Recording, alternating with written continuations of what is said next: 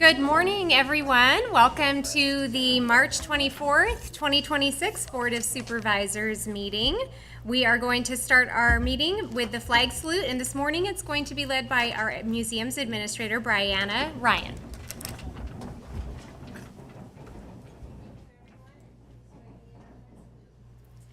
I pledge allegiance to the flag of the United States of America and to the republic for which it stands, one nation, under God, indivisible, with liberty and justice for all.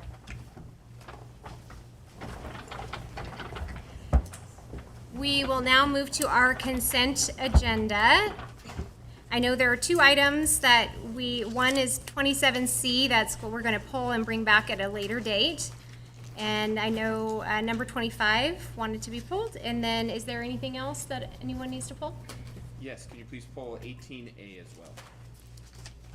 Anything else? And is there anyone in the public who has anything they'd like to pull off consent? All right, I will bring it back to the board for the remaining items. And this is a roll call vote. I'll move approval. I'll second. Moved by Jones, seconded by Gore. Gore? Aye. DeMattei? Yes. Jones? Aye. Gustafson? Aye. Landon? Yes. We'll go to item 18A first. Thank you, Chair. 18A is the claims against the county. For this one, I'd ask that we remove 18A8, which is a claim filed by Mr. David Wampler. The reason for that is he has filed an amended claim, and because the amended claim has been filed, we can't take action on the original. So I would ask that the board take action on the remaining items, which are 18A1 through 7 and 18A9 through 12. I'll move approval. I'll second. Actually, before we move approval, we need to take public comment. Is there anyone in the public who would like to comment on this item? Okay. Then it was moved by Jones and seconded Cindy. Yes, Cindy. by Gustafson. All those in favor? Aye. And none opposed. We'll go to item number 25. On 25A, I just wanted to take a moment to recognize our incredible staff and their responsiveness to the community of Meadow Vista. I think we've been working, and I've been working on this project with them since I took office. This has been highly desired by the community, and I think our staff had to be very creative in how we're going to accomplish the goals of having connectivity through the Meadow Vista area. So I didn't have any questions. I just wanted to thank staff for the hard work it took and the creativity to address the community's needs. So do I need to go ahead and read this as an individual item? No, I think it was just a praise to you Okay. and your team. All right, thank you very much. Thank you so much. Is there anyone in the public who would like to comment on this item? Okay, then I'll bring it back to the board. I'd like to move approval. Second. Moved by Gustafson, seconded by Jones. All those in favor? Aye. Any opposed? We will now move to public comment. This is the time for you to comment on anything that's not on the agenda. And if there's anyone here in the chambers who would like to go ahead and line up, please, if you're going to make public comment, that would be great.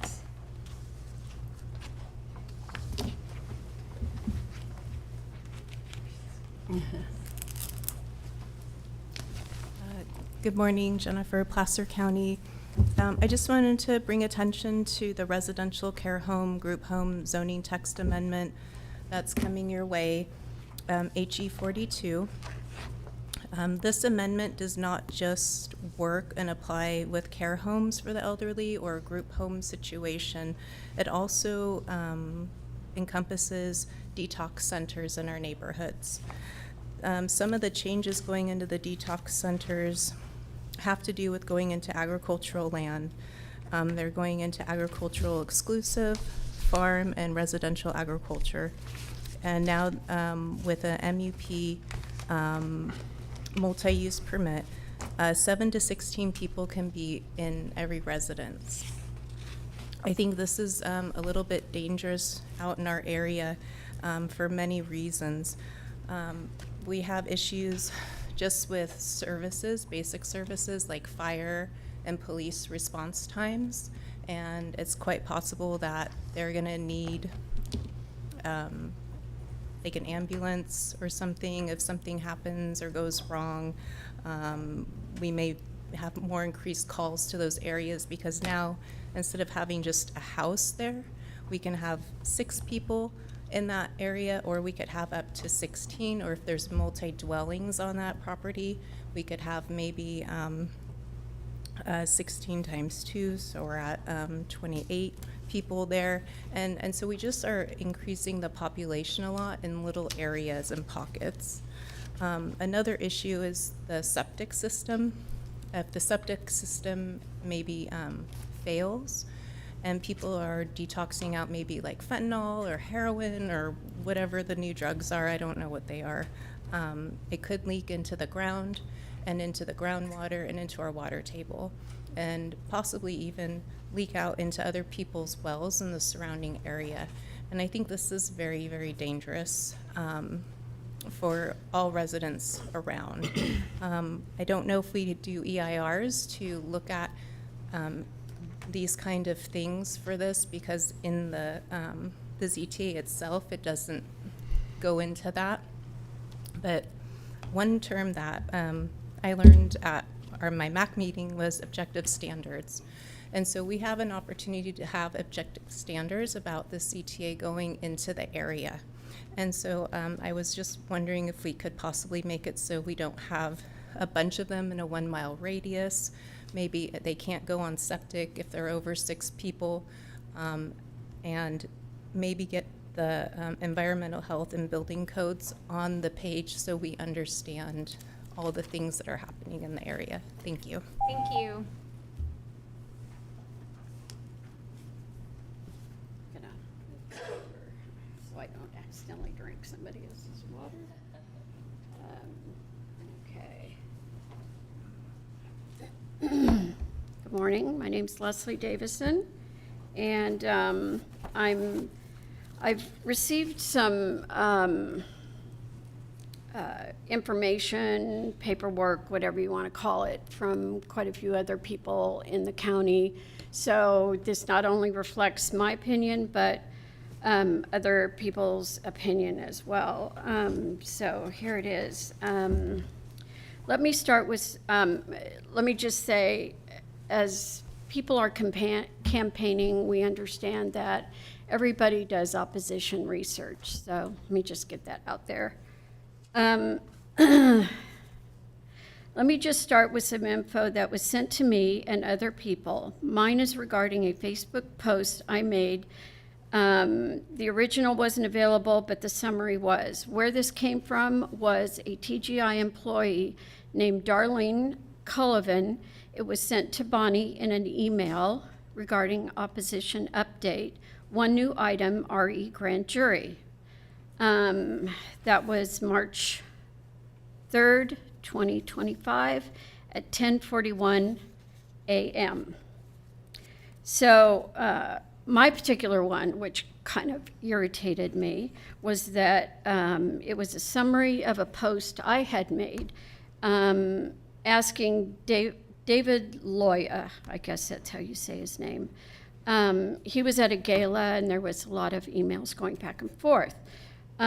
It was regarding the tents, and this is what irritated me, was the summary in this. And I don't know who did the summaries, but they said that I declined to meet with him, which is totally not me. You can ask my husband, he's right there. I definitely would not have refused to meet. So some of this Oppo research is probably wrong. Here's how I see this. Everyone does Oppo research. Just ask me anything, and I'll tell you, I don't need to be on a list. So why is TGI doing Oppo research for a supervisor candidate? Does the campaign pay TGI and who is an NPO, that is awarded county dollars, which is my tax dollars, our tax dollars? How was this list formed? Most important question here, the very, very secret, supposedly, grand jury, which is on the head of this email, that there is one more new item one more new item, does that mean that they know more about what's going on inside that very, very secret grand jury? Which shouldn't be happening. Are there leaks there? How did TGI? Okay. Is that it? Am I Yeah, done? your time is up, but you're welcome to submit your written comments if you'd like to make No, sure I'll that we- keep them Okay. because I've got more to say next week. Sorry. Okay.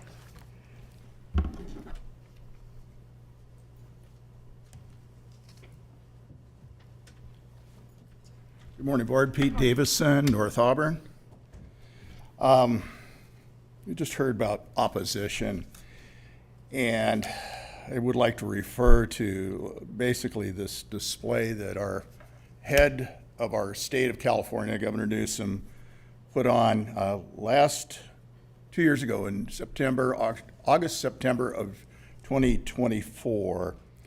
And which was a peculiar time. He was not running for re-election at that time. But we did see he was able to capture news media to come and watch him display himself, and he had a little vest on and a hard hat and a shovel and a broom, and he was at various homeless locations in Los Angeles and San Francisco. Now, why would he be doing this?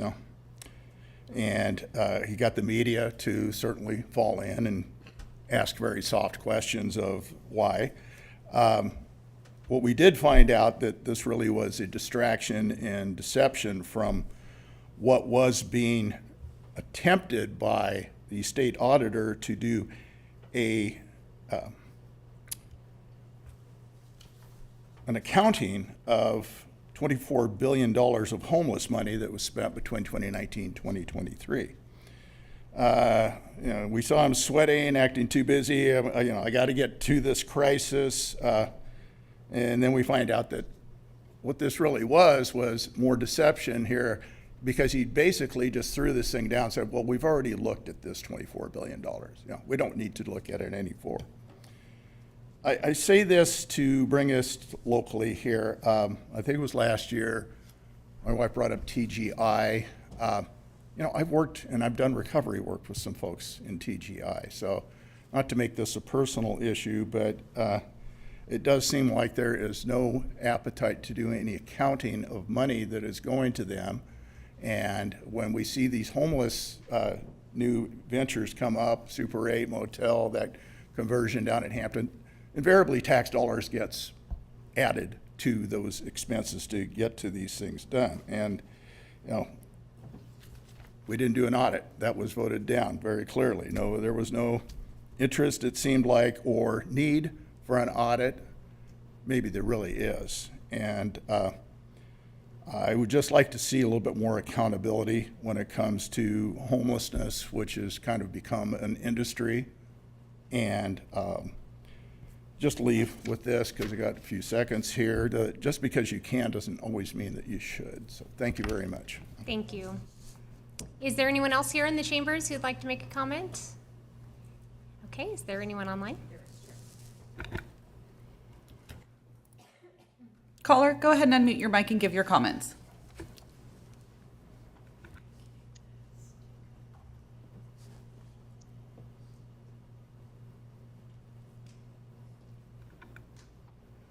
Diane, are you able to I'm unmute? sorry.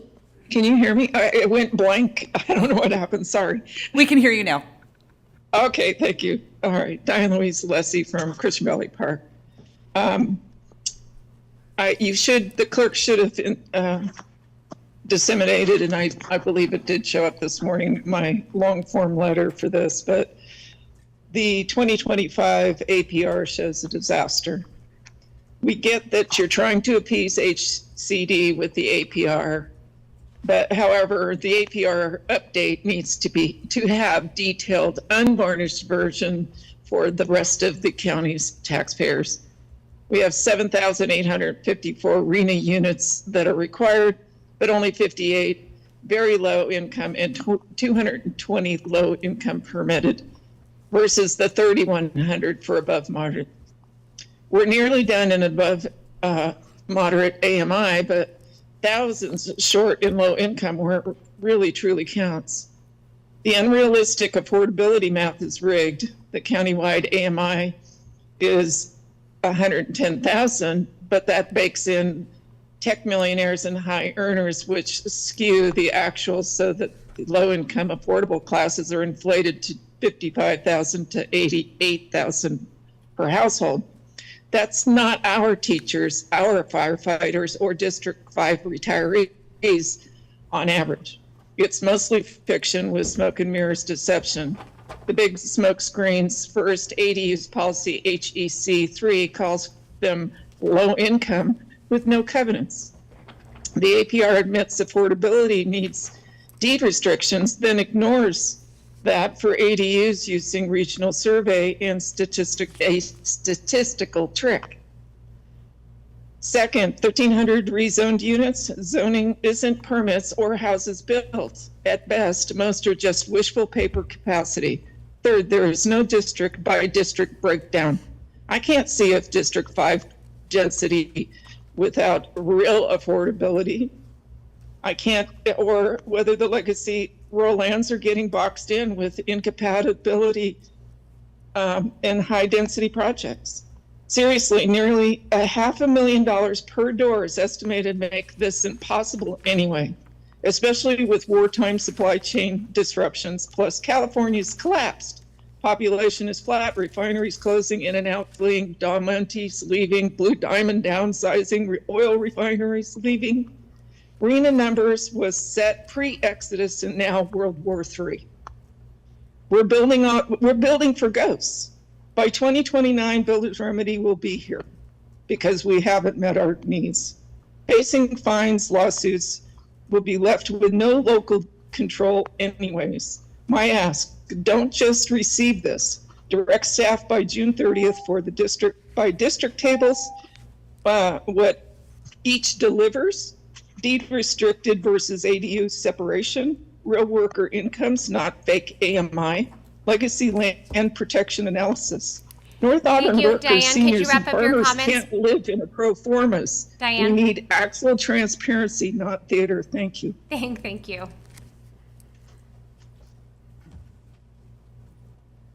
Caller, go ahead and unmute your mic and give your comments.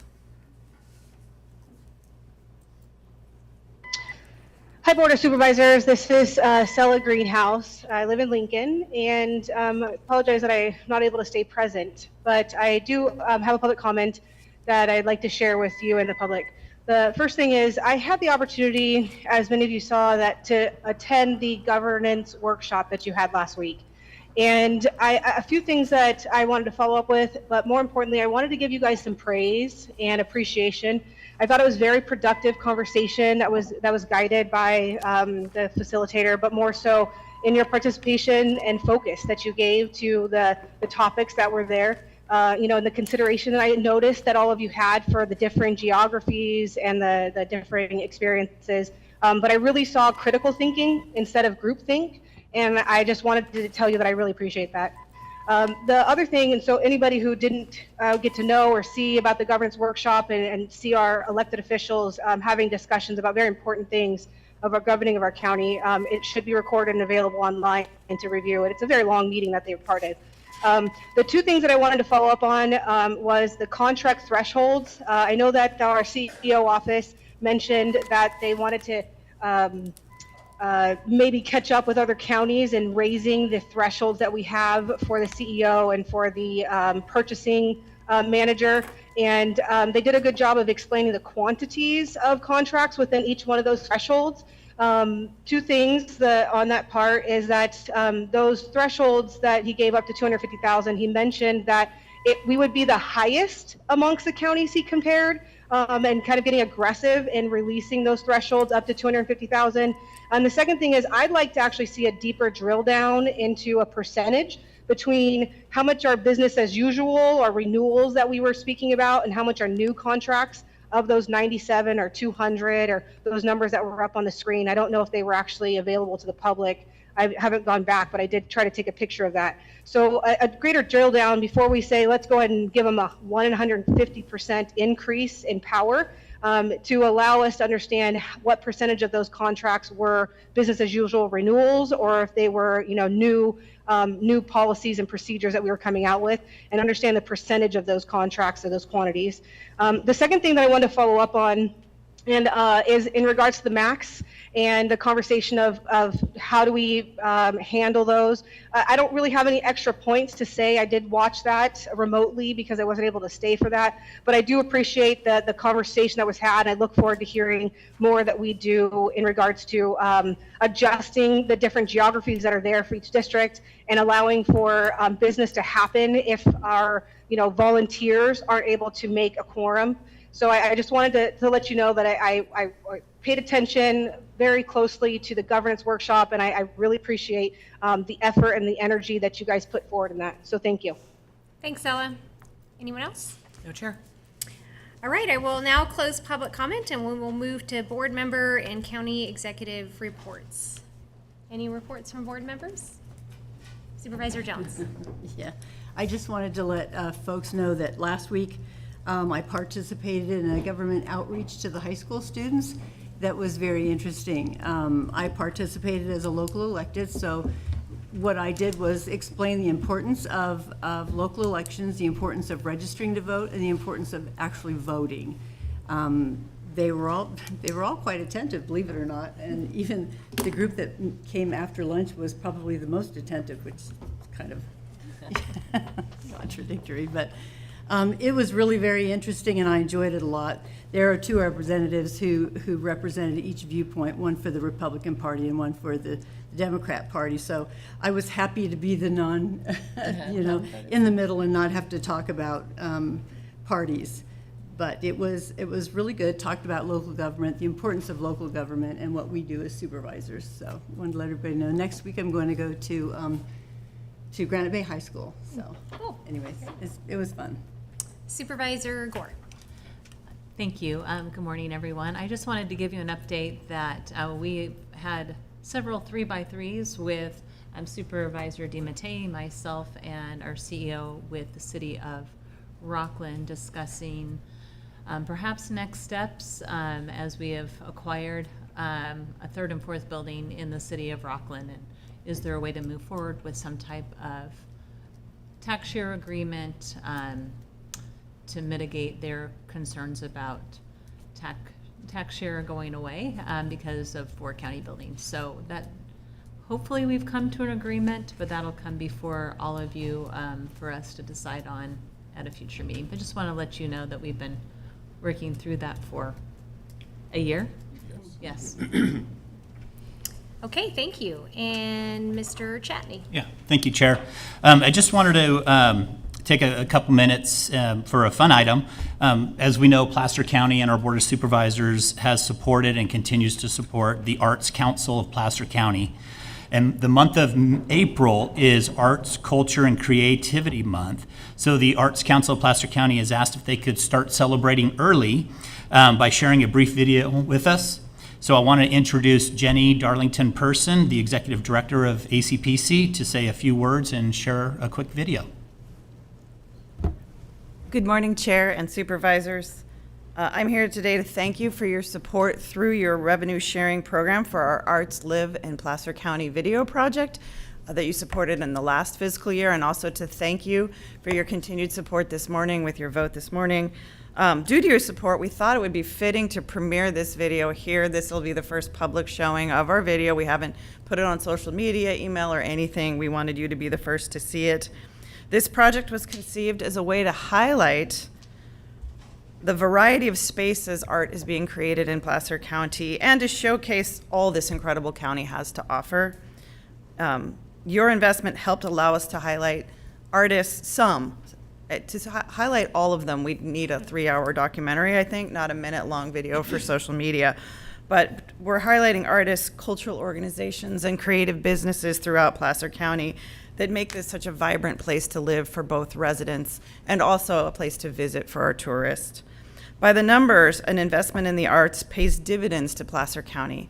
The Americans for the Arts report that neighborhoods with high arts participation are 75% safer. People who participate in cultural activities are 50% more likely to participate in other community activities and twice as likely to volunteer in their communities. Arts-rich communities have 18% less serious crime, and people spend more time in downtown spaces that feature public art because they report feeling safer in those spaces, resulting in more time spent in our downtown areas. Projects like this amplify the county's investment in the arts. So thank you for recognizing the value of the arts and supporting a thriving creative economy for Placer County. Thank you. In Placer County, art wakes with the sun, flowing through our land, our people, our stories. It dances along mountain shores and spills color across our sidewalks, filling them with joy. Creativity lives in quiet trails and open fields, and in bold murals that tell our stories, past and future. It rings from city corners, turning strangers into friends. It takes shape one hand, one idea, one spark at a time. Art lives in every corner of Placer County because it lives in all of us. Explore more at placerarts.org.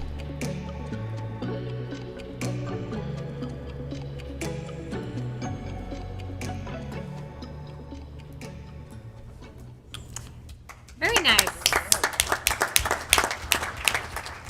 Well, thank you for sharing that and for letting us be the first ones to preview it. We feel very honored.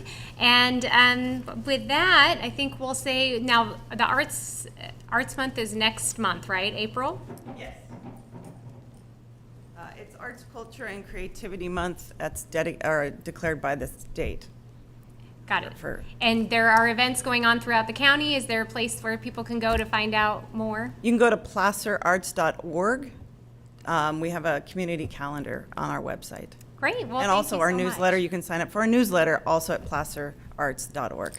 We appreciate all the work that you do, and I think we all agree that arts are super important, and we're glad to have you as part of our community. Thank you so much. Oh, and the narrator of that video was our amazing board member, J. Ross Parnelli, if you recognized her voice. Oh, nice. Thank you. All right, well, we have a few minutes till 9:30, so maybe we will go ahead and hear our 13B, Bickford Ranch Sewer Lift Station item, if they're around. All right, thank you.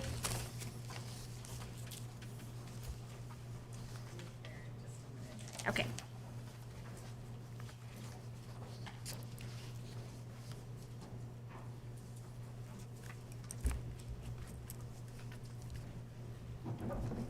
Good morning, Chair Landon, members of the board.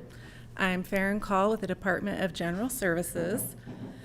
The actions requested today are to adopt a resolution approving the acceptance of the fee interest of the Bickford Ranch Sewer Lift Station Number 1, Lot F, APN 340100061, included in the Bickford Ranch Subdivision Project Number ESD 22-00096 from the developer Toll West Coast LLC, a Delaware limited liability company, and authorizing the Director of General Services or designee to execute and record an acceptance of offer of dedication and fees subject to County Council and Risk Management concurrence.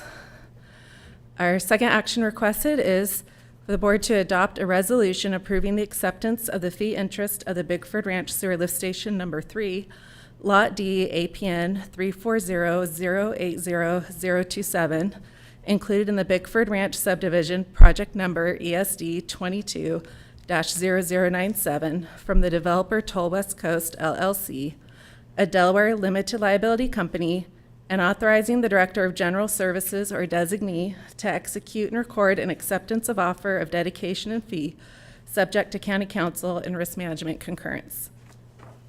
Our third request is to authorize the addition of the parcels Lot F and Lot D to the county's comprehensive capital assets list if acquired. And lastly, to determine the proposed actions are consistent with the 2015 addendum and errata to the 2004 Bickford Ranch Final Environmental Impact Report for the Bickford Ranch Specific Plan adopted by the Board of Supervisors on December 8th, 2015. And the parcel for lift station number 1 was designated as a sewer lift station for the Bickford Ranch Specific Plan Phase 1A Village LDR-04B. Toll West Coast LLC recorded an irrevocable offer of dedication fee to the county and constructed a sewer lift station on the parcel. On February 18th, 2025, the board accepted the improvements for the sewer lift station, and we're now before you for authorization to accept the property itself. Lift station number 3 was designated for Bickford Ranch Specific Plan Phase 1A LDR-03 Village. Toll West Coast LLC recorded an irrevocable offer of dedication and fee to the county and constructed a sewer lift station on that parcel. On September 24th, 2024, the board accepted the improvements for the sewer lift station, and we are now coming before you for authorization to accept the property. There is no cost to the county to acquire the lift station parcels. The estimated annual operating cost is $30,000 per lift station, and the estimated cost of repairs is $40,000 on average per year for 25 years. Funding is available in the Sewer Maintenance District Number 1 budget. I'm happy to answer any questions you may have on this item. Great, thank you. Sorry, any questions from the board? Anyone in the public have a question on this item? No one online? I just wanted to ask, do we need to read in the APN numbers on number 3, or is it? No, they were read in for items 1 and 2, Got it. so I think we're covered. All right, great. With that, I will ask for a motion. So moved. I'll second. Moved by Jones, seconded by Gustafson. All those in favor? Aye. Any opposed? No. All right, thank you so much. We will now move to our 9:30 timed item. Commemoration of Placer County's 175th anniversary. Thank you, Chair. I'll just kick it off really quick. I get to do 2 fun and exciting items this morning, which is not usual, but very happy to do so. So as we probably all know by now, Placer County is celebrating its 175th anniversary this year, marking a milestone that reflects generations of community, innovation, and resilience. Our 175th anniversary is an opportunity to celebrate our past, recognize the people and industries that built this county, and look ahead to a bright future.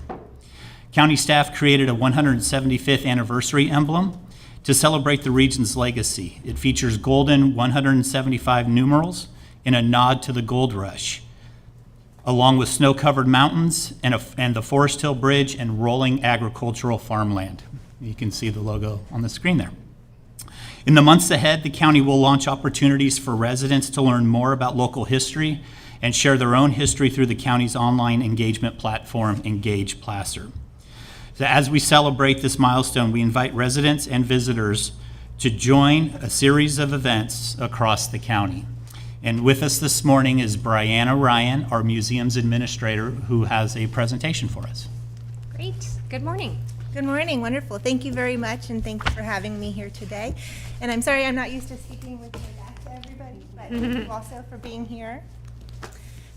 So yes, I am the museum's administrator here for Placer County, and this is my privilege to be able to participate in the 175th anniversary celebration for the county. So I've prepared a presentation that is a historic overview of the county's history, touching on the major milestones that we have accomplished that lead us to where we are today. And it is a lot to include, 175 years into this one presentation, so I'm going to kind of keep it going along here and try to stay on point.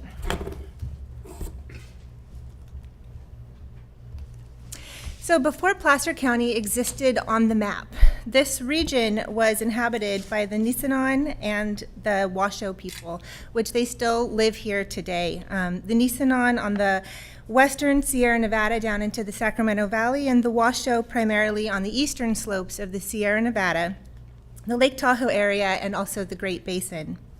They've lived here for many generations, over centuries, and are a part of the diverse ecosystems here, which range from valley wetlands to foothill oak grasslands and even alpine forests. The Nisenan and the Washoe continue to be active stewards of the land here in Placer County, educating and enriching communities throughout the region with their knowledge and expertise. And when it comes to putting Placer County on the map, we are going to talk about the gold discovery, of course. And so at Coloma, which is on the South Fork of the American River, just about 18 miles outside of Auburn, in January of 1848, James Marshall, who was building a sawmill, looked into the tail race and discovered that there was gold. And so within 2 weeks of that discovery, although word wasn't out yet, California became part of the United States of America, because at that time it had been part of Mexico. And so by May, word started to spread of the gold discovery. And this statue that I have on the left is the Claude Shana statue that is here in Old Town Auburn.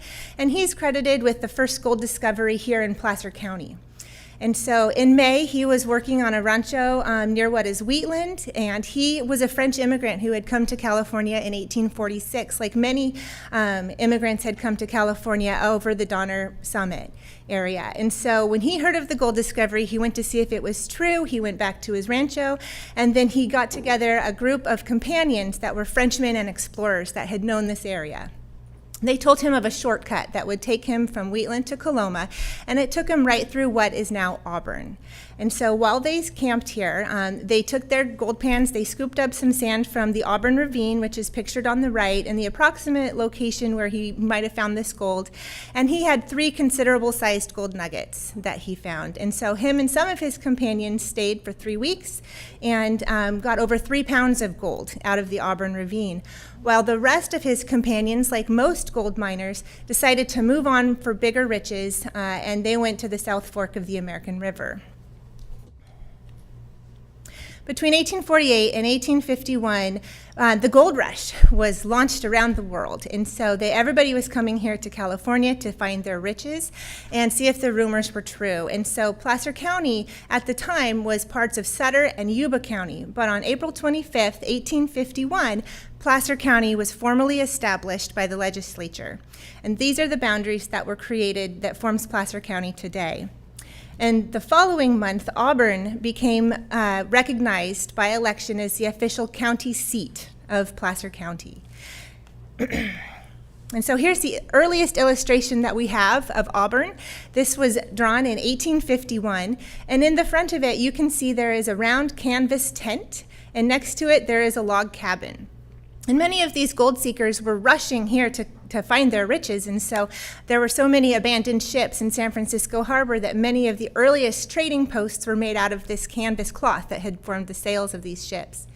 This courthouse and this log cabin were the Placer County Courthouse and the Auburn and the jail here for Placer County.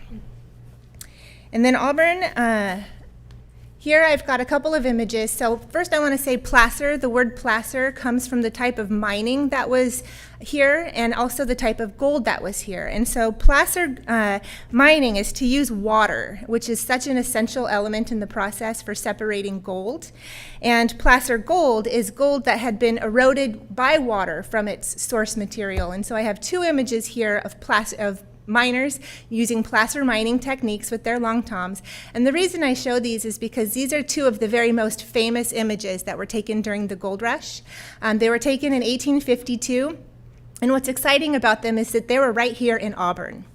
The image on the left is if you were at that Claude Shana statue in Old Town Auburn looking up the hill, this is what you would have seen, miners from around the world. And then that image on the right is actually the Spanish Flat area that ranges from the cemetery across the street over to where Nevada Street starts to climb up the hill. So that is right here on Spanish Flat. As the population continued to grow, Placer County outgrew its canvas courthouse. And so on top of the hill, above what is now the town of Auburn and slightly removed from the commercial district, they built the structure that's on the right, which is a Greek Revival wooden structure courthouse, because it was important for the supervisors to be able to protect and preserve the county treasury and all of the mining claims and the deed records that were housed. And so they built this structure, and it was thought to be a more fireproof, fire-safe location, which turned out to be good because in 1855, most of the town of Auburn burned down, including the log cabin jail. And so soon they built this brick structure right next to the courthouse made of 3-foot thick brick walls. Auburn's beginnings are as this location for mining, and also grew as a central location for commerce and trade and transportation, where some other communities grew for different reasons and were established for different reasons. So here we have mining on the Auburn Ravine, and the Auburn Ravine itself is so significant for the development of communities throughout Placer County. Here on my map of 1887, I have highlighted the Auburn Ravine, and then some of these communities as prospectors were going down the ravine looking for riches. Beyond Auburn, Ophir was founded in 1849 as Spanish Corral. Gold Hill and Virginia were founded in 1851 and 1852, primarily by Chinese miners in that area. And then as the gold played out in the ravine and miners were looking for greater sources of gold, Ophir continued to remain a large community because there is a quartz ledge that overlooks the Auburn Ravine, and that's where the source of the gold was. Whereas some of these other communities got smaller and smaller and people started to move away. Water, I've already mentioned, and I'm going to touch on a couple of different themes, but water was one of the most important things to be able to conduct mining. And in the early days of the gold rush, several different mining companies developed flumes and ditches and canals in order to convey water. And in 1851, the Bear River and Auburn Water and Mining Company was formed with the intention to bring Bear River water to the communities throughout Auburn, and so it reached, throughout Placer County, and so it reached Auburn in 1852, and several water companies came along, and ultimately this was a consolidated system over time. Here we have flume construction near Secret Town, and canals. This one is from the South Yuba Ditch that was consolidated over time. But there's other forms of mining as well that have left a legacy in Placer County, including hydraulic mining. And so here is an image of what that looked like, where you would shoot water cannons at the hillside in order to get to these ancient river channels that were buried deep inside of this soil. And that also had a huge impact on the environment in this area and washing the debris downstream toward farmers and farmland that was in the valley. And so this led to the landmark court case decision in 1884, which was the nation's first environmental law that said that you could not discharge your debris into the navigable waterways. So here's other types of mining that people were engaged in. On the left and the right, we have what's called drift mining, where it's a more targeted effort to tunnel into the hillside to try to get at those ancient river channels. This type of mining and all of the development in Placer County required large amounts of timber. And so to shore up these mining tunnels especially, and so we have an image here of hauling timber for the Hidden Treasure Mine. But throughout Placer County, logging companies and lumber mills were established throughout the region, Yankee Jim's, Forest Hill, Dutch Flat, and then ultimately throughout the Lake Tahoe Basin. Meanwhile, proprietors and business owners are building roads and bridges, which ultimately were toll roads and toll bridges that became part of the public highway system and that required maintenance from the county.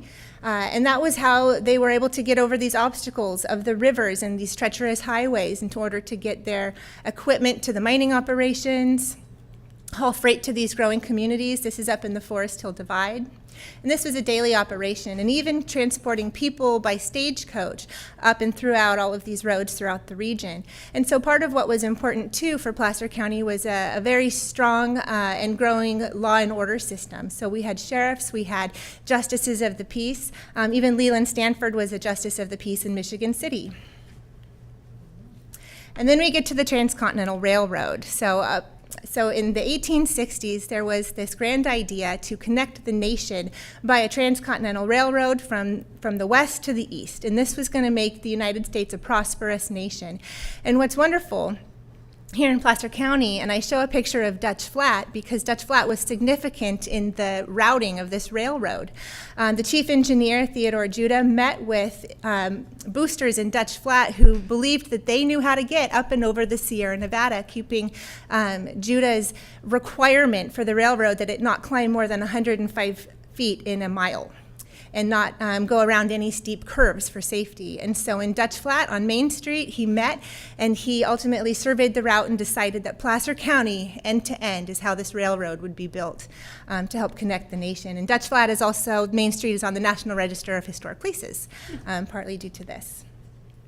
And so construction began from Sacramento at the end of 1863, and by February of 1864, it was reaching Newcastle, which is pictured on the left, and then it got to its first real obstacle, which was Bloomer Cut, which is between Newcastle and Auburn.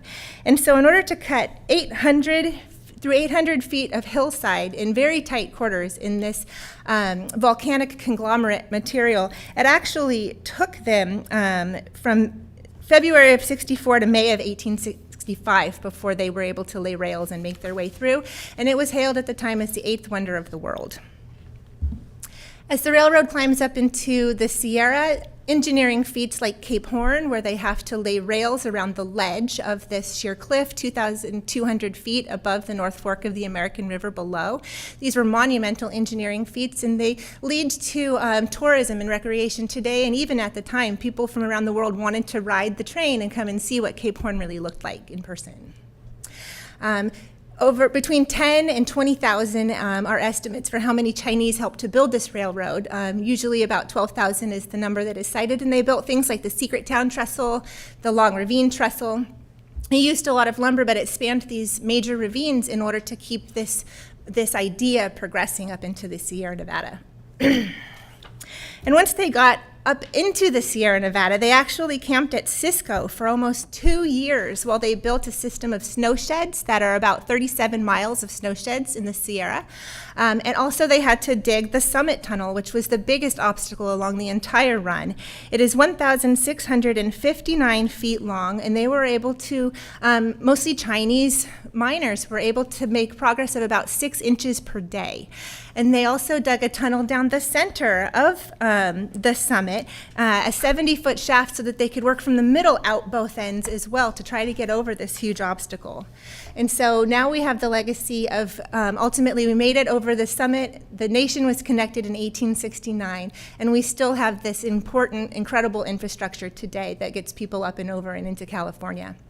The railroad made a huge difference for the development of Placer County as well. This photograph is taken from the Auburn Train Depot, and it shows a car loaded with granite. And the developing granite industry in Placer County relied heavily on transportation of the railroad to be able to get their granite throughout the nation. Here's an image of Rockland, where granite was a very large industry in that area. And so communities like Roseville, who are tied to the railroad, and then we have communities like Penryn and Rockland that are tied largely to the granite industry. And then meanwhile, touching back on water again, in 1860, there was 11,748 acres of agricultural land that were already cultivated. They used these mining ditches and these canals that had provided water for that industry, and it converted so beautifully to agricultural endeavors and helped this region be able to thrive. Over 170 miles of canals were ultimately created, and by the late 1880s, the South Yuba Water Company infrastructure supported the development of some of California's first hydroelectric power was in this area. So I have an image of growing hay near Lincoln because agriculture became a huge industry throughout the region.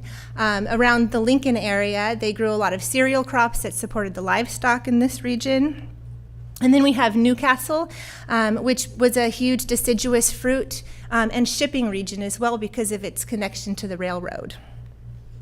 Here's an image of Newcastle right there by the historic packing sheds. And this is where they had a fruit exchange, and they had fruit exchanges at several different communities in order to provide for shipping and for farmers to have a place to consolidate their produce. And some of these packing sheds are still in communities today, including in Loomis, and they've been repurposed for other things, and it's part of the legacy here of Placer County and how it's evolved. The citrus industry was also a huge industry then, as it is now. The Bear River Company agreed to supply water for 5 years for free to anybody who would grow lemons or oranges in 1878, and that made a huge difference. Joel Parker Whitney, who owned 22,000 acres of land in what is the Rockland area, and I'm pointing to his house in this image and in this map. And then in the map, you can also see that where the railroad runs through his planned Placer County citrus colony that was incorporated in the 1880s. And the idea was that he and his company would sell 10-acre parcels of land to families in England, primarily, that wanted to grow citrus. And so that's where we start to see the explosion of citrus crops here in Placer County. And we also see these rows of palm trees being planted to help delineate and mark boundaries and roads throughout the colony. And so if you see those long rows of palm trees, they actually are over 130 years old. Placer County wanted to advertise and encourage immigration to this region, and so they displayed their goods at multiple fairs and exhibitions. This one is in 1889 in San Francisco, and there were bushels and bushels of all the different kinds of fruit and produce that could be grown here, including nuts. And then from overflowing granite urns, they would display some of this to also market Placer County's granite industry. Here's another image at the state exposition in the 1920s. And then finally, as Placer County is continuing to grow, they outgrew their original courthouse. And so the courthouse, which is pictured there on the right, was picked up and moved while the new courthouse was built. It was built between 1894 and 1898, and it was meant to celebrate Placer County. So it is made largely out of materials from Placer County, granite from Rockland, clay from Gladding McBean in Lincoln. It had marble from Colfax, lime from Clipper Gap, and it was also meant to be a fireproof building that would preserve and protect the county's resources and records and documents, but also under one roof, it would put every county office. And so this is the assessor's office, but there was a jail inside the building, so the sheriff's office was there, the treasurer, the surveyor, everyone was basically in this building, except for the health department, which had its own hospital. It learned from that 1855 fire that it should be even further removed from the commercial district of Auburn, and so this is what it looked like in about the 1920s, or about almost the 1920s, and it's currently where the Elm Street Shopping Center is, where the Save Mart is. Okay, and then touching on a couple of different themes that are very important. In the 19-teens, we had the Lincoln Highway came through Placer County, and then after World War I, we have the Victory Highway, which is also Highway 40 planned to run through Placer County, and it runs the whole length of the county, which is really important because the selection for where this original Lincoln Highway would go had to be points of scenic interest and historic interest, and so it was selected to be in Placer County. And that really led the way to winter sports and their popularity throughout the region, because this all-weather highway, travelers could now enjoy the winter sports season here in Placer County, and then we see resorts popping up all along the highway and all the way to Lake Tahoe. And meanwhile, popularizing the winter sports that are here was a very important endeavor. And so in the 1920s, because of how popular dog sled derbies were, between Truckee and the Tahoe Tavern, several dog sled derbies were planned that would help to popularize and showcase the winter wonderland that was here in California, with the idea to get a Winter Olympics, is what they were vying for even in the 1920s. One thing that came out of that original dog sled derby was that Constable Bob Watson, as they're taking these dog sled races in this back country, he realized how important it was to remark the old immigrant trail before all of the signs of that trail disappeared entirely. And so he marked it. And that led to Wendell Roby and the Tevis Cup ride, which is something that is still world famous and very important here in Placer County today, and the Western States Endurance Trail. Meanwhile, those highways, we ultimately got our Winter Olympics. And so this is cars heading into what is now Olympic Valley in 1960 for the Olympics. And here's a photograph of the opening ceremony, which is still part of our legacy here. Going back just a little bit, so World War II comes along, and Placer County doesn't have a major industry, and so it was the editor for the Placer Herald, and it was the Auburn Chamber of Commerce. They successfully were able to lobby their congressman, to lobby the Surgeon General to bring a war hospital to this location, advertising the route of the railroad, the good highways that were here. Auburn had a population of about 4,000 people at the time, and good schools and infrastructure to support a war hospital. And so it became a huge employer for the region. And this is what it looked like on opening day on February 27th, 1944, which today, of course, is the DeWitt Government Center.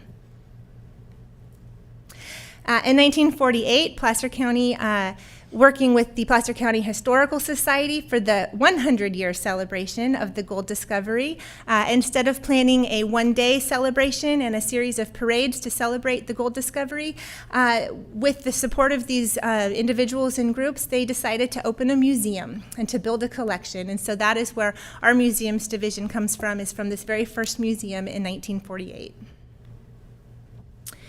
Meanwhile, throughout the rest of the 20th century, so many more important things happened that bring us to where we are today. In 1957, the Placer County Water Agency was created, and they overtook all of this water infrastructure that was already here in the region. Between 1961 and 1967, they constructed the Middle Fork Project, which includes the Hellhole and French Meadows reservoirs, as well as several smaller reservoirs, 5 powerhouses, and 22 miles of tunnels. And the Placer County Water Agency is still the primary water agency here in Placer County. The domes, I thought I'd share this because we're in the domes today. And so as the county continues to grow, we need to move and have more space. And so this was a very innovative, brand new design style meant to save cost, meant to be a structure that could be built really, really quickly. And in fact, the Placer County wanted to create a bunch of domes to support all of our county offices. And so now this structure is on the National Register of Historic Places for its mid-century modern architecture. Next, moving on, we have the Forest Hill Bridge that was meant to span the planned Auburn Dam that ultimately was not constructed. But this bridge is 2,428 feet long. It is the tallest bridge in California to the bridge deck at 730 feet high. And at the time when it opened in 1973, was the second highest bridge in the world. And on opening day here, you can see that Placer County has always continued to embrace the future and plan for a growing future while also looking at its past and where we've come from. And so at the opening celebration of the bridge, we have a stagecoach and a team of horses and vintage cars that are going over the bridge as we really are building for a new future.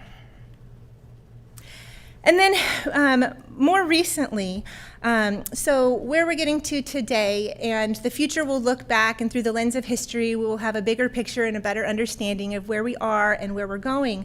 But Placer County continues to be a growing region and a popular region for people to want to come to. And part of that legacy and the tangible steps that have been taken are with the Placer Land Trust, the Placer Legacy Open Space and Agricultural Conservation Program, which helped to preserve places like Hidden Falls Regional Park, which is 1,200 acres of scenic waterfalls and oak woodlands that people can explore and enjoy.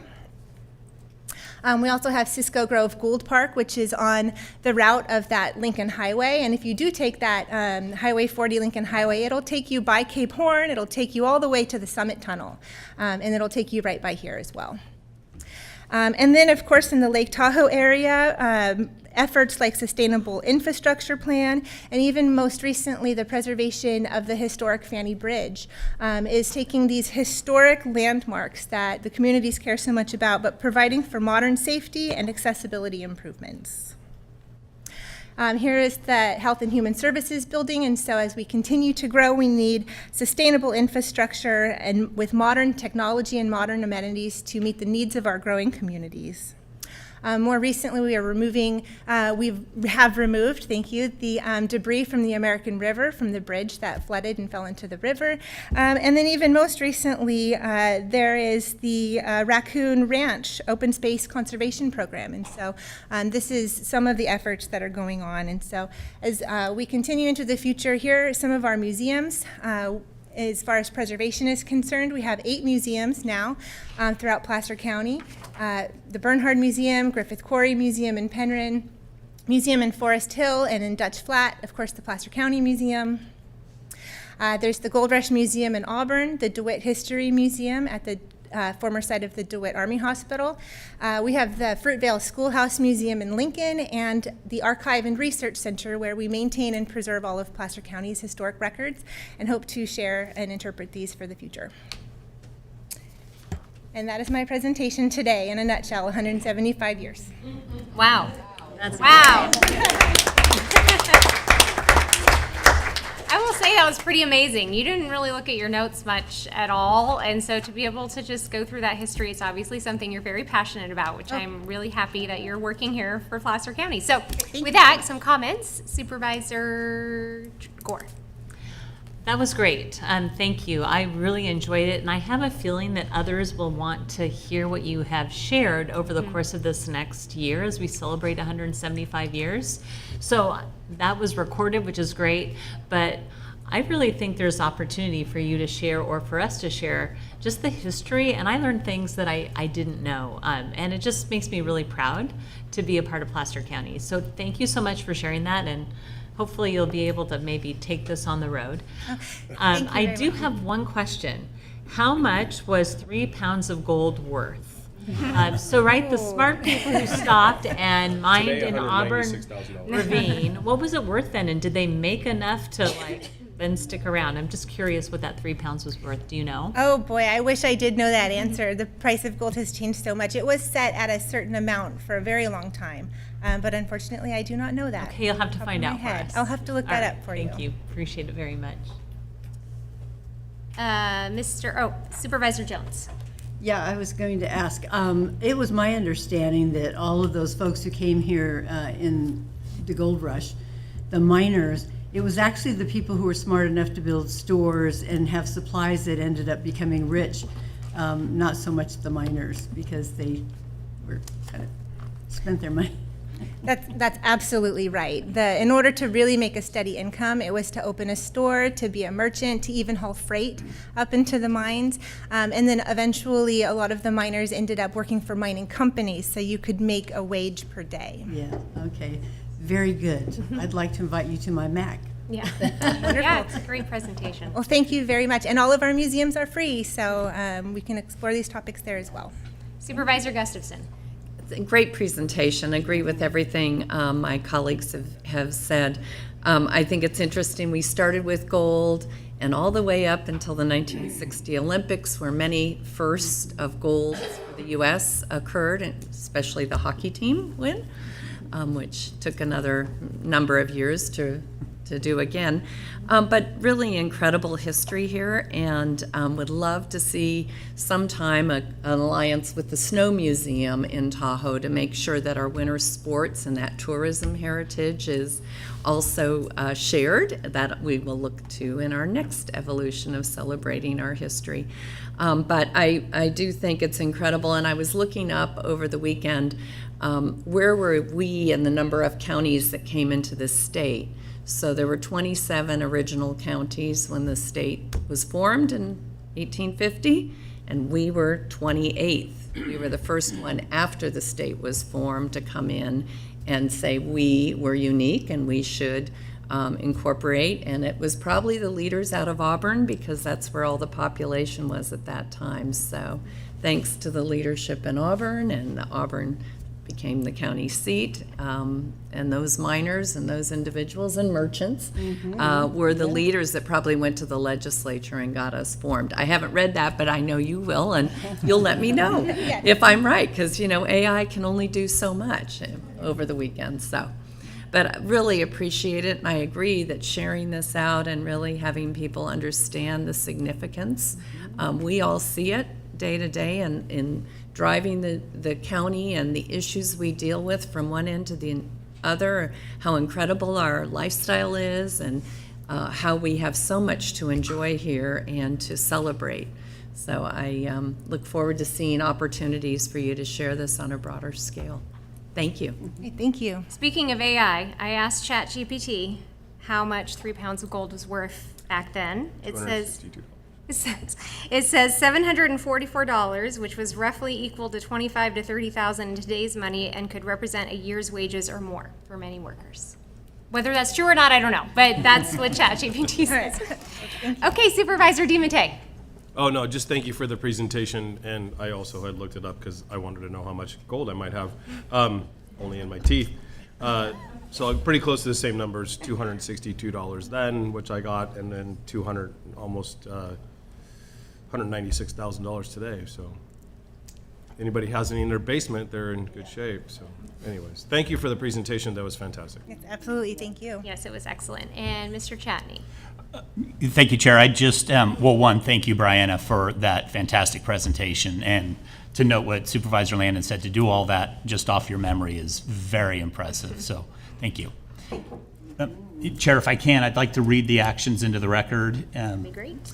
If I may. So in a matter of commemorating Placer County's 175th anniversary, we're asking the board to receive a presentation on the history of the 175th anniversary of Placer County, and 2, adopt a resolution commemorating the 175th anniversary of Placer County. Thank you. All right, is there any public comment on this item? We have one online. Caller, go ahead and unmute your mic and give your comments. Greetings again, Supervisor Stein Louise Alessi from Christian Valley Park, and I appreciated the presentation as well. I just was going to add another piece in that I would say the majority of Placer County was unaware of. Here in Christian Valley, before it became or named Christian Valley Park, was Holtling, the town of Holtling. And out where the California Conservation Corps is now was the epicenter of that town, and we smelted iron. So gold was not our only commodity. We actually smelted the iron and shipped the rails, and the other shipped to the railhead, which was in Clipper Gap. And the old Clipper Gap school, one room schoolhouse structure is still there. That was literally a little town. But I think it's kind of important that we're known for other commodities besides citrus. Plus, I think there should have been some mention to some of the bigger ranchers that actually were very instrumental in calling this Placer County and dividing us from the sister counties. So I just kind of wanted to add that because I'm old and I know it. And the fact that the CCC camp before that was called Iron Mine Camp after Holtling. And the U.S. Forestry was instrumental in getting this whole subdivision put together because they literally did halfway prisoners on the fire lines before it became property of the state on that regard. So I just thought I'd like to share that to add to the overall history of this area. Thank you, Diane. Thank you. We know you couldn't get everything in there, so, but those are great extra highlights. All right, I'll bring it back to the board. I make a motion that we adopt a resolution commemorating the 175th anniversary of our proud Placer County. I'll second. Moved by Supervisor Jones, seconded by Supervisor Gore. All those in favor? Aye. And none opposed? Thank you so much. And I think we'll come down and we'll do a little photo with the resolution.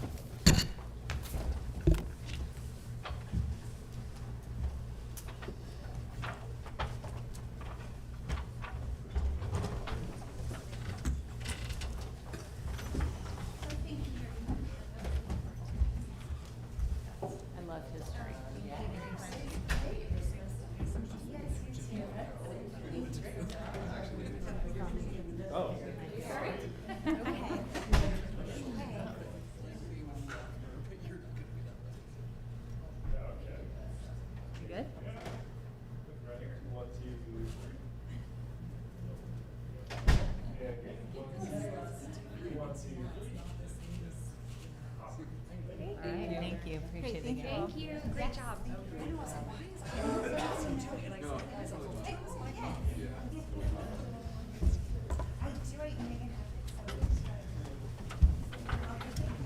Hey, Megan.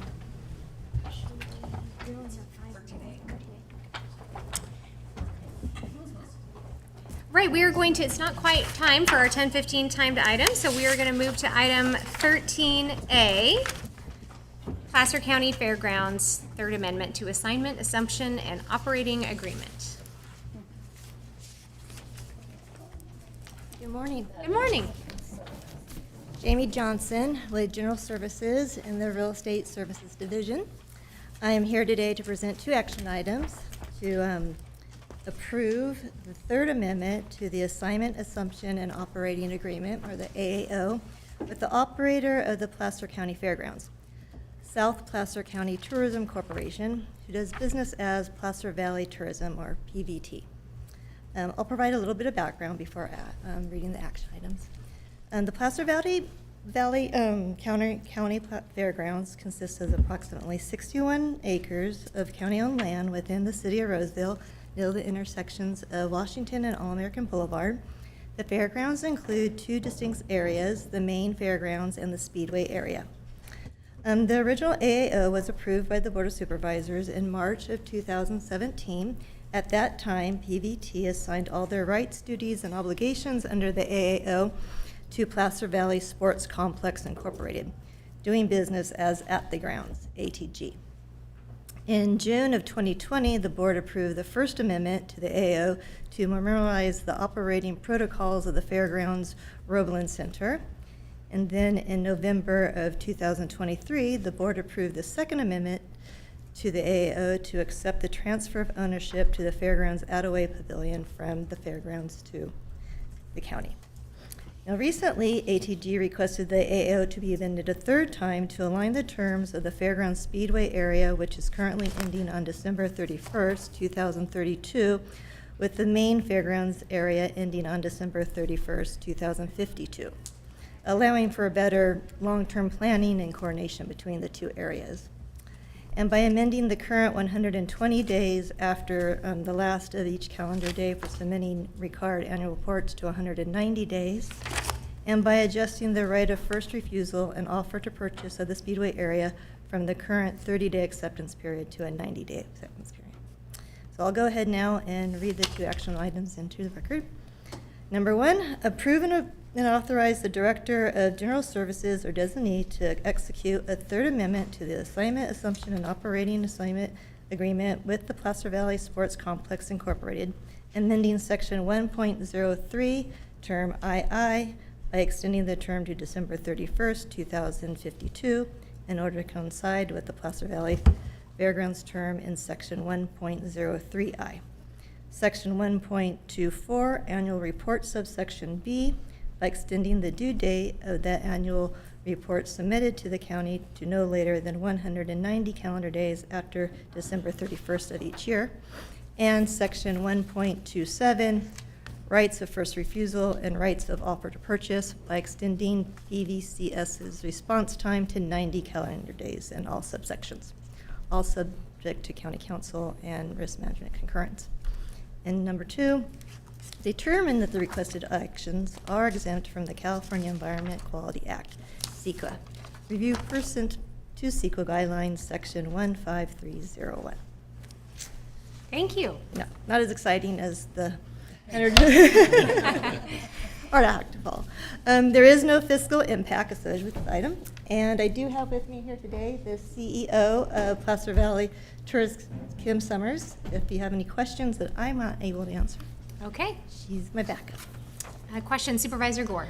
Well, first of all, I want to say thank you, and it may not be as exciting as the presentation, but this parcel of land in the middle of the city of Roseville that the county oversees and owns actually is really important. And so I first want to say thank you for your work on this. I asked lots of questions in our briefing, particularly in regards to making sure that we don't have too many races at the racetrack.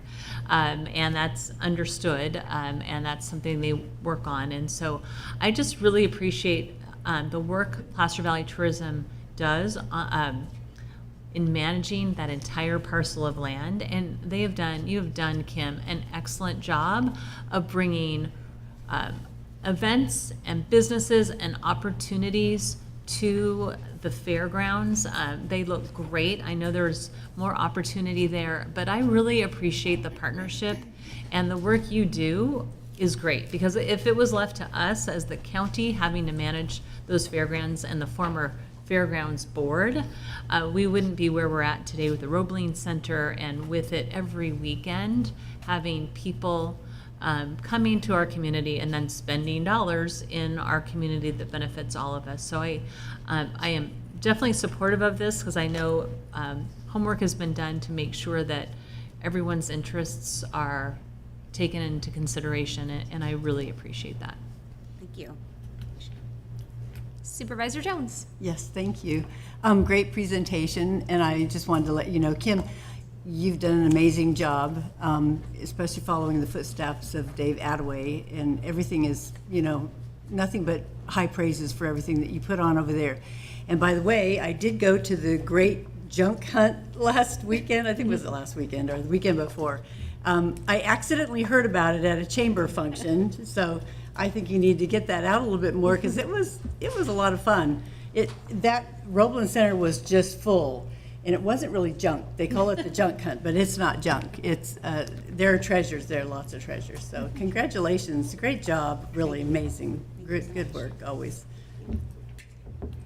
All right, and it doesn't look like there's any more questions up here. Anyone in the public who has a question on this item? And oh yeah, I was going to have her I was just waiting to make sure there were no questions first. All right, and no one online? Great. Kim, would you like to say a few words? Yes. Thank you. We just really appreciate all of the community and business support that we've received, because honestly, we just have these events, and it's really just the community coming out and showing up. And I just really love that you're able to go out to the junk hunt, because we do much more than just besides sports on a daily occurrence. And we are getting busier and busier, midweek business meetings and everything like that. So we appreciate your support and look forward to many more years to come. Thank you, and we do appreciate everything that you do. With that, I will bring it back to the board. I will move approval of the item. Second. Moved by Gore, seconded by Jones. All those in favor? Aye. And none opposed? Thank you so much. Thank you. We will now move to item 2, our 10:15 timed item with the auditor, the 24-25 annual comprehensive financial report.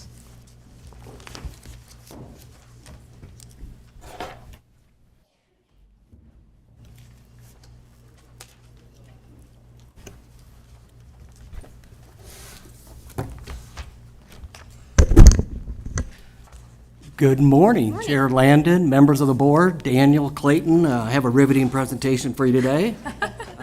Today, I'm here to present the audited financial statements for the county, called the ACFR. Used to be called the CAFR, but we're just going to call them the audited financial statements. In my 23 years with the county, the Auditor Controller's Office has never presented the financial statements to this board. I presented financial statements to many other boards in this county, but never the Board of Supervisors. Also, with the passage of SB 827 last year, I thought it might be a good time to get your juices flowing with a little fiscal training, and more probably coming your way. I can tell you I could probably spend a couple of hours on this presentation. We're going to try to do our best to condense it down to 15 minutes and hit some of the highlights in the audited financial statements. So first, the audited financial statements comprise 3 sections. You have your introductory section, your financial section, and your statistical section.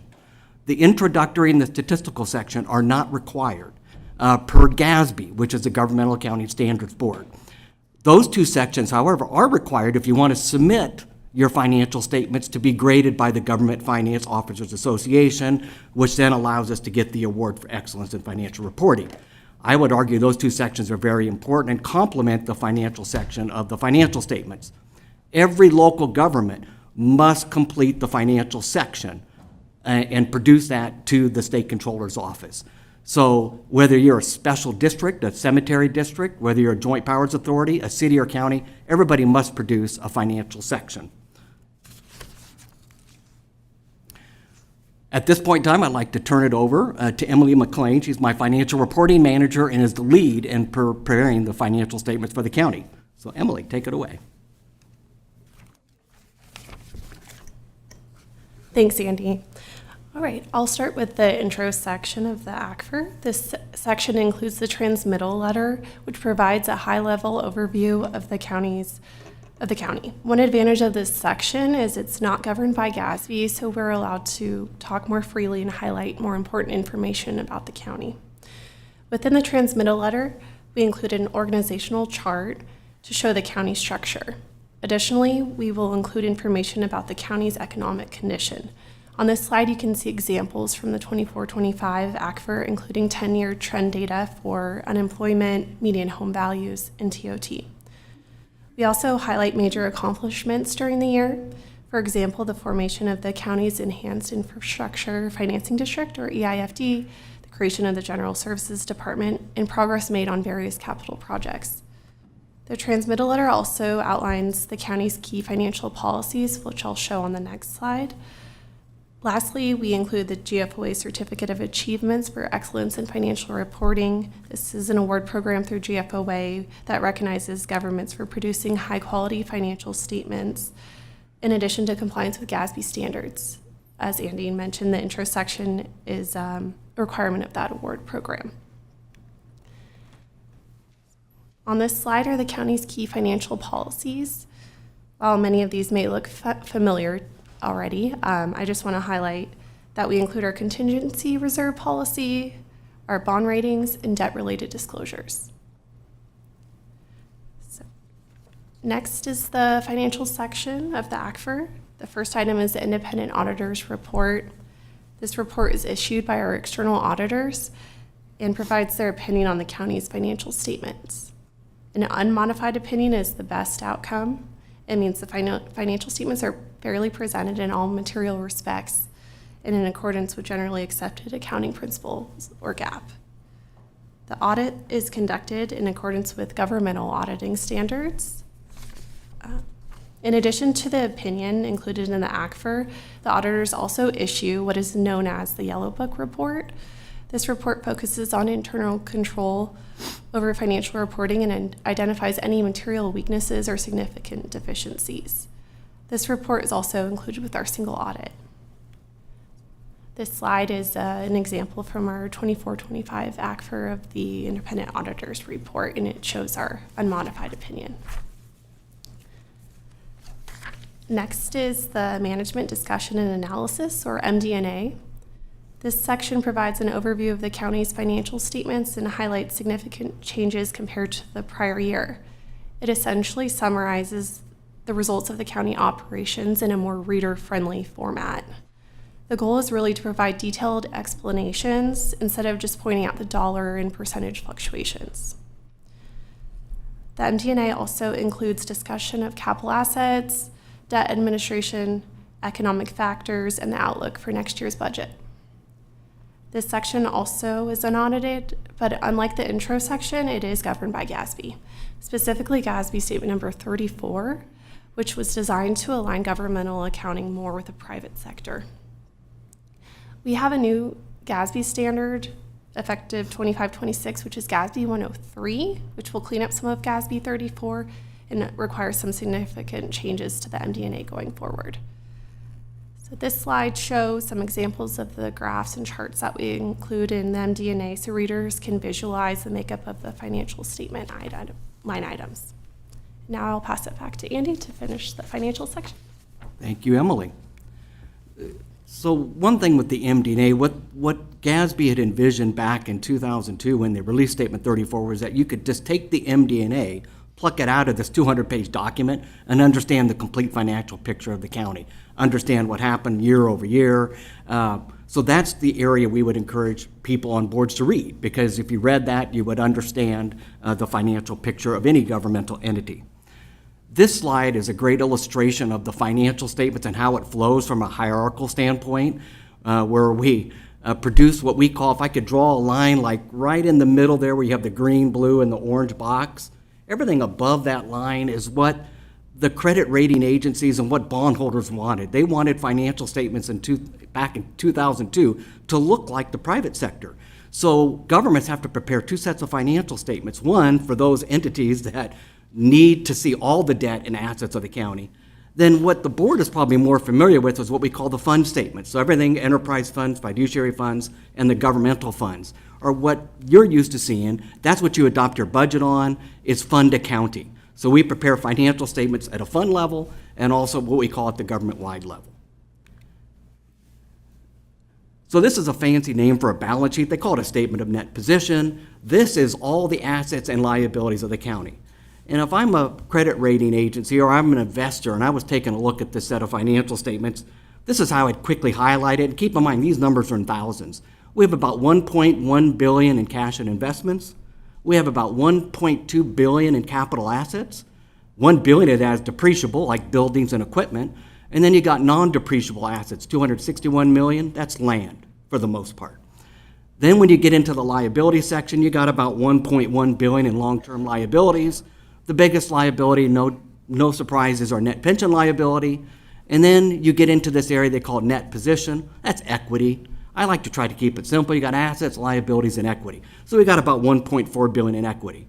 So I guess if I was an investor, I'd say, I think I'd invest in Placer County. When you turn the page, then you can see the other balance sheet we prepare, which is at the fund level. So when you're going to now see things that might be more familiar to you, you can see the general fund, you got the road fund, the Health and Human Services Special Revenue Fund. I'm not going to spend too much time on this. I just wanted to illustrate again the differences between two sets of balance sheets that we must prepare. Then we get into the meat of the financial statements, which is the notes to the basic financial statements. And when I had to get prepared last night, I flagged a number of pages in my ACFR. The notes go on for 52 pages. Wow. That's a lot of note disclosures. And it does take time to put all those note disclosures. They all mean things. But I'm going to pull out what I think are some of the more important footnote disclosures. We have our summary of significant accounting policies, which talks about our component units. We'll get into that. All of our financial policies are defined in this section. Cash and investments, long-term debt, pensions, and OPEB. Those are some of the critical footnotes we prepare that go on for pages and pages. The first footnote is really defining Placer County, and then all of these other what they call blended component units. I've talked about this before in front of the board. These are dependent special districts. These are basically special districts that are governed by this Board of Supervisors. Some of them were created mostly by statute. Like when I look at the Placer County Housing Authority, the EIFD Authority, all of these are in statute somewhere, but at the end of the day, we control these entities, so they get blended into the county's financial statements. Cash and investments, one of the largest assets that we have on the balance sheet. When I take a peek at this, it'd be nice if we didn't have all these things called primary government, component unit, investment trust fund. If I could change it, I'd say primary government, that's Placer County.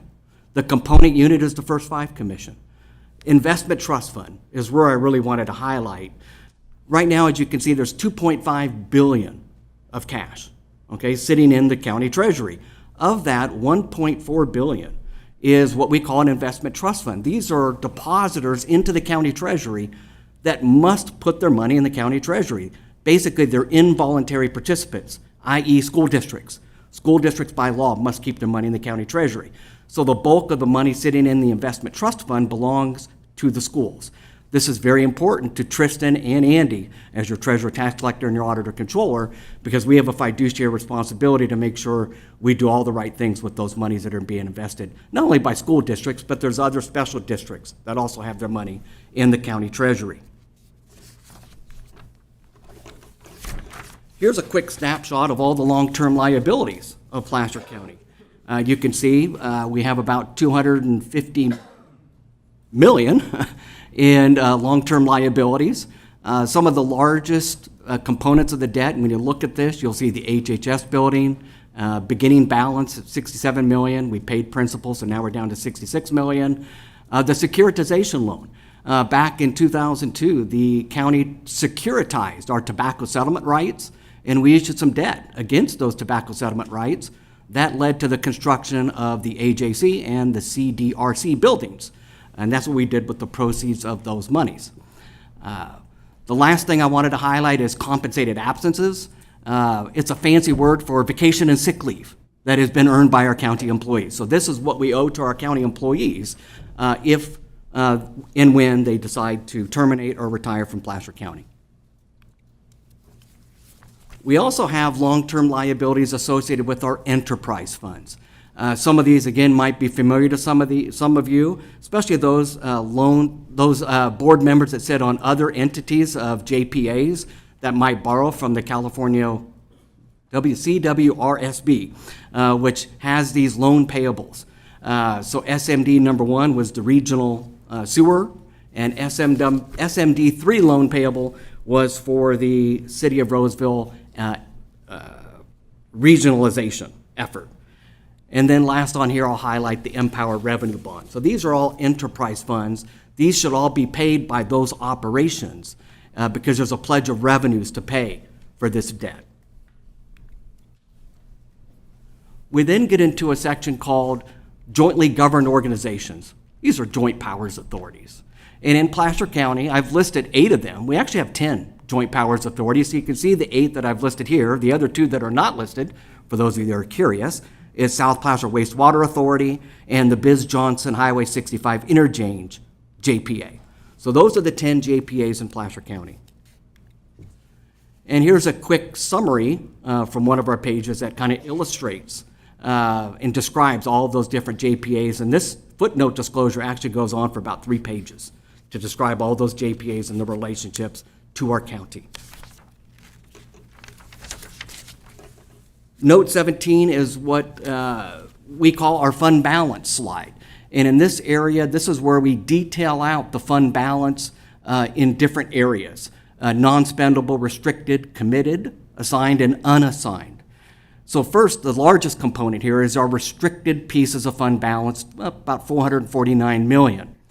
Some of the things that, really the things I wanted to highlight here is that these are purpose-restricted funds. External parties have said, you must spend the money this way. It's usually in some enabling legislation. It could be the IRS that's saying, hey, you've established a Section 115 trust, you must spend those monies on pensions or OPEB, as the case may be. Some of the big numbers I always like to pick on Ryan Ronco's trust funds. He's got clerk recorder fees, must be spent on automation and recording efforts. The district attorney and the sheriff as well have fines and forfeitures and seizure monies that they collect, a lot of rules surrounding that. We've already talked about the pension, $76 million. You got the Mental Health Services Act. These monies must be spent on the Mental Health Services Act. Traffic mitigation fees, $58 million. That's just some of the highlights. The takeaway is that these are all non-budgetary funds of the county. The board does not budget for these. We don't allow expenditures to be made out of these funds. The monies must be transferred out of these funds and into an operating fund before they can be expended. Got a quick question on this before we move on and I forget. On page 73, it describes the restricted and unrestricted resources available. Why is it that the restricted have to be used first? And can those restricted funds be transferred to other entities in the county? Say if they came out of HHS or the restricted, can they use them towards probation or sheriff? Or how are those restricted funds restricted?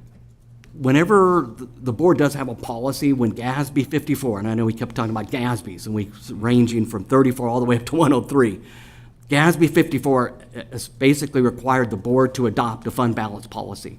And in that fund balance policy, it kind of defines which resources are spent first. So whenever possible, we try to spend our restricted monies first.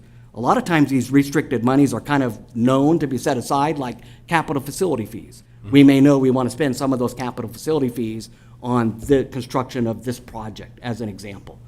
Okay. Then you kind of move down the line. We'll spend our committed and assigned monies. And then eventually you want to spend your unassigned monies, which is available fund balance that's available for appropriation. Do you have a cap of where you would stop using your restricted funds? Say you have $100 million there and you dropped it down to, I don't know, 30 million of the restricted funds. Then would you move on, or would you still have to use the entire balance first before you started a reserve of the restricted funds once again? There is no cap. There is not. So you could use it all if you had to. You could use it all. Don't know if that'd be prudent, but you could No, use it all. I'm not the smartest thing to do. I'm just asking what are the restrictions, because I didn't really pick out all those details in the notes here, or in this audit report, but thank you for, I think that's all I had on that page. And there's more fund balance, because you got committed fund balance. This is what the board probably sees more often than not, because commitments are what the board has basically said, I want money set aside for this purpose. It comes through during the budgetary process. So you can see we've got about 96 million committed for capital projects. We've got 68 million in our general reserve. Keep in mind, this was as of June 30, 2025. That number's increased now, so the board is fully aware of that. All the monies that are in the CSA and lighting district funds are committed for those purposes, because it's all adopted by the board either through budgetary action or through a contractual agreement. So if we enter into a contract and it's unused, that money is committed for future years. And then your assignments kind of follow the same way. All of this kind of flows through the board, and you're aware of these as they come through the budgetary process. Then we get into what is called required supplementary information. This is additional information GASB requires us to produce. You've got the net pension liability, pension contributions, net OPEB liability, OPEB contributions. These are the biggest schedules that came out when GASB 68 and 75 respectively were issued, and we present 10 years of trend information. And it took you probably can't read all the numbers, but if you wanted to go to the audited financial statements, pages 122 to 125, you could see the trend over the last 10 years of how our funded ratio has gone, whether it's been good or bad, whether the trend has gone up or down. This is the miscellaneous plan for our pensions, and I know there's a lot of numbers on here, but you'll see that funded ratio percentage right there, like fourth line from the bottom. And you could see right around, 2022, that was because we had a good market year. So when we have good market years or bad market years, that's going to have a direct impact on the funded ratios, especially in the pension area. I know the board is very well aware of our plans to really get that funded ratio up, which is why we're setting it aside in a Section 115 trust. You've got the same conversely with the safety plan, 10-year trend information. You can see that blip in the radar screen when we got up to 73, 74% almost. So that's the safety plan. And then our OPEB plan. And all I can say, looking at this, and you see this trend of where we were at 76% funded in 2018, and now we're at 110%, at a high of 100, almost 30% back in 2022. When I look at this, incredible what the county has done with OPEB. It's just this right here, this one slide paints the picture of what this county and this board has done to fund our OPEB liabilities for our county employees. With that, I'd like to turn over the statistical section to Nicole Howard, my Assistant Auditor Controller. Thank you, Andy. So if you've made it all the way through those sections of the ACFR, you might end up at page 195, which is the statistical section. This is unaudited information and is also a GFOA requirement that we talked about earlier. So this section is often overlooked, but it does provide context to the financial statements, notes, and required supplementary information. So you can see the various categories of those sections of the statistical financial trends, revenue capacity, debt capacity, economic and demographic information, and then operating information. So I'm just going to highlight some of the items that we found interesting. Your board probably is already aware of many of these, but this is on page 210 of the ACFR. This is the assessed value of taxable property. So taking a look at the change from 2016 to 2025 of the net assessed value, 63 billion to 110 billion. That's a 74% increase. I'm sure we all see it with the development and the property values, but when you see it on paper, it just seemed phenomenal. So next on your ACFR page 212, these are principal property taxpayers. Most of these probably look familiar. The top two have not changed. You can see PG&E and then Roseville Shopping Town. That's actually our Galleria Mall, as many are probably familiar with in our county. And then next one is our largest employers. So this is a good slide. It gives insight into industries and how they've changed over time. Back in 2016, we had Hewlett-Packard, the tech sector, so that's dropped off completely. Well, in the top 10, I should say. And in 2025, you mainly have healthcare, education, and of course, us as a county. So I just find this interesting how trends have changed over time. And that is the last slide of the statistical section I wanted to highlight. So we'll bring it back for questions. Thanks, Andy.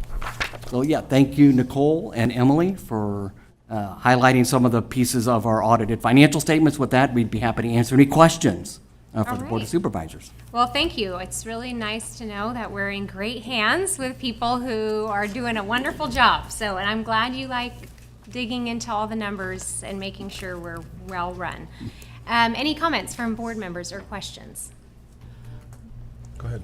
No questions. Just a thank you. Really appreciate the update. And it reminds me that when you dig into these numbers, you can learn an awful lot. And so it's really appreciated because people really want to know where we stand as a county. That is very helpful. And it's actually more clarifying than the budget. The budget is great, but then this has trends and it's very helpful. So appreciate the hard work. Thank you, Bonnie. Supervisor DiMattei. Thank you. Great presentation. Of course, I probably geeked out too much on this and looked at a lot of it. So back on page 123, can you just explain to me, and at the bottom, it also starts on 122, where it says the net pension liability as a percentage of the covered payroll is obviously changes throughout the year, 325%, 299. Can you give me a little background on that, why that is like that? Yeah, these are numbers these are requirements in GASB 68 that we have to pull out. And so this is one of those percentages that somebody, whether it's an investor, someone on the stock market, credit rating agencies, wanted to see the net pension liability as a percentage of covered payroll. We don't pay too much attention, quite honestly, to that number. We're more focused on the percentage 2 lines above, which is our funded ratio. But if you wanted us to do a little more digging on that and understand that trend better. As long as you didn't understand it, and I don't know, we're in good shape. So I was just wondering why that was there, and it makes sense for, I guess, an investor to come in here and see that differential, I guess. So good to know. Thank you. You're welcome. Supervisor Gustafson. Thank you to the team, and I really appreciate you taking the time to go through it for the first time in how many years? 23 years. But each of those 23 years, we've had a great unqualified audit, correct? That is correct. And I think it's important to the public because that's an independent analysis, and your whole office is looking at our budgets and providing that credibility to our community that often is doubtful about government reports and finances. And I look for any ways you suggest that we better educate the public on the hard work that you put into this to ascertain that we are spending the dollars appropriated to us in the correct manner. That's so important to our constituents. So thank you for what you've done, and if you have suggestions as we look at transparency beyond GASB, right? Because most of the public doesn't really understand most of the work you do. But what are the key components? I think you highlighted them today. How can we better educate our public and show that we are open to them talking to any of us and understanding to you? I mean, don't ask me to explain it all, but that we are that transparent to our taxpayers and investors in our county. Appreciate it. Thank you. Supervisor Jones. Yes, thank you for the presentation, as always. I appreciate what you do and how difficult it is. But I was going to say that, you know, I invited the Historical Society. Maybe I should invite you guys to my MAC. You could start there with your educating the public. We're happy to do that. Not as exciting, but it really wasn't too bad. Don't jump in, there's 13 of them. Well, I know there are, but anytime we can educate people on the county's financial statements, we're happy to do so. Thank you all again, appreciate it. One a month. Are there any members, did you have something else? One other question. Back to page 73 on redistribution or distribution of restricted funds. HHS gets a lot of state money. Can those restricted funds be redistributed throughout different parts of the county? Or they have to stay in HHS? The you're talking about the realignment dollars, those are governed, again, by statute from our state legislature, and those must be spent on health and human services functions. So it's really up to that department to define what they need in those buckets of monies to kind of sustain going forward. And I know there's some uncertainty right now with things at the federal and state level about some of the programs that HHS administers on behalf of Placer County. Okay, thank you. You're welcome. Is there anyone in the public who would like to comment on this item? Looks We have like one there's- online. Caller, go ahead and unmute your mic and give your comments. Greetings again, Supervisors. Don Louise Alessi from Christian Park Community Services District. And I just want to use this opportunity to publicly lend my appreciation to Andy Sisk. Our district moved our accounts and funds to the county a couple of years ago, or a few years ago now. And I initially brought Andy to the board, and we did that. We have a little bit of hiccups here and there, but overall, I just want to really commend you, Andy, for always being so kind and understanding and patient with us, and especially a board member that does not have the vernacular of a CPA. So I want to extend that. Plus, I also want to commend the Treasury because your investments are doing so much better. And since we've moved our reserves with you, we're earning well over 1% more than we were under California's LAIF. So I just want to put that out in the public and an appreciation. So with that, I yield. Thank you. Thank you. Nice comments to end on. Thank you, Andy, and your team, and really appreciate you taking the time to bring this forward and to educate us a little bit more on some of those deeper dive details. So thank you very much. Thank you all. Have a good day. You too. We will now move to our 10:30 timed item, fiscal year 25-26, second quarter fiscal update. More numbers. Theme going.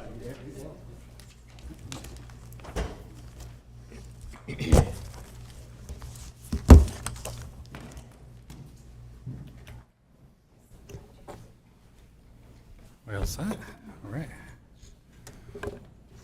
Well, like you said, keeping the theme going of riveting fiscal information. I'm Daniel Vick. Good morning, Supervisors. Your County Budget and Fiscal Officer. I'm here today with Barbara McAllister, your Assistant County Budget and Fiscal Officer, to present the fiscal year 25-26 second quarter fiscal update, along with the second quarter consolidated amendment, allocation ordinance update, and related actions.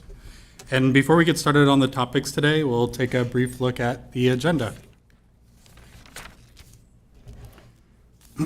Okay, so taking a quick look at the agenda today, the presentation today will start with an update on the financial condition of some of the county's more significant funds. This will include updated long-term forecast for the funds, projected revenues for some of the more significant revenue sources specific to the fund, and projected expenditures with explanations of major variances. Next, we'll provide an update on the development of the fiscal year 26-27 budget. And finally, we'll review again the second quarter consolidated amendment, allocation ordinance update, and take the actions on those items. Okay, so beginning first with our first topic of the day. In this section, we'll review the financial status of some of the more significant funds of the county. Beginning first with a forecast of the general fund. In these charts, the green bars in the chart represent total expenditures and uses. The blue bars represent total revenues and sources, and the yellow line through the middle of the chart shows total fund balance over time. The last 3 years in this chart that are slightly more opaque in color illustrate projected figures up through fiscal year 27-28. For this chart, overall, the general fund receives a majority of the county's discretionary revenue sources like property taxes and sales taxes. As you know, those resources are expended to either support departments housed in the general fund, like our CEO's office, or through direct contributions to other funds to support their operations.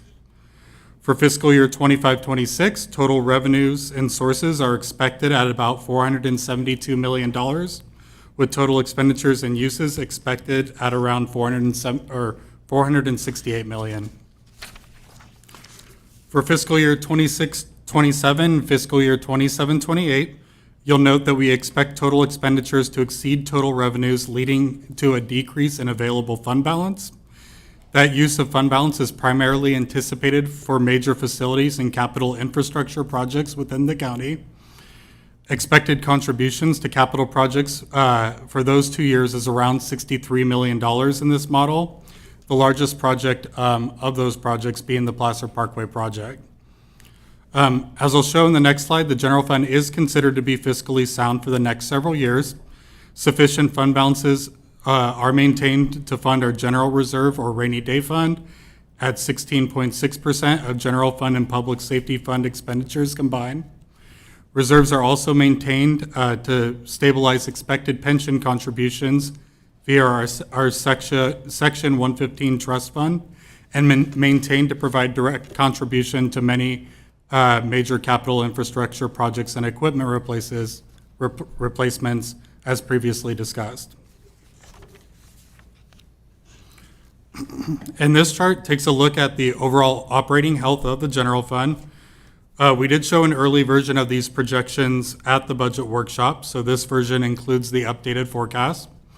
Again, this chart excludes one-time capital contributions and non-operating items like investment adjustments to get to the projected general fund operating expenditures and revenues over the next several years. The blue line in this chart is operating revenues, and the green line is the operating expenditures. Currently, as this chart shows, general fund estimated revenues are expected to be sufficient to cover our operating expenditures through fiscal year 27-28. In fiscal year 25-26, the operating gap between revenues and expenditures is expected to be about a $15.5 million surplus. And over time, the gap between operating revenues and operating expenses has slowly been narrowing in the general fund. Currently, for fiscal year 26-27 and fiscal year 27-28, the operating surplus in the general fund shown in this model is expected to be around $7 million.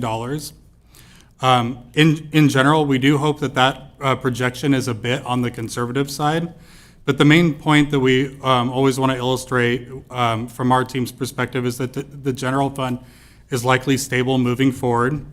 However, based on this model, limited capacity for program expansions, new debt service, or other items that might be considered by your board in future periods is expected without seeing unexpected increases in revenues. And now we'll take a deeper dive into some of the more significant revenue sources of the general fund, starting with the largest discretionary revenue source, property taxes. This chart shows secured and unsecured property taxes combined. The solid blue bars on the left are historical actuals. The green bar in the middle is the current year budget. And the lightly shaded blue bars on the right are projections for fiscal year 25-26 and fiscal year 26-27. For fiscal year 25-26, anticipated secured and unsecured property taxes are expected to come in essentially at budget. Projected receipts for that year are expected at about $185.6 million. For fiscal year 26-27's budget development, we're currently assuming 5% growth in property taxes. This is again to be on the conservative side in our opinion. Estimated secured and unsecured property taxes at that level of growth would be expected to come in at about $194.9 million. And we showed this chart again at the budget workshop. Again, this is a look at the year-over-year historical growth in secured property taxes. For the past 13 years, property tax growth experienced by the county has exceeded 5% annually. Actual tax assessment roll growth experienced by the county for fiscal year 25-26 was about 6%. But early into the development for fiscal year 26-27, it looks like the roll growth is trending slightly below that 6% figure experienced in fiscal year 25-26. As always, as we work through the development of the fiscal year 26-27 budget, we'll continue to monitor the property tax roll growth and work with our assessor's office to refine these estimates for the budget. Okay, this is a new chart. This information related to property taxes was requested by your board at the budget workshop held on December 11th by, I believe, Supervisor Gustafson. This chart shows growth in assessed valuation for secured property taxes in unincorporated Placer County for the last 5 years. The bars in this chart have been broken down to show what percentage of role growth is due to new development in Placer County, as represented by the blue sections of this chart. The growth due to existing development transfers and construction on existing developments is represented by the orange section in this chart. And the percentage of role growth due to all other role changes on existing properties such as CPI adjustments, adjustments due to Prop 8 and Prop 19, et cetera, are represented by the gray sections in this chart. As this chart shows, for the past several years, about a third on average of the tax assessment role growth in unincorporated Placer County is strictly due to new development, with the other two-thirds of growth coming from reassessments and value adjustments on existing properties in Placer County. Moving on to sales taxes, general fund sales taxes are expected to come in at about $36.9 million or $2.2 million above budget for fiscal year 25-26. Sales taxes in general have been growing modestly for the past several years. For fiscal year 26-27, this trend is expected to continue. Currently, we're expecting about 2% of growth for fiscal year 26-27, with total anticipated sales tax receipts expected at around $37.7 million. As discussed at the budget workshop, growth in sales taxes have generally been keeping pace with population growth and inflation for the past several years. And looking now at transient occupancy taxes, also known as hotel taxes, transient occupancy taxes have been basically flat for the past few years. Due to the nature of transient occupancy tax collections, they can be a bit harder to forecast. For fiscal year 25-26, we're currently using conservative estimates that collections will be slightly below budget at $28.9 million. This does represent the low range of our estimates through quarter two of fiscal year 25-26. Just to give some context, the high range of our estimates would be around $31.5 million for this fiscal year. Actual collections through the second quarter of fiscal year 25-26 were up about 5.4% year over year. And then for fiscal year 26-27, we're again holding our early projections flat at $28.9 million. This is again just to be overly conservative for budget development. Okay, this chart is a look at projected general fund expenditures compared to the budget for fiscal year 25-26. Based on projections through quarter two, projected expenditures are estimated at $467.9 million, or about $9.4 million below budget. Sorry. Some of the major variances include salaries and benefits, represented by the blue sections in this chart, expected to come in at about $9.4 million below budget. Services and supplies, as represented by the orange sections in this chart, expected to come in at $9.6 million below budget. And that variance is primarily due just to the nature of budgeting contracts. Contracts are budgeted in full and are not typically expected to be entirely utilized in the current fiscal year.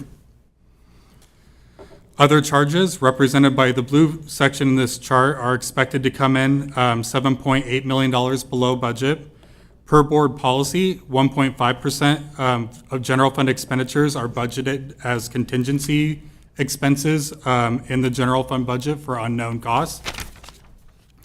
That contingency budget is about $6.9 million for fiscal year 25-26 and typically goes unspent each fiscal year. Those savings are expected to be offset in part by transfers and other financing uses projected to come in at $273.1 million for fiscal year 25-26, or $17.7 million over budget. The expenses are expected to exceed budget primarily for major facility and infrastructure project contributions, the main one being the anticipated first contribution to the Placer Parkway project, projected at $14.2 million for fiscal year 25-26. Moving on to the forecast of the Public Safety Fund. For the next several years, the Public Safety Fund expenditures in total are likely to exceed anticipated revenues, barring unknown new revenue sources or existing revenues exceeding expectations. Annually, the general fund contributes over half of its discretionary resources to the public safety fund. For fiscal year 25-26, general fund contributions to the public safety fund are about $175.5 million. That represents 62% of the public safety fund's total revenue at budget adoption. Public safety sales taxes are the second largest revenue source of the fund. They are currently expected to be around $65.7 million in the public safety fund for fiscal year 25-26. For expenditures, salaries and benefit growth has averaged about 6% annually for the past 5 years, with 4.6% in growth currently programmed into the budget for fiscal year 26-27. Additionally, anticipated increases for contracted services like the correctional medical contracts are expected to exceed short-term revenue growth for the future periods. Going back to fiscal year 25-26, total revenues and sources are expected at about $291 million, with total expenditures and uses expected at around $295 million. The use of fund balance in the public safety fund historically has been for major capital project contributions and equipment purchases in this fund. About $15 million of capital contributions were made in fiscal year 23-24, primarily for the new SB 863 and SB 844 jail facilities, with about $4 million expected to be used towards the district attorney's multidisciplinary interview center remodel project for fiscal year 26-27. That trend is expected to continue in this model, showing a decline in expected fund balance through fiscal year 27-28. And this, again, is a look at the overall operating health of the public safety fund. Our team showed an early version of this chart again at the budget workshop on December 11th. These are the updated forecasts that are based on the Q2 update. This chart again excludes non-operating items, capital investment, and things like equipment purchases to get to the projected operating expenditures and revenues over the next several years. As stated at the budget workshop, public safety fund operations are expected to be very tight over the next several budget cycles. For the next several periods, operating revenues are expected to be virtually equal to or slightly below operating expenditures. However, as previously stated, this projection does not include equipment purchases or potential priorities of the public safety system that could increase cost in future periods. Equipment purchases, for example, have averaged about $4.5 million annually in the public safety fund for the past 5 years. It's important to note that these models are based on the current operations of the public safety fund and do not consider large increases in the funded position counts for public safety departments above what has already been approved by your board. Can I ask a point of clarification? Yeah. On that, so you said that primarily it's the same budget amount. Is that same $4.5 million in equipment accounted for in the budget? In the projection moving forward. In the projection, in this model, we're slightly below that $4.5 million annually for the forecasted year. I think we included about $3 million annually moving forward. So there's some included still. So there is some included. However, those $3 million figures are not included in this slide here. This is excluding those figures. So this is just intended to be the keep the lights on chart of what it looks like to run the day-to-day operations of the public safety system. Another thing that isn't included in these projections, any service expansions like potential operating costs for the anticipated forensic services lab have not been factored into this model. So as shown in the forecast, given how tight we are expecting the public safety fund to run over these next few cycles, it's likely that any program expansions, major purchases, capital investments, or unexpected increases in operating expenses will likely draw on public safety fund reserves in the absence of new or unexpected revenue streams.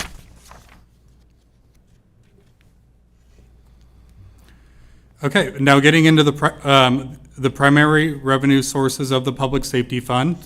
Other than the general fund contribution, the largest revenue stream of the Public Safety Fund is public safety sales taxes.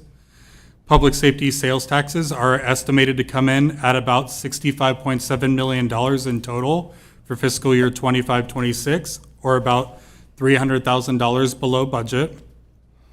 Public safety sales taxes are expected to increase by about 3.3% for fiscal year 26-27, coming in at about $67.9 million, or a $2.2 million increase year over year.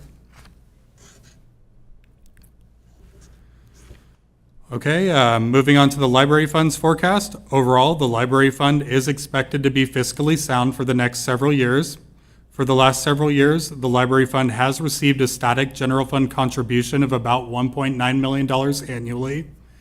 Growth in property tax revenues dedicated to county libraries has been able to sustain operations, typically operating at a small surplus in this fund. The use of fund balance in fiscal year 25-26 and 26-27 shown in these projections is due to investments into the renovation projects and new furniture and equipment purchases.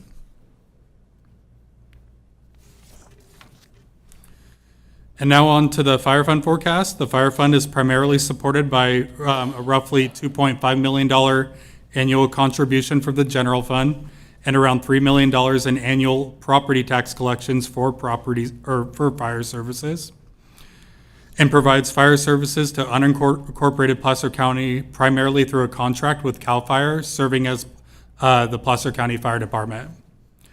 In fiscal year 25-26, the large increase in projected fire fund expenditures is primarily due to the anticipated purchase of 2 Type 1 fire engines and 1 Smeel ladder truck. Those purchases were approved by your board on October 14th of 2025. The use of fund balance in fiscal year 27-28 is for the anticipated purchase of an additional Type 1 fire engine. The contract with CAL FIRE was renewed by your Board of Supervisors in July of 2025 and represents a majority of the expenses in this fund. For fiscal year 26-27, the portion of the contract expected to be allocated to the fire fund is about $7.6 million, which is about $647,000 or 9.2% higher than the previous fiscal year.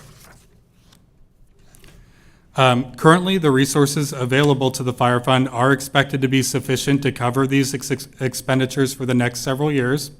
However, fluctuations in available fund balance may occur over that time period, depending on the actual utilization of the CAL FIRE contract. So, just to give context to that, this model does assume that the CAL FIRE contract will not be fully utilized as it hasn't been in the past several years. Can I ask a quick question on that one? Does this include fire stations, like Bickford Station? It does not include the Bickford Station. This is strictly the fire fund, which would include only the fire fund, the stations included in the fire fund for this model.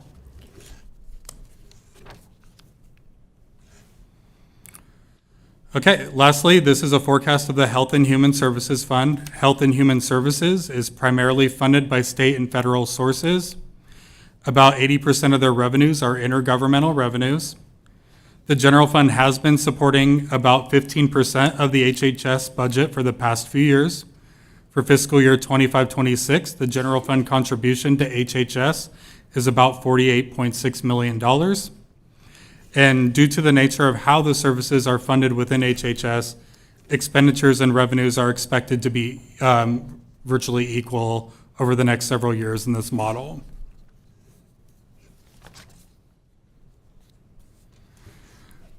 Okay, so moving on to our next topic, which is some quick budget development topics for the fiscal year 26-27 budget.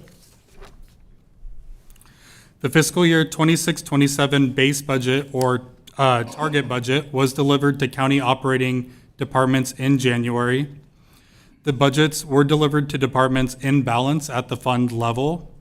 For the general fund, the budget assumed a $19.4 million increase in estimated revenues, and a $17.2 million net increase in expenditures and transfers, and the general fund was rolled out to departments for budget preparation with a modest $245,000 surplus.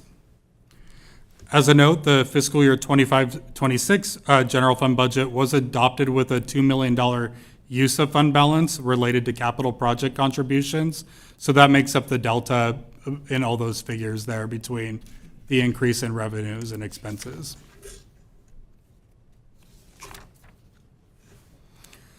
I wanted to briefly discuss some of the adjustments to expenditures that went into the target budgets delivered to departments. This chart shows budgeted salary and benefit expenditures by category over a 5-year period, ending with the fiscal year 26-27 base budget. For fiscal year 25-26, budgeted salaries and benefits for county operating funds were $473.3 million and are currently budgeted at $494.2 million for fiscal year 26-27, which is an increase of about $20.9 million or 4.4% year over year. For salaries and benefits, the two largest categories are our wages, currently budgeted at $288.5 million for fiscal year 26-27, which is an increase of about $9.4 million year over year, and pension expenses, which are currently budgeted at $119.9 million, which is an increase of about $7.8 million year over year. Together, those two categories make up over 80% of all of our salary and benefit expenditures in the budget. And now, shifting away from salaries and benefits and talking a little bit about the other largest expenditure category of the county, services and supplies. This chart shows the services and supplies operating budget for the past 5 years through fiscal year 26-27's base budget, represented by these blue bars in this chart. We have shown this chart before, but again, this chart does exclude service and supply expenditures in the road and capital fund, as those expenditures would skew the chart based on the timing of capital projects. For fiscal year 26-27, the base budget for services and supplies for county operating funds, excluding those capital funds, is about $320.1 million. This is a $28.4 million or 9.7% increase in services and supplies year over year. I do want to note that the increase here is somewhat misleading. For fiscal year 26-27, the Correctional Service Internal Service Fund is being incorporated into the Public Safety Fund. So those are not new costs to the county. They're just being represented in our county operating funds versus Internal Service Fund budgets for fiscal year 26-27. That change does drive a majority of the early increase that you see here. Excluding this adjustment, the actual increase in services and supplies would be about $5 million or 1.7%. At this stage of the budget, the growth in services and supplies is mostly going to be attributable to the growth in internal service fund charges from county departments, from internal service funds to other county departments. So in general, I would expect this figure to go up slightly as we incorporate approved contract increases and move throughout the budget process. The general fund base budget rolled out to departments in January largely assumed flat general fund transfers to other funds for fiscal year 26-27, the only exception being the Public Safety Fund. For fiscal year 26-27, the general fund contribution budgeted to the Public Safety Fund is $190.1 million, which is about a $14.6 million increase over the prior adopted budget.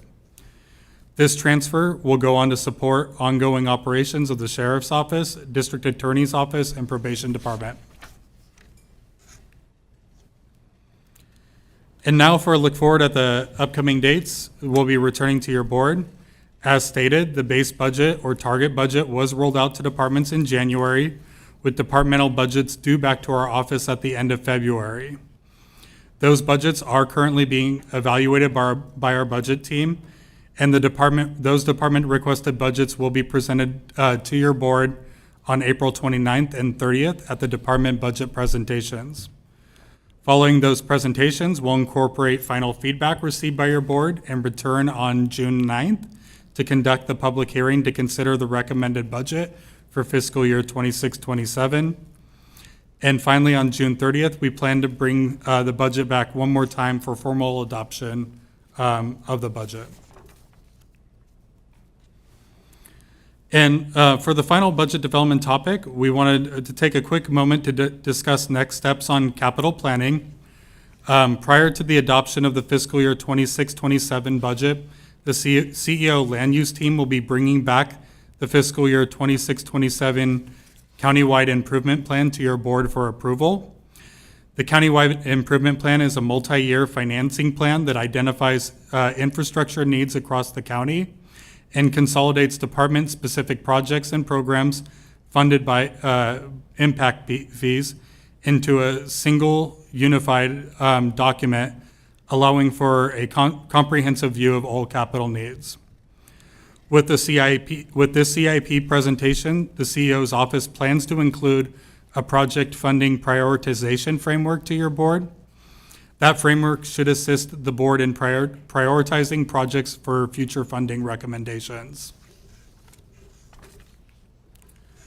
And with that, I'll be turning the remaining portion of the presentation to Barbara to discuss the second quarter amendments. Hello, everyone. I'm Barbara McAllister, Assistant County Budget and Fiscal Officer, and I will be discussing the second quarter consolidated budget amendment and allocation ordinance update. So before we get into budget adjustments for Q2, we wanted to provide a brief recap of the discussion held at the budget workshop in December. At the budget workshop, our budget team made your board aware that there was about $27.2 million in general fund balance available for designation following the fiscal year-end close. Based on that discussion and board direction received, allocations of those available funds are made with the second quarter update. Those adjustments include $20 million designated to capital reserves for major facilities and infrastructure projects, primarily to provide available funding for the Placer Parkway project. $4.5 million in funding reserved for the Garden Bar Road Bridge Repair Project, and $350,000 for the Dutch Flat Pool Repair Project, with the remaining balance designated to general reserves. And that balance is about $2.2 million, and it's pending future direction on its use by your board. But I just wanted to point out that the quarter two budget amendments require $2.3 million use of general fund reserves. So the difference of $127,000 is an overall net decrease to general reserves with this update. So for the second quarter budget amendment, adjustments include $16.3 million in increased expenditures, $12 million in increased revenues, and a $4.3 million use of fund balance across county operating funds and proprietary funds. The details of all the budget amendments were included in attachments B and C of the staff report, so I'll just briefly cover some of the larger adjustments. In the general fund, the clerk of quarter has a budget amendment for $3.1 million in various expenditure ledgers for costs that were incurred to conduct the 2025 special election, and this is offset by state aid revenue for reimbursement of these expenditures. There's also a net increase of $1.3 million in salaries and benefits across various general fund divisions due to several new approved positions, reclassifications, shifting of positions, and adjustments to salary savings based on lower than anticipated vacancy rates. In the Public Safety Fund, there was an increase of about $1.8 million for the addition of several new funded allocations, offset by $1.5 million in Public Safety Fund reserves and $250,000 of CFD revenue. And other major adjustments in that fund include the shifting of budget authority across cost centers to better align with where transactions are posting, and adjusting the budget in certain ledgers as a result of moving those correctional services programs out of an ISF and into the Public Safety Fund, which Dan was just referencing. In HHS, the budget amendments are mainly related to an increase in salaries and benefits for the addition of 5 new positions, as well as adjustments to cost allocation charges resulting from a shift in funding sources. For county service areas, budget amendments include $1.2 million in increased expenditures, $1.1 million in increased revenues, and a use of about $113,000 of fund balance across all CSAs. The amendments to CSA budgets are mostly small adjustments for increased road maintenance expenses and establishing budget for new cost centers. The Sewer Maintenance District 1 fund has the largest budget amendments, which are primarily related to the rebudget of the Highway 49 wastewater capacity improvement project, offset by grant funding. So today we're also introducing an ordinance to approve an amended fiscal year 25-26 uncodified allocation of positions. This includes 21 additional funded allocations for the county. The County Executive Office added a Management Analyst 2 and a Management Analyst Senior. The Management Analyst 2 will assist the specific plan administration team with responsibilities related to public facilities plans, specific plan development, impact fee programs, special purpose districts, and development agreements. The Management Analyst Senior will support the budget team, providing direct supervision to budget team analysts, helping to manage the increased workload on the finance and budget team, and assisting in capital planning work previously assigned to the budget administrator. The District Attorney's Office added 2 deputy district attorneys. 1 deputy district attorney will support the expansion of the Environmental Circuit Prosecutor Program, and the other will support expansion of the county's pretrial mental health diversion program. The district attorney also added 1 information technology supervisor to support current technological demands, court needs, and legislative mandates. And in addition, 1 investigative assistant was added to the county's multidisciplinary interview center, which serves as the only child advocacy center for the county. Health and Human Services added 2 client service counselor positions, and both positions will support the in-home supportive services program within the Adult System of Care Division. The Human Resources, Talent Acquisition, and Department Support Team added 1 Human Resources Analyst 2 and 1 Human Resources Analyst Senior to support the team's increased workload stemming from continuous growth in the county and new legislative mandates. Additionally, 1 Human Resources Analyst 2 was added to the Workforce Optimization Team, and this position will support the team by conducting formal retirement counseling sessions and performing duties related to new legislative updates. Probation added 1 Deputy Probation Officer 2 to serve as a central link between probation officers and the Placer Reentry Program, ensuring collaboration and engagement in services. The Sheriff's Office added 6 Deputy Sheriff 2 positions. 5 of those positions will support the Corrections Division following the opening of the new mental health facility, and 1 will support the West Roseville expansion. Additional position adds include 2 building craft mechanics, 1 to provide facility support to the South Placer Jail, and 1 to provide support to the Auburn Jail. 1 deputy director of the Sheriff's Office was also added to the executive management team to participate in department-wide strategic planning, policy development, and legislative analysis.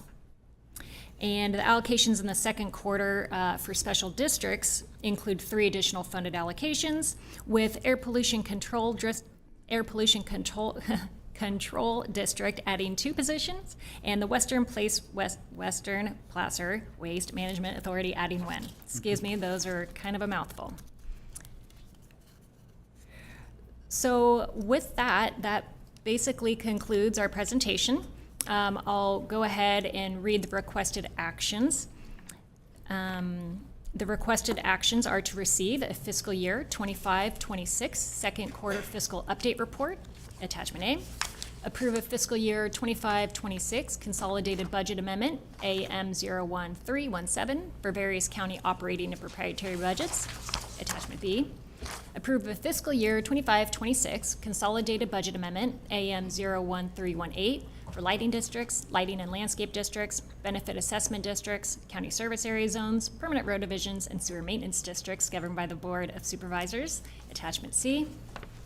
approve the purchase of capital assets on the capital asset list, attachment D, and delegate authority to the purchasing manager to execute related purchase orders, including those in excess of $100,000, and introduce an ordinance approving an amended fiscal year 25-26 uncodified allocation of positions to departments, attachment E, and waive oral reading.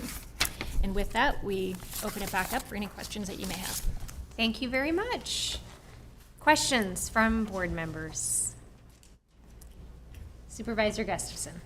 Thank you. I've tried to take notes. That was a lot to cover, but great job. I think slide 8 for me, I just so appreciate the breakdown of looking at what new growth is generating, how important it is. When we look at a third of our property tax assessment coming from that new growth, in order to fund all of the programs now that we're looking at. What I'm not clear on is that new growth also generally in the specific plans we are charging CFDs and other fees for. Where is that reflected kind of in the budget for me to better get a handle on the total impact? Well, this chart is specific to just secured property tax roll growth. The specific CFD revenues to fund certain programs defended by or in each specific plan would go directly into the operating revenues of the fund or departments that would be utilizing those funds based on the resources available. So in a lot of cases, you know, those fees are generated after build out. They come to the county once construction is completed and then would be incorporated in future models based on that development. But you'd be seeing it in some way, shape, or form if it's already being collected in the county in the forecast presented for those funds today. Great. That's great clarification as we move forward. And then how we make sure that those numbers that we've negotiated and think are going to cover those costs, right? So I think often we've heard criticism from our constituents that, gee, all this new growth is coming in, they're not paying their fair share. In fact, they are, plus we have inflators on that are beyond property tax. The real issue is without that, our property tax isn't going up adequately to provide the level of services. So that is one area where we have assurance it will, but under a current mechanism. So I really appreciated seeing this and really understanding the impact that is going to have over time as we see those come online. Because our areas without growth are the ones that are really struggling, our special districts and others, to keep up with the cost of services. Where there isn't growth or turnover in properties, where we see more turnover, we get that new assessment. That was really great. On slide 10, I appreciate that we're budgeting conservatively. From what I'm hearing from folks, with the closure of the ski season early, we're going to see a really a downturn in transient occupancy tax beyond budgets. So I think it could mean greater numbers in the summer, but certainly for the end of this, when we get into the third quarter numbers, I think we'll see a downturn in that. So thank you for being conservative. But again, conservative or not, we're not seeing growth here. And I do think that's another misconception of the public. Oh, there's so many more visitors, there's so much more revenue. There really hasn't been. We've seen that kind of trend be pretty flat for a number of years. And that's an important factor when we're making decisions on reinvestment, redevelopment in our communities. So I appreciate that. And then going to the slides, going back to slide 8, but also on slide 14, where we look at both sales tax, general fund sales tax, and then public safety sales tax. Similarly, 1% to 2% growth a year is not going to keep up with the cost of staffing, what we want to pay our sheriffs and what we're doing in operations. So making sure we see that without general fund supplements, that sales tax isn't that's another trend we have to really look at, I think, long-term for the fiscal health of the county is, how are we going to keep up with those costs of additional services? So, I can't get through one of your presentations without asking for more. Yeah, absolutely. Were you waiting for it? Well, hopefully you're interested, because our slide deck is getting bigger every time. I know. Yeah. And maybe not for the updates, but I think in general, I know Matt Maynard and his team are tracking the impacts of Prop 19 on this county. And I think as we go into our budget preparation, we really need to show that, and whether it's part of the slide deck or whether it's something that we undertake ourselves to push our legislators to really look at the impacts it's having on a county where we are the receiving end of a lot of Prop 19. And for the public who doesn't understand, that freezes people's property tax. They're able to transfer their lower tax base into our county and yet get better services. And showing that to our legislature and really trying to get those funds back.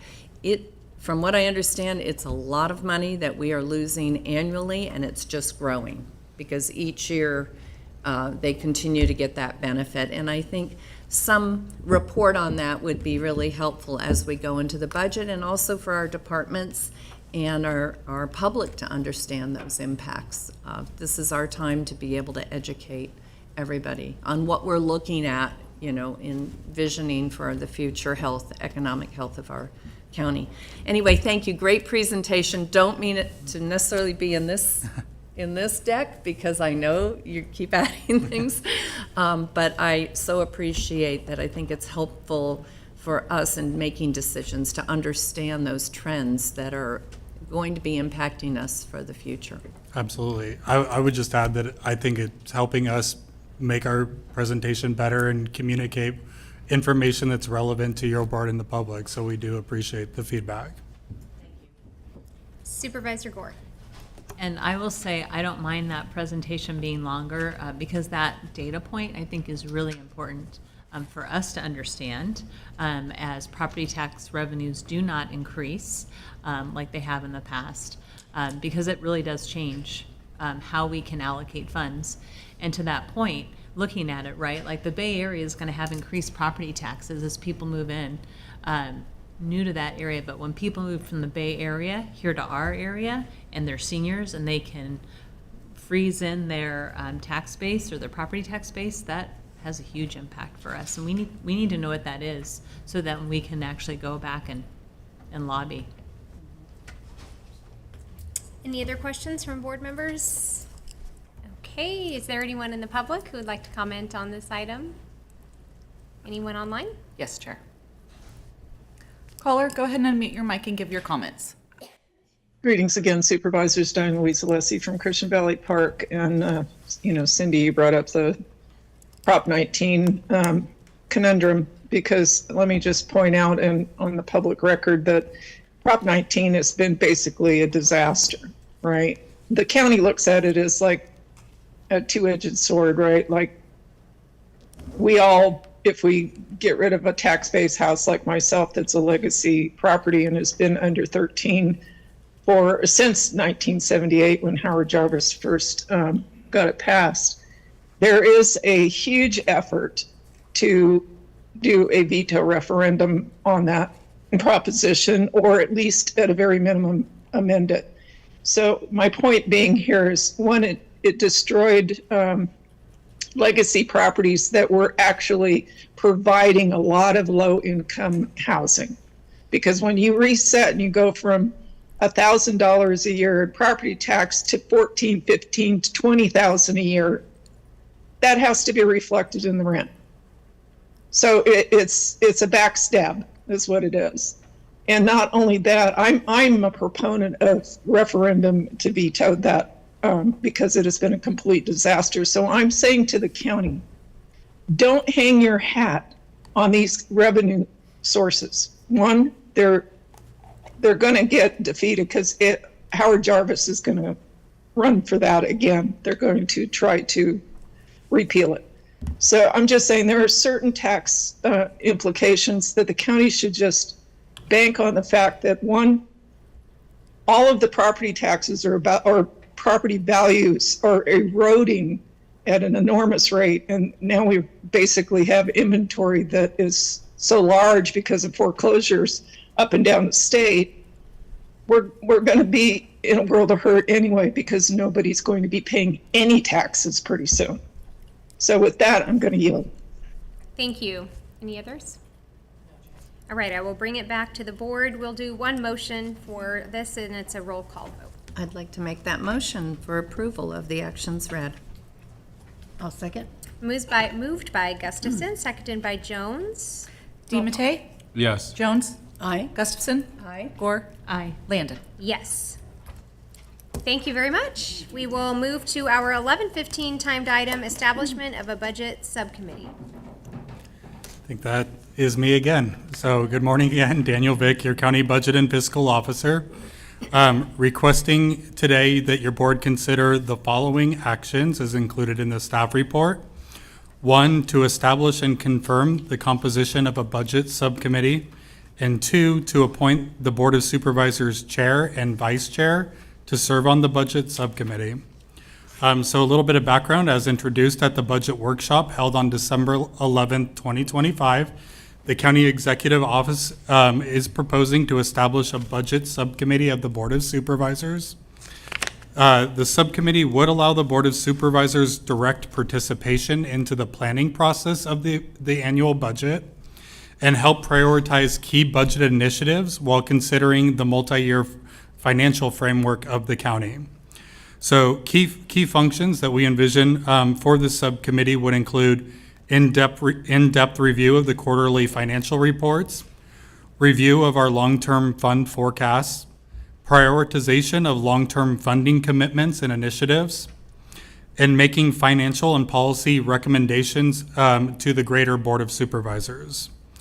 Again, our office is proposing that the Board of Supervisors Chair and Vice Chair serve on this committee in addition to the County Executive Office professional staff. That would allow a rotation of your board members to serve on the committee and would allow each committee member to serve for a couple of years ideally. Thus, there would ultimately there would be a new member and a returning member of this committee for each budget cycle. Any financial or budget policy recommendation proposed by this subcommittee would be reviewed by this full board at the regularly scheduled budget presentations as they occur during the fiscal year. And with that, I'm happy to answer any questions. Thank you. Any questions from board members? Anyone in the public?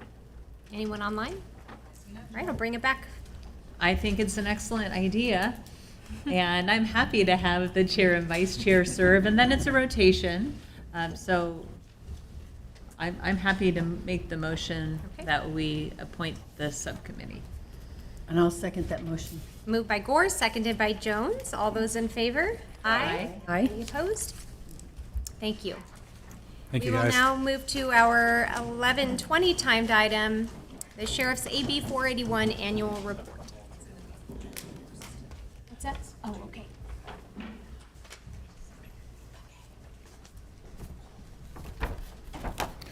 Good morning. Jason Doolittle, Acting Captain for the Sheriff's Office, here to report on AB 481. I was going to try to do it without notes, but I know I'll mess it up if I don't. So, in May of 2022, the board adopted an ordinance approving the Sheriff's Office AB 481, a public safety equipment policy for specified equipment under Government Codes 7070 through 7075.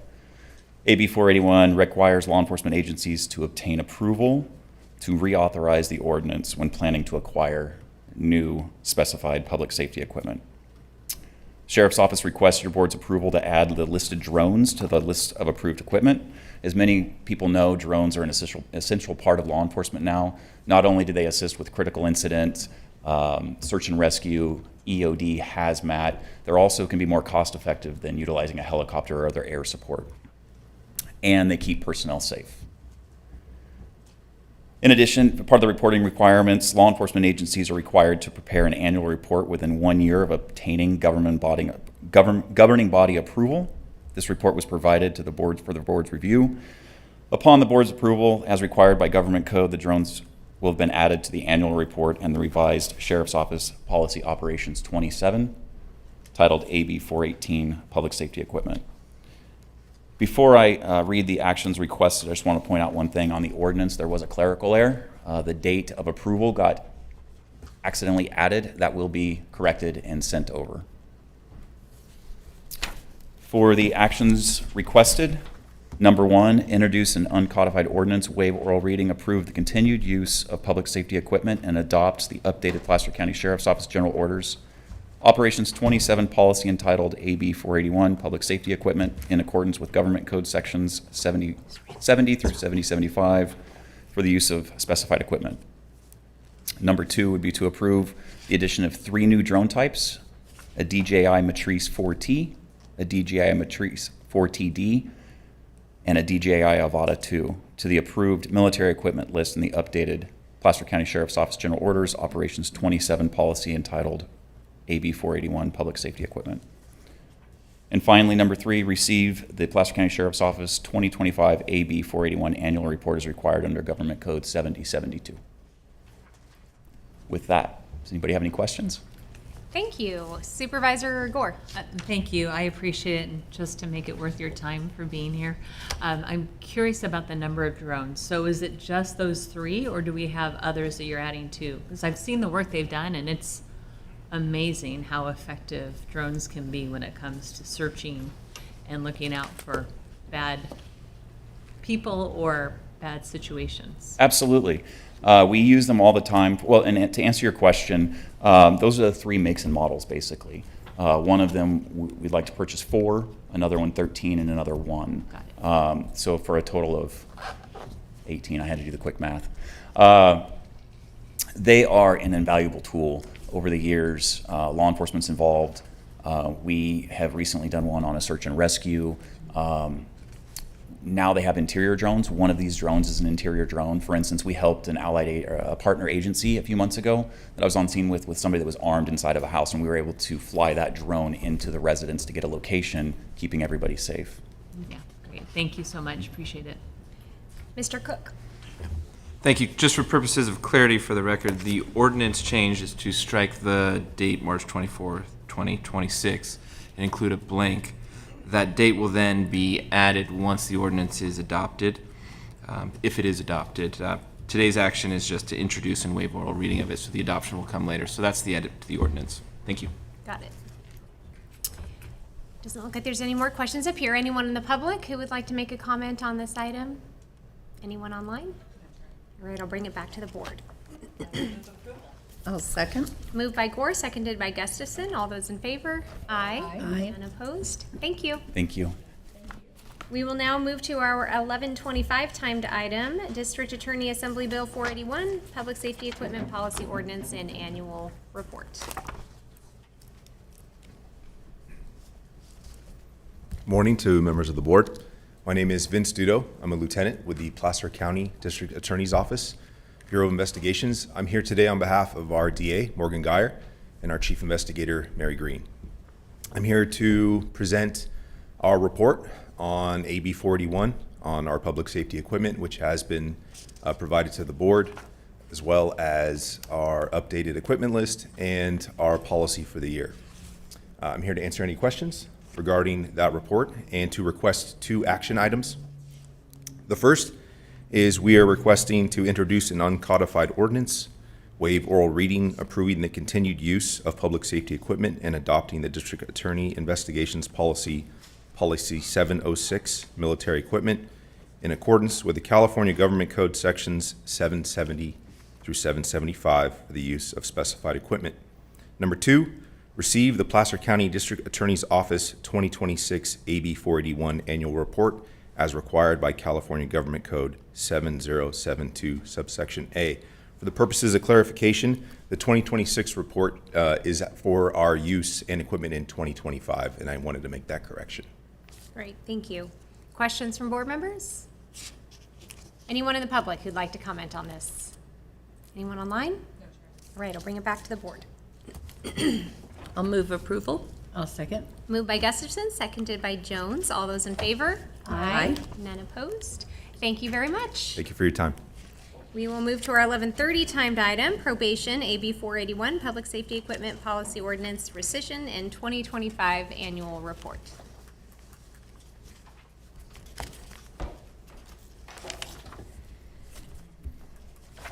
Good morning, Board of Supervisor members. My name is Hector Melchor. I'm a probation manager for Placer County Probation. I'm here today in reference to item AB 481, Public Safety Equipment, Policy Ordinance, Rescission, and 2025 Annual Report.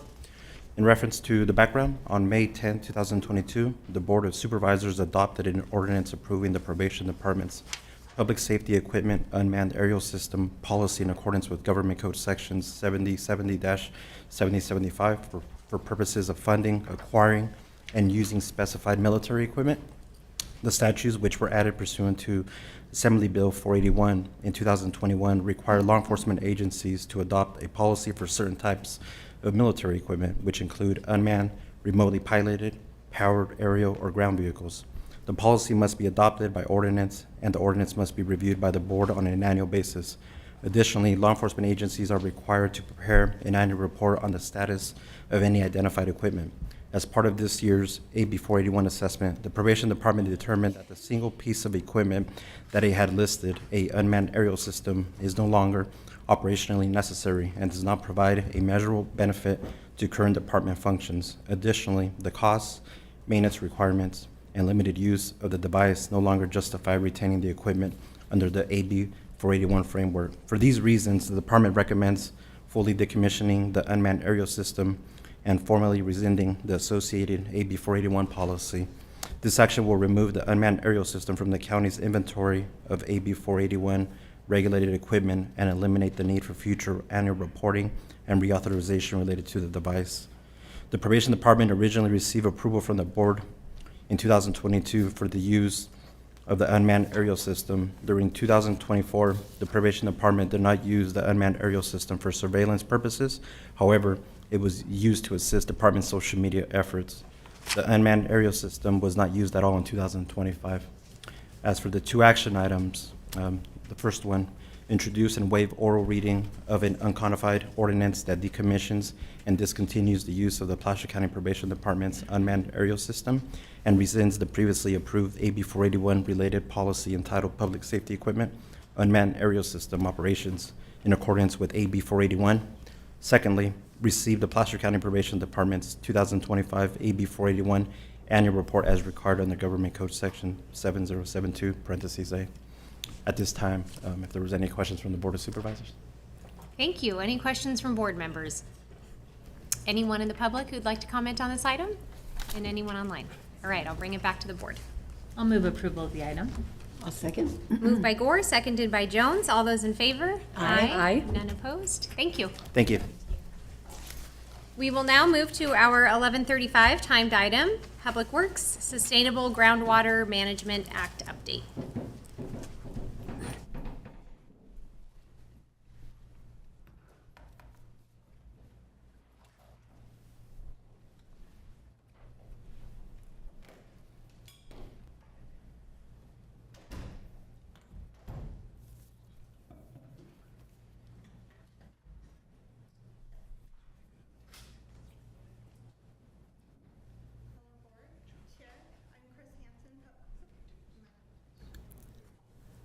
Hello, Board Chair. I'm Chris Hansen, Public Works Manager in the Environmental Engineering Division. I'm Jeremy Van Horn, Environmental Resource Specialist. And we're here today to give you an update on sustainable groundwater management compliance. It's been a few years since we've been before your board on this topic, so we wanted to provide a refresher and an overview of our activities of how we're complying with the law. There's no action item for your board today, and feel free at any time, we're covering a variety of topics, to ask questions at any time during the presentation.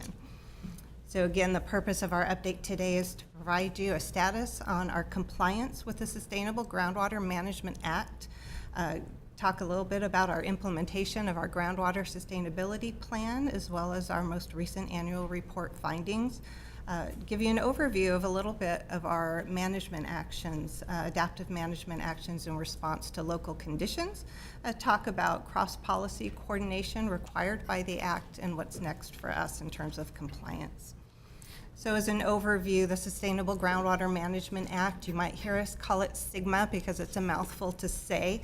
It was really landmark legislation passed in 2014, a series of bills that for the first time mandated that local agencies manage local groundwater supplies to prevent the overdraft of groundwater subbasin. And the two main requirements out of those laws were that groundwater sustainability agencies be formed and that those agencies adopt, fund, and implement groundwater sustainability plans in what are designated as high priority and medium priority subbasins. And we'll talk about that in a moment. And the overall goal for us implementing this act is to ensure long-term groundwater supplies for our communities, our agriculture, and for the environment in Placer County. So what does it mean to manage groundwater sustainably? According to the law, it means, again, to prevent overdraft of the subbasins, but also prevent site-specific undesirable results as defined by the law and is shown on this slide here. Undesirable results include things like chronic lowering of groundwater levels, reduction of groundwater storage, degraded water quality, land subsidence as a result of lowering groundwater levels, depletion of our surface water, creeks and streams, and of course seawater intrusion only applies on the coastal areas. But this graphic also emphasizes the local control. The way that the laws were written, it enables the local groundwater agencies to develop and implement their own plans for maintaining or achieving sustainable groundwater supplies. The Department of Water Resources is a regulating agency, and the State Water Board only jumps in if local agencies do not act to implement these requirements. So this is a funny looking map, but what it is, it reflects the boundary of the North American subbasin, which is the subbasin that applies to us that we're required to protect. As you can see, it underlies portions of western Placer County, as well as Sutter County and the northern part of Sacramento County. So in Placer County, the West Placer Groundwater Sustainability Agency includes the County of Placer, who serves as the administering agency, as well as Placer County Water Agency, the cities of Lincoln and Roseville, and also Cal American Water. There are 5 groundwater sustainability agencies that were formed in the subbasin, and collectively they have coordinated to develop and fund and are implementing a single basin-wide groundwater sustainability plan. And this slide reflects some of the major milestones over the past 10 years since SGMA was passed. Starting in 2017 is when the West Placer Groundwater Sustainability Agency was created via a memorandum of agreement. We intentionally chose not to form a joint powers authority because each agency involved wanted to retain their own authorities, and so any major policy decisions or funding decisions are brought back to your board for decisions. So the groundwater agency itself cannot implement any new policies about groundwater management without coming to each and every board or council. In 2019, those 5 groundwater agencies executed a coordination and funding memorandum of agreement to develop and implement the groundwater sustainability plan. We were able to receive $1 million in grant funding to develop that plan. It required matching funds, so it cost $2 million to put together that basin-wide plan. In 2022, your board adopted that plan, and the following year it was approved by the Department of Water Resources. Later that same year, we were able to implement $3.5 million towards implementing that plan. That allowed us to do some studies and develop some new monitoring wells, things like that. Then our next major milestone coming up is we have to do a 5-year update to that groundwater sustainability plan. So we're working on that currently, and we'll come back to your board later this fall for approval of that.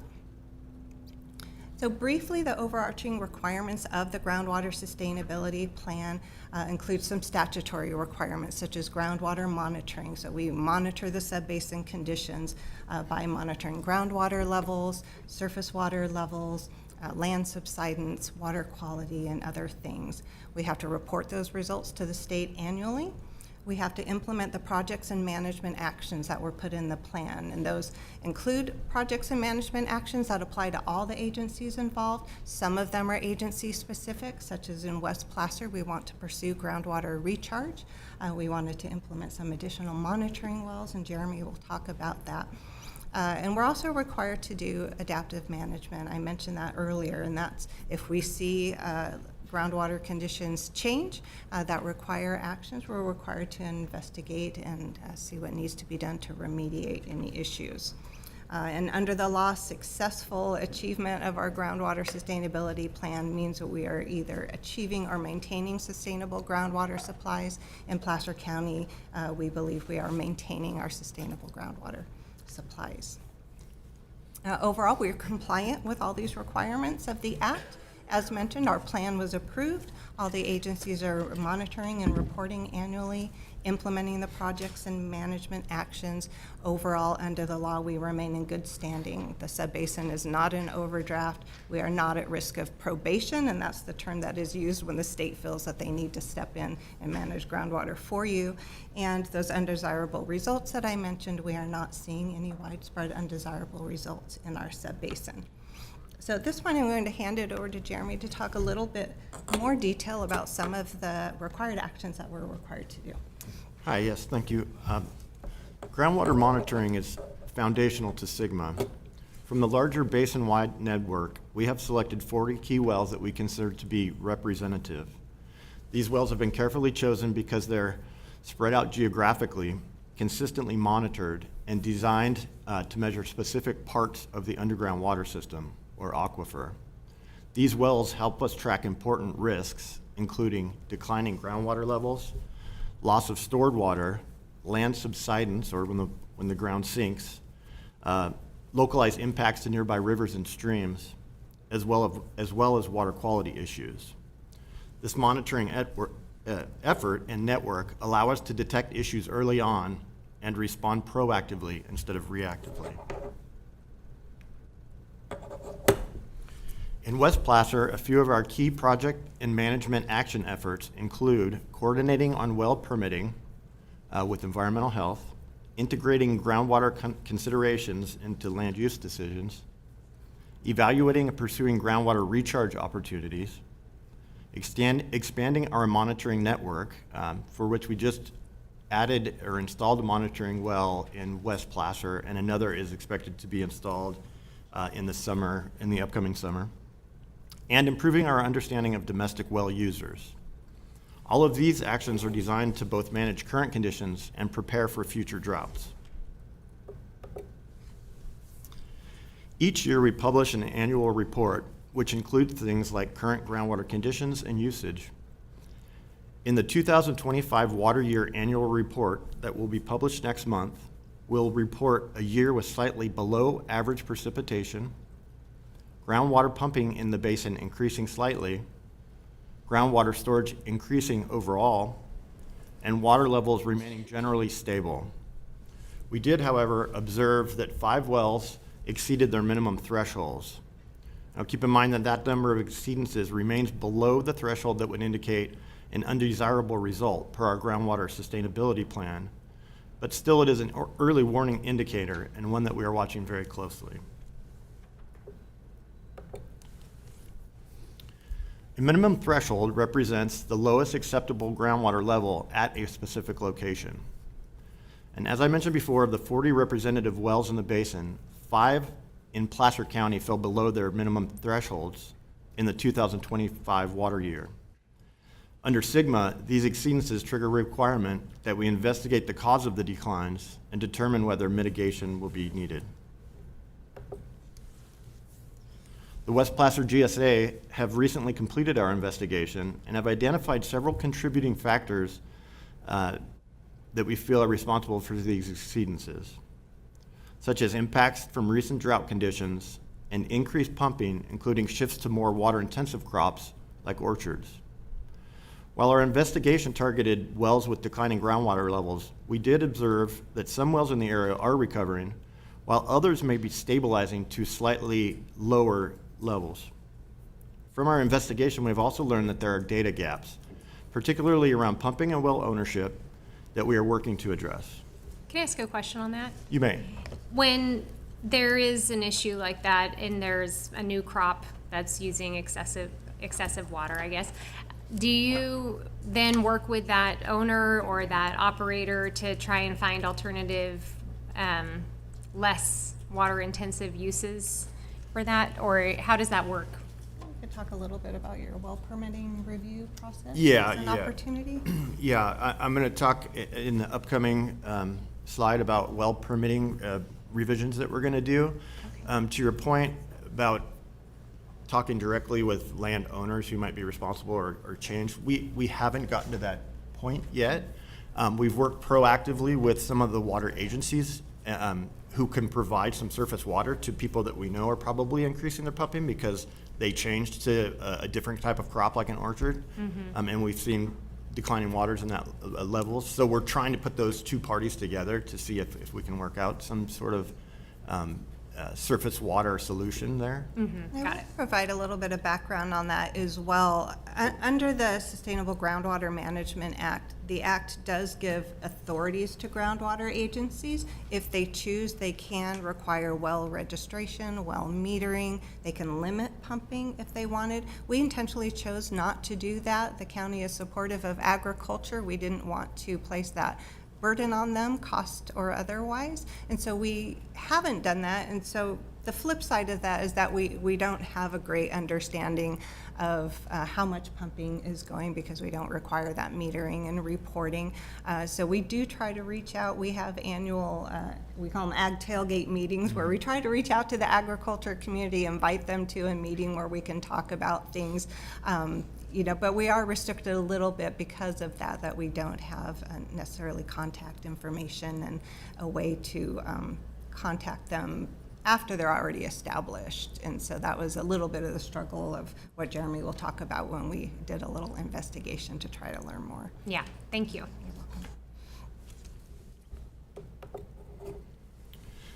And to provide a little context for the declines in our area, the declines that we're seeing are relatively modest, somewhere in the neighborhood of like 5 to 10 feet. And some of the wells appear to be establishing new lower baselines. But this could indicate that groundwater levels and users are more vulnerable during future drought conditions, which is why we feel that early action is important. In response to the declines and the subsequent investigation, we are implementing several adaptive management actions, such as improving our understanding of groundwater pumping, evaluating surface water supply options, coordinating on water transfers and monitoring their potential impacts, refining the well permitting process, which I'll talk about in an upcoming slide, increasing outreach to both agriculture and domestic well users, and we can continue to pursue groundwater recharge projects. Our goal is to prevent localized issues from becoming long-term problems. Well permitting is one of our main areas of focus. A 2022 executive order required GSA reviews of all new well applications, but it was later rescinded in 2023 after a very wet water year. So currently there is no formal high-capacity well review process in place. In response, we are continuing to strengthen the well permitting process in Placer County in coordination with Environmental Health Department and County Council. One key effort is exploring updates to county code that could formalize a ministerial GSA review process for high-capacity wells and put in something into place similar to what was required under the executive order. But in the meantime, we are already reviewing new well applications on an informal basis. And we are pleased that this effort is producing results. Based on one recent review, a well design was modified to include a deeper seal, which we feel will help protect a nearby surface water feature. And through this review process, we have identified that the applications are missing some important technical details, such as pump size and capacity, that we feel are critical for evaluating impacts. Graciously, the county has agreed to explore incorporating these into future well applications.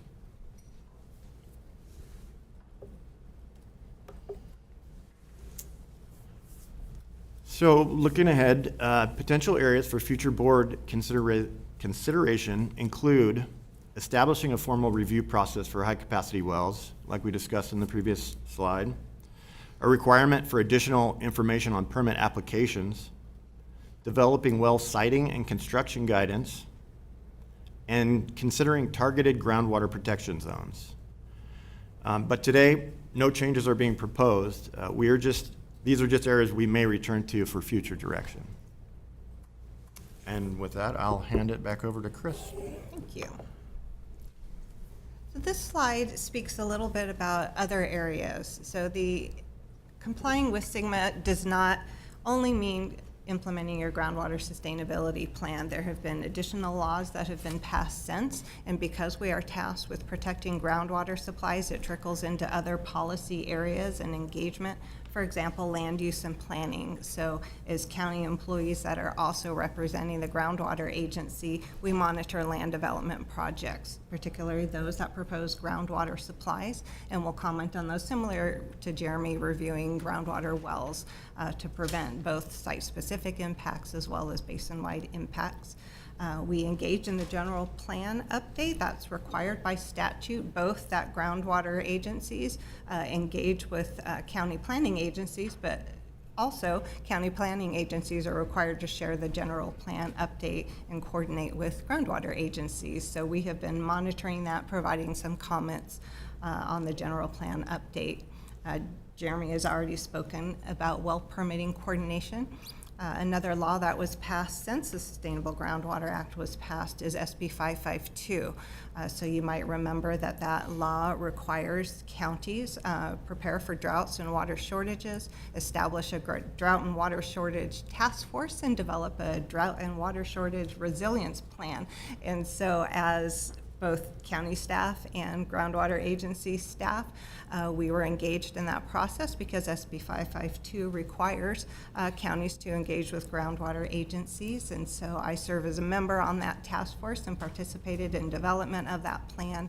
That plan just went through the public comment process and is expected to come to your board soon. So that's another example of cross collaboration. Similarly, since drought and water shortage is a risk in Placer County, we have participated in development of the local hazard mitigation plan. We do a lot of outreach and engagement with the agriculture community. We coordinate with other counties and groundwater agencies, similarly monitoring development projects, even in other counties. Other counties do not have as robust groundwater protection policies as the county does. So we're watching. There are some large land development projects in other areas that will start on surface water with a long-term goal of ultimately going on surface water, but we're watching those carefully and engaging with those developers to ensure that they are working on a plan to go on surface water supplies and that their projects won't further draw down on groundwater levels in Placer County. We monitor water infrastructure planning and work closely with our water agencies. As well, we're engaged in the development of the Sacramento Regional Water Bank program, which is also one of the projects in our groundwater sustainability plan. It's led by Sacramento agencies, but there are some Placer agencies that want to participate in it. And just really quickly, in a nutshell, banking water can either mean directly injecting water into the ground to bolster groundwater supplies, or what's called in lieu recharge is that they preserve groundwater by using more surface water when it's available, and so they essentially get that banking credit. We are interested in that because if they later will have the right to pump that groundwater. Likely that will be during a drought when surface water supplies are potentially cut or less available.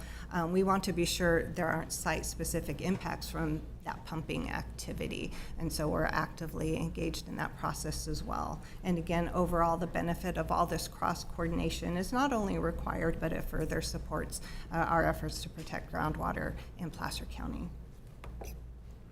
And this is my last slide, just to tell you what's next on the horizon for us is that 5-year update of the groundwater sustainability plan. Our annual report is due every year in April, so we do robust outreach on that. We provide some outreach in terms of a brochure mailer to the West Placer area, informing people of groundwater conditions and how they can be engaged. We always throw the question out, are you experiencing any issues during the drought? We were very curious if anybody's wells were going dry, and we really didn't hear that. So that information is kind of helping us understand the subbasin, that even when we see those groundwater levels go down and they go kind of below the goals that we would like to see water, perhaps the basin can withstand going through a drought and recovering for the most part, or at least not having widespread dry wells or other issues. We'd like to update the memorandum of agreement, and so we'll be working through what should go into that and bring that back to your board at some point. We will continue to pursue groundwater recharge. Again, that's not only required by our plan, but you might recall the Sustainable Agriculture Groundwater Recharge Program that your board adopted that would use development fees that are starting to accumulate towards implementing groundwater recharge. We think that will be huge in continuing to protect groundwater supplies, so we really want to do that in the future. Again, continued engagement in the water bank and always pursuing additional grant funding. So then next time you will see us again will be that next major milestone of updating that plan entirely and bringing that to your board in the fall, because again, that's due in January 2027. And that's the end of our presentation. If you have any additional questions, we're happy to answer. Thank you. Supervisor Ward. Thank you. Really appreciate the presentation. So I'll ask some questions. They might be all over the place. So the city of Roseville has aquifers, right? They put water into the ground, and that should benefit the groundwater basin, correct? Yeah. So they've, what, maybe 5 of them? I don't know how many, but a good number. I believe they have 6. Yeah. 6 Okay. active wells that they're doing right now that they're, I believe, planning to continue pumping water into the groundwater basin until June or through June. Yeah, I believe it's through June. We have already, they gave a little mini report at our last agency meeting, and I think they have seen, do you recall, like 20 feet? Yeah. Increases in some wells, groundwater? yeah. How much? Like 20 20-foot feet increase. increases in the areas around those wells. So the big question is once they stop pumping, will that water stay or will it flow away? There's a lot we're still learning about how the groundwater basin will react to that, but they are pumping and it is making a difference in groundwater levels in that area. So that is terrific, and that helps the groundwater basin, we think, at least around those wells, but probably in the area. It would be helpful to know. Because you had mentioned that we're looking at doing some groundwater recharge areas. Do we have any areas specified in Placer 1 or Placer Vineyard specific plan where development is actually happening in the county? We have it in the development areas is something that we want to understand better how to identify opportunities and engage during the development process in some of those areas to maybe get some basins worked in when it's being designed. But I don't know, Jeremy, if you want to tell her about the location of. I'd be really interested in knowing where the locations are. If you're looking for areas for recharge, I'd like to know where you're looking at. When I look at the plan, where all the wells are, on slide, I think that's 12, there are areas sort of in the actually the ag area, like Lincoln, Sheridan. Those are the areas where the wells have gone down. So that might be the area, but then you have to get surface water there, right? Roseville has surface water from Folsom, from the lake. So there isn't really a place to get water to recharge there. What we recently pursued, and I'll let Jeremy talk about it more, but we are focusing in those areas where the water levels have declined. The way that groundwater flows is from the northeast to the southwest, so we want to put water in the ground where it will flow to where it's needed. So we're looking high up in the northern areas of West Placer so it flows into the areas that need it. Raccoon Creek Ranch, the Placer Conservation Authority parcel there. We did a feasibility study there that didn't work out because of the geology there. There was just too much clay because of the management plan over that site that the Conservation Authority had to abide by. We couldn't excavate and remove a lot of that clay. So that's where we're looking, and there's other sites that we're going to continue evaluate there. Does that answer your question? Yeah, well, that makes of the sense. area? Depending on where the water flows, that's where you would want to have the ground recharge.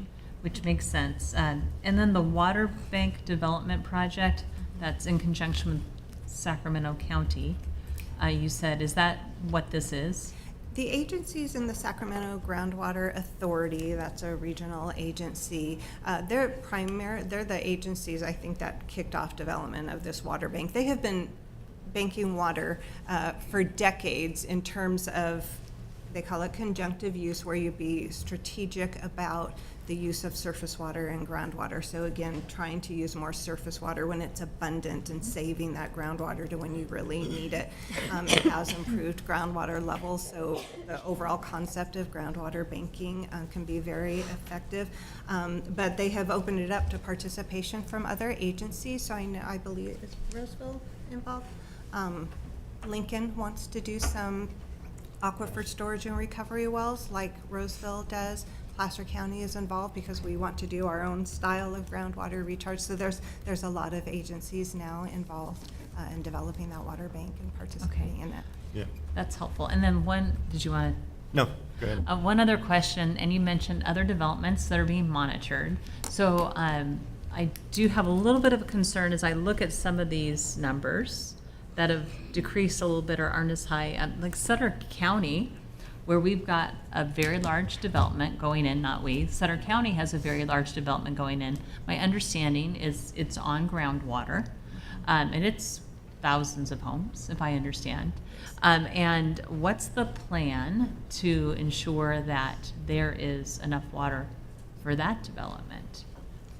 What our efforts right now are trying to engage with them, engage with Sutter County. Again, they don't have the same policies that Placer County does. There's not a lot that one GSA can do to compel another GSA to change their policies. And so until we're seeing undesirable results or something like that, can't force them to, but we are actively engaging with them. We reach out to the developer who's open to meetings. So we're trying to coordinate right now meetings with the groundwater agencies, Sutter County planning folks, as well as the developer, really to kind of just stay on top of them, that what is your plan and timing to get on surface water. Some of the water agency that will provide water to that development, potentially, I think they're in the works of developing an agreement and a schedule, is part of our groundwater agency group implementing this. So we're talking a lot, and right now engagement with them and just trying to stay on them. I just look at it and I think it could affect the groundwater for the rest of the areas. Definitely. Yeah. For Sacramento, for Placer County, and that's something that has to be looked at. I do see the Sacramento River goes into the Sutter County area, and there is the talk about the ARC project, taking water from Sacramento River and bringing it into our counties, which I think is really important. And we're fortunate that we have the American River, but if we can work together to move water off of the Sacramento River before it all empties out, we need to help advocate and participate in those efforts. But thank you for answering my questions. Unfortunately, I know just enough to be dangerous. Us too. Supervisor DiMattei. Thank you. Great. Thanks for the presentation. On your test wells, and I've had these test wells on some of my properties in Sutter County, I was just wondering how deep are the test wells you have here in Placer County? Monitoring wells? Yeah, the monitoring wells. They can vary depending on, and some are even nested wells that measure multiple different depths and aquifers. Like 20 feet, 120 feet? Because our ag wells will go 120, 150 feet. So are you monitoring the same thing that we're pulling from? Yeah, I can speak to a couple. The ones that we are installing or will be installing is going to be, I believe, 250 feet. And we just installed another at, I believe, 150 feet in our area. So, yeah, like I said, we try to mix it up. And like I was talking about before, in our representative network, we identified wells that particularly measure certain aquifer depths. Okay. So we're kind of keeping an eye on all the different depths. Okay. I guess a little inside baseball on some of the questions that Supervisor Landon asked. One of the reasons that we use more groundwater than we do surface water is because we had a genius governor in the past who decided to increase our water rates probably from $18 an acre foot to $98 an acre foot in 1 year. So it's obviously not cost effective for us to go buy surface water. So we'll use our own groundwater. We do have years that we have lower groundwater, and the reason that we do use more water when we have to put trees in is because when we don't, in a lot of Sutter County, some of Placer County has a lot of salt in the ground. And what happens is when the trees get put in the ground, that water, those roots get to it and it starts sucking up all the salt water. So to offset that, we have to irrigate more to push that salt water back down to keep from killing the trees. One thing that we had done in the mid-90s, when obviously water just runs into the river and takes off in the wintertime, is that we just put borders around all our fields where our wells were and just let it rise probably, a couple feet or whatever we can collect into there and help regenerate our well water. So we kind of came up with our own method to retain our own water and it's your own water recharge. fields. Yeah, so we recharged our own, and we go from, we'd increase it 5-6 feet almost every year. So just some things that we had to do, but just some insight of why we use more well water than we do surface water is just it gets too expensive, and you wouldn't be able to harvest those crops and then kind of recover that by selling it to the people. So Sure. I appreciate that insight. I would probably like to talk with you more Sure, about that. Since SGMA was adopted, the initial reaction was that we were going to regulate agriculture, and folks just didn't want to talk to us, and it still is a little bit of a struggle to get folks to engage. Oh yeah, no, I was on to that our page. I'm meetings. like, why are you trying to take my water? And we have all these water rights, but at the same time, we have to keep food costs down. So to do that and to keep salt water from intruding into where we're putting more tree crops, that was our solution to do that. Because I had people come to me like, my trees are dying, and they went to sprinklers and tried to be more water efficient. It just doesn't work, right? So you have to push that water back down. So I'd be happy to sit with you guys. I would love Yeah, that. that'd be great. Thank you for that. I learned something new today too. Thanks, Anthony. Supervisor Gus. Great. Well, hopefully this is another new lesson, but when SGMA was introduced and passed, we have other groundwater basins. The only other one we're monitoring, though, or have to require is Martis Valley. Is that correct? Martis Valley, I think initially when SGMA passed, was a medium priority subbasin. So they were going through the effort. They already had a groundwater management plan that they wanted to convert to a groundwater sustainability plan through this alternative process. During that time, their basin was downgraded to a lower priority. Okay. So they do not have to have a SGMA groundwater sustainability plan and implement it, but they do have a robust plan already that they And we monitor participate in groundwater. those discussions with PCWA and Truckee Donner and those folks? Not as an active participant. I go to the Okay. meetings occasionally and monitor that, but we're not really considered part of the group implementing their plan. And then the central part of our county that's east of this basin and west of the other, there's no requirements there. Right. There This was is- no identified threat to those wells or. Not that there's not an identified threat, is that this act is focused on how you can manage groundwater in subbasins, so a different hydrology than in fractured rock mountain areas. So Right. SGMA essentially does not apply. Does not apply. I to just, those areas. again, for the public record, making sure that, it doesn't apply in those areas because it is a different hydrology. Great. And it also doesn't apply to domestic wells either, so on kind Yeah. of two fronts, not Great. relevant to that area. Super, thank you. You're welcome. Supervisor Jones. Yes, thank you for your presentation. So on one of your slides, you talked about how do you recharge in the event that groundwater or the ground subsidized? How do you bring water in, or do you just wait for natural rainfall? How do you recharge? The concern with, I'm not sure this is going to directly answer your question, the concern with land subsidence is, and this may be what you're getting at, is groundwater levels fall low, so those pore spaces that are now empty have the potential to collapse. And in some cases, you've probably heard along the big canals going down the state is the water has gone so far down, the ground has collapsed so much that it's affecting the canals, et cetera. It can permanently not be able to recover. And then you've reduced how much capacity you have to store water because those pores are just permanently squished, essentially. We really don't see subsidence in any measurable form to be concerned about in our area.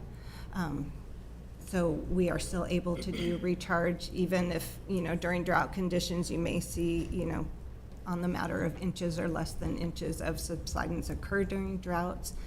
It's not enough that right now we have the concern that it wouldn't be able to recover or would inhibit groundwater recharge if we were able to do it. Yeah, wasn't it the case that years ago when they first started restricting water use for farmers, that down I-5, the farmers on either side, they were pumping so much of their own groundwater that their lands did subside? Does that end up being a permanent thing for those? Can't be. So, yeah. Yeah, it can't be. Because it was, you might recall the pictures in the news where the previous land level was literally like 20, 30 feet yeah. up, yeah. Wow. Like So, a power pole. much severe areas down there, we don't have that kind of pumping or subsidence here. Thank goodness. Really not an issue here. So the other question, SB 552, the drought plan, how do you plan for drought?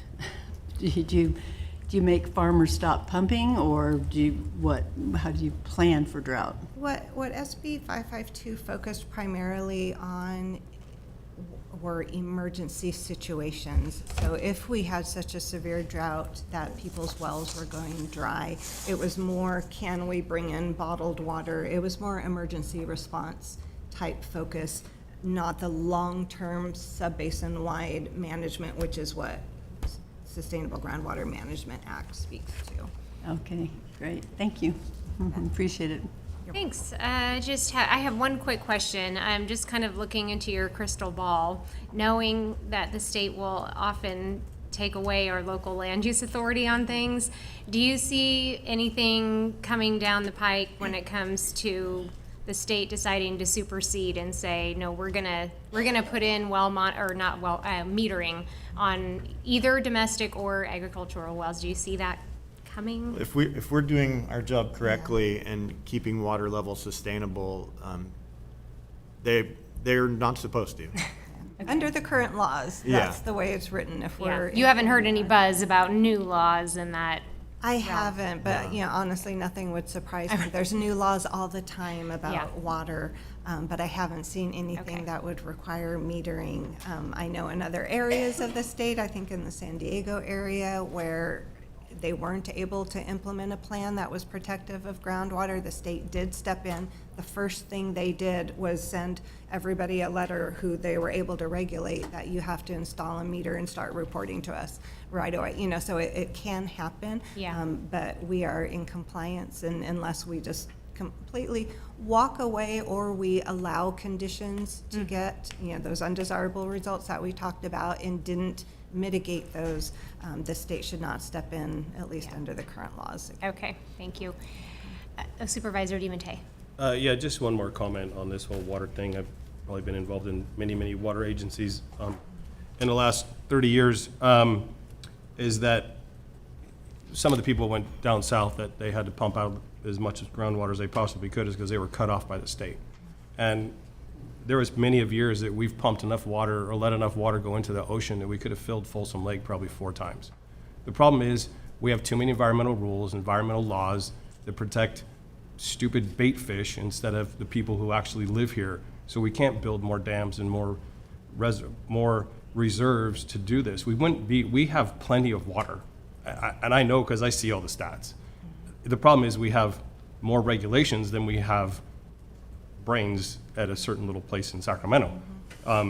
So we will continue to have a water problem as long as we don't continue to save our water and we just pump it into the ocean. We had enough water. When did I plant those things? 2010, 11, 12.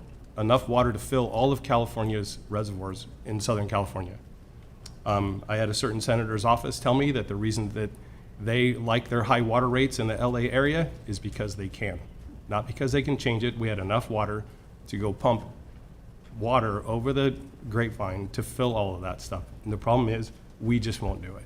And we use water as a tactic to just take money from people. And I know how bad it is because I've been knee-deep in arguments with a lot of higher elected officials, and it's like talking to that candy jar, right? So until we build more storage, we're always going to be in this situation. We don't have a water problem. We have a regulation problem.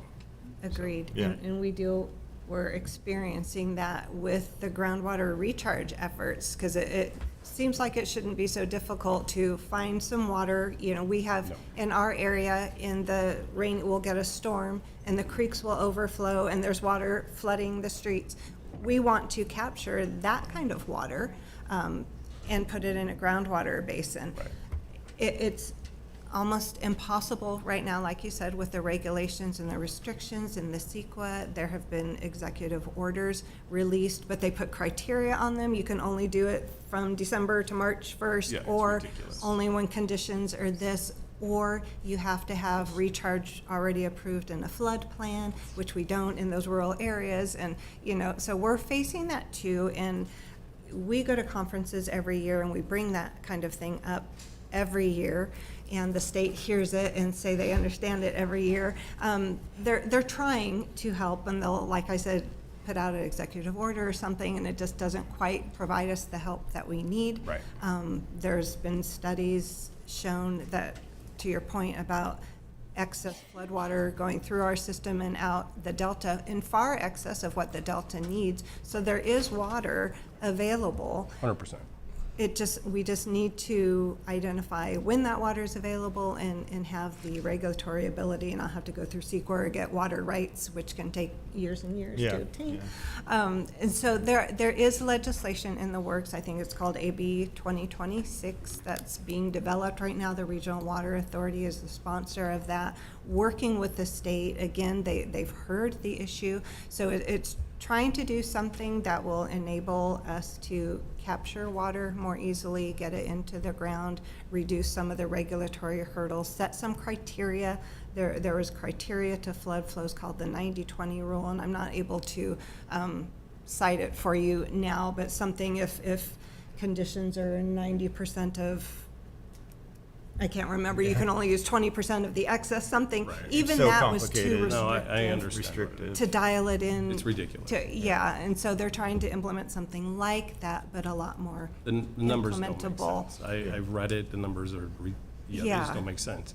So as we build out here in Placer County, and obviously we're gonna build more non-permeable places, streets, houses, what have you, and if we are able to put in more detention ponds, if we can detain that water that's running down the street and not put it back into the Sacramento and pump it into the river and let it go back to the ocean, is there any regulations on how many detention ponds we can go build and not let 80% of that water just go back into the ocean, where we can retain it here and then maybe pump it back into where we have non-permeable locations or wells that we have to use well water, like Roseville? I'm not sure. I'm not sure either. Yeah, I was gonna say, I don't think so, but there probably is.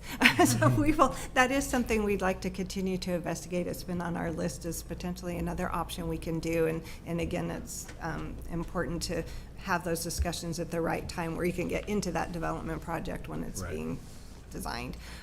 So we will look into that for sure. Thank you. Thank you. I will now open this up for the public. Is there anyone here who would like to comment on this item? And is there anyone online? Chair. Caller, go ahead and mute your mic and give your comments. Greetings again, Supervisors. Diane Louise Alessi from Cruiser Valley Park Community Services District, and this happens to be in my wheelhouse because as a special district, our primary enterprise is potable water. I've done a lot of research about groundwater, and what annoys me the most is that this state in particular is so remiss in looking at how to recharge aquifers from the bottom, not from the top. And that is done through what they call primary water or primal water, which is from the glacier layer below. And that recharges because it recharges from condensation. That is not an area that is predicated on seepage back down. It is a much cleaner water. It's like basically drinking glacier milk.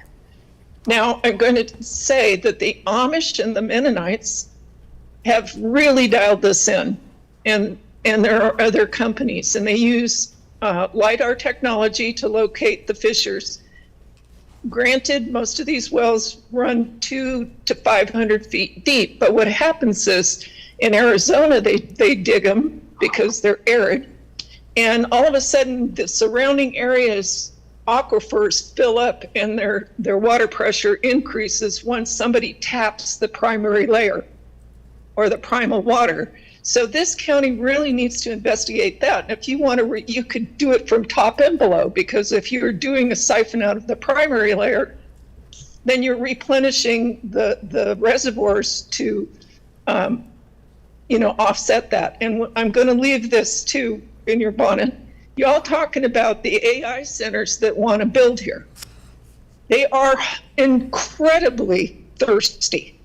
And I have warned about this, that our potable water is going to get usurped by these data centers.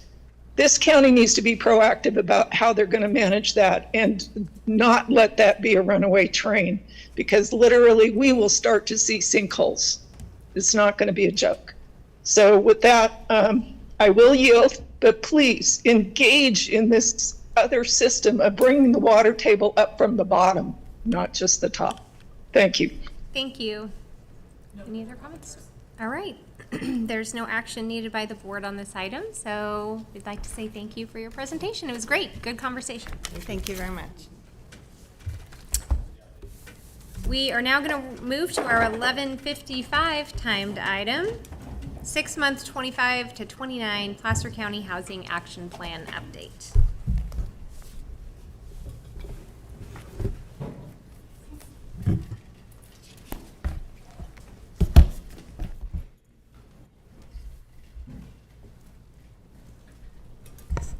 Hi, good morning. Chair Landon, members of the board, Nikki Strigan with your Economic Development and Housing Division. I'm here today to present the six-month update on the 2025 through 2029 Housing Action Plan. Grab this real quick.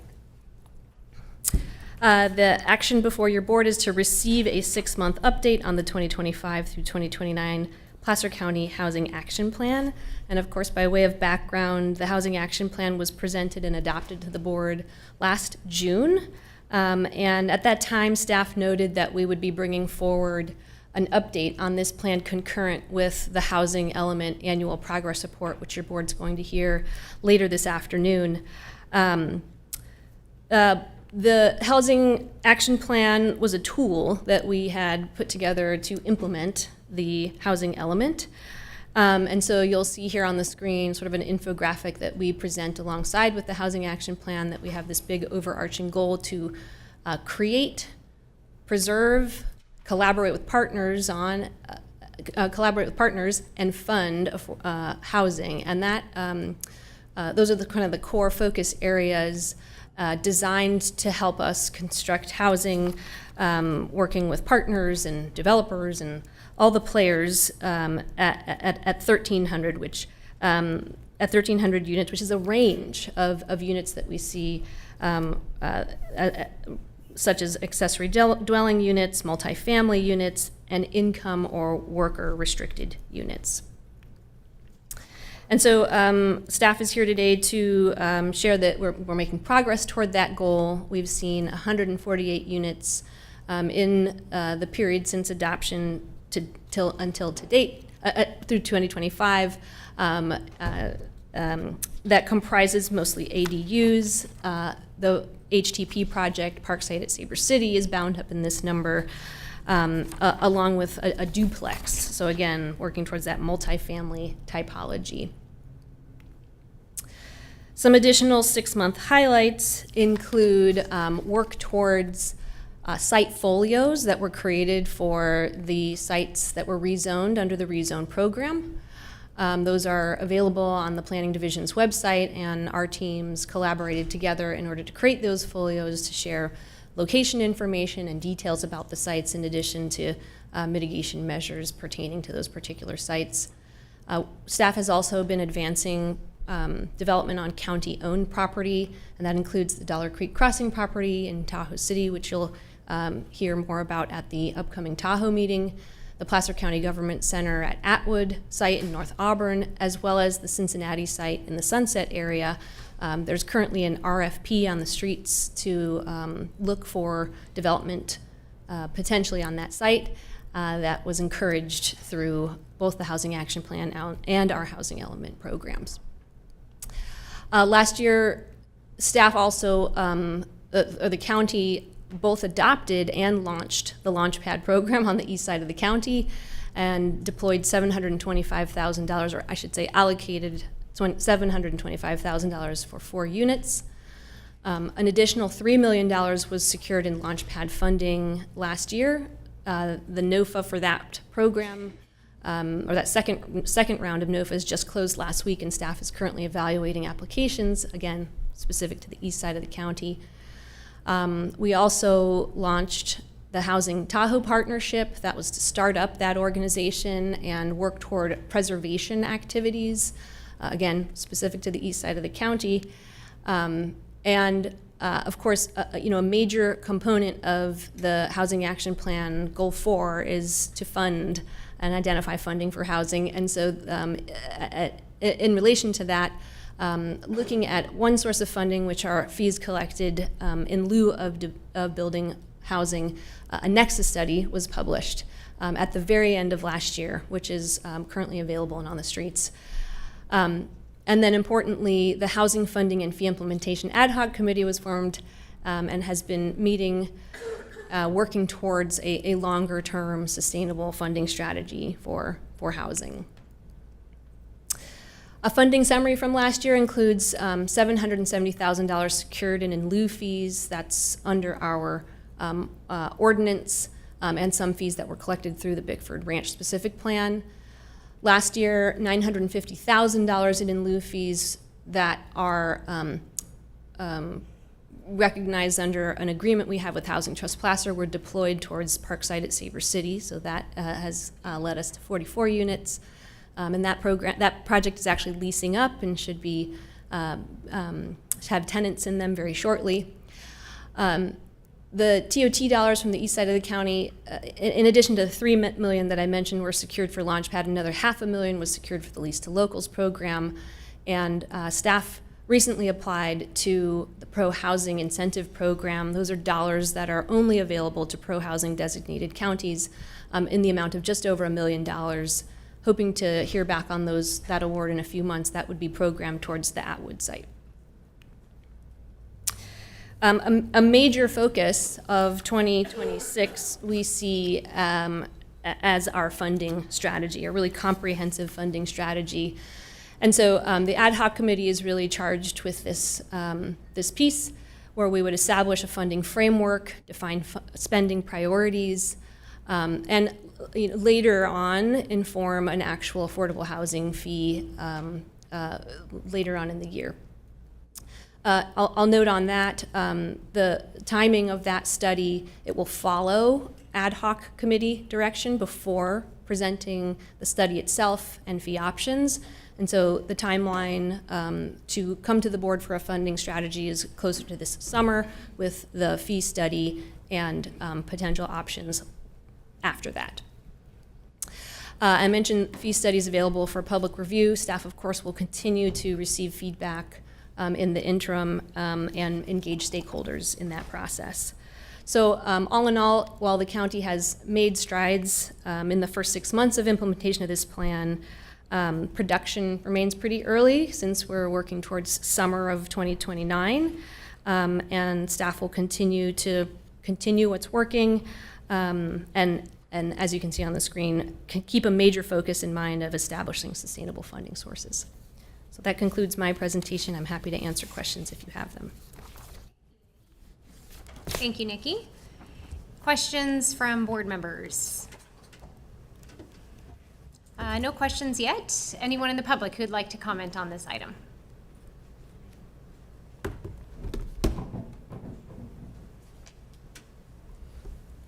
Good afternoon, good morning, afternoon. You know, we talk and talk and talk about affordable housing, and yet it's not being accomplished.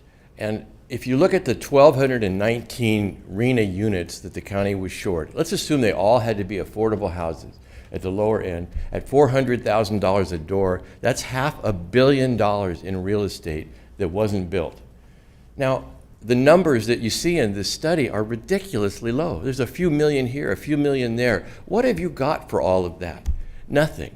You're going to see in the second item on housing how you've only accomplished 8% of the required affordable housing at the low end, and yet it's almost 80% of the moderate and higher is accomplished. Those two percentages should be pretty close to each other, but they're not. Why? It's because builders are not building affordable housing, period. The only way you're going to make up a $500 million deficit is to have the builders build affordable housing. We have a rule that says it should be 10%. Specific plans, it should be even higher while we catch up, 12%, 15%. You're not going to make affordable housing, you're not going to solve the affordable housing problem with a few $1 million here and there, and all the little programs that planning is bringing you here just aren't going to do it.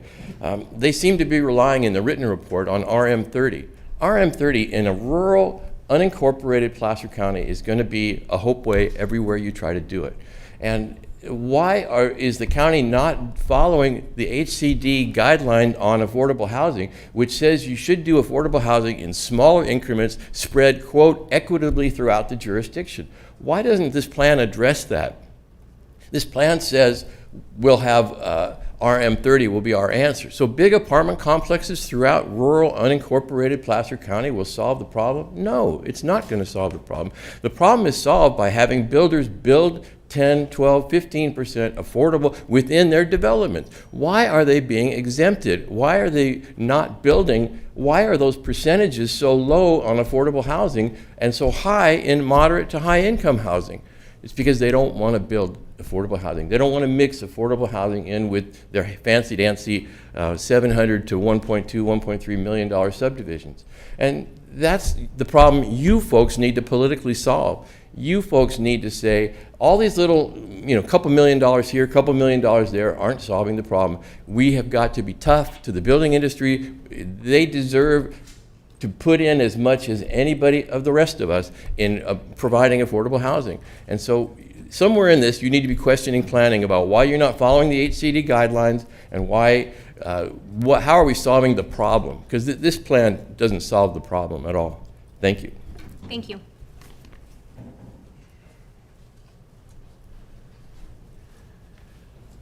Good afternoon, Chair Landon, members of the Board of Supervisors. Jeff Short with the Building Industry Association. I wasn't going to say much given the excellent report that you received from your staff, but I do want to point out that the building industry is the only industry that is providing housing for the residents of Placer County. Working in my capacity across a very wide variety of jurisdictions, cities and counties across the North State, and specifically in the Capital Region, the amount of work that your staff is doing in conjunction with our industry to bring forward more housing is tremendous. You should be very proud of them, and they should be very proud of their work.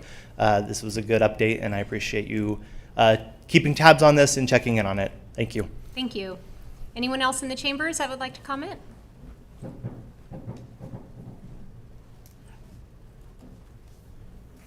Good morning. Morning. My name is Herb Whitaker, and I'm a resident of the unincorporated area of Placer County. I've also been a housing advocate working with the county for about 4 decades. Today I'm here as a volunteer representing Placer Community Foundation. And I'd just like to very briefly reiterate and emphasize what Brian Myers mentioned just a moment ago, which is that to date, this year, in previous years, in previous housing element cycles, Placer County has failed to meet its obligations or any obligations to provide a sufficient amount of affordable housing. If you look at the numbers, and we'll look at those a little bit later today, in the area of above moderate income housing, Placer County has accomplished already in this cycle 99.5% of the need for above moderate income housing. In this part of the cycle, we have 4 years to go. If we don't build any more affordable any more above moderate income housing at all, we've already, met the goal, right?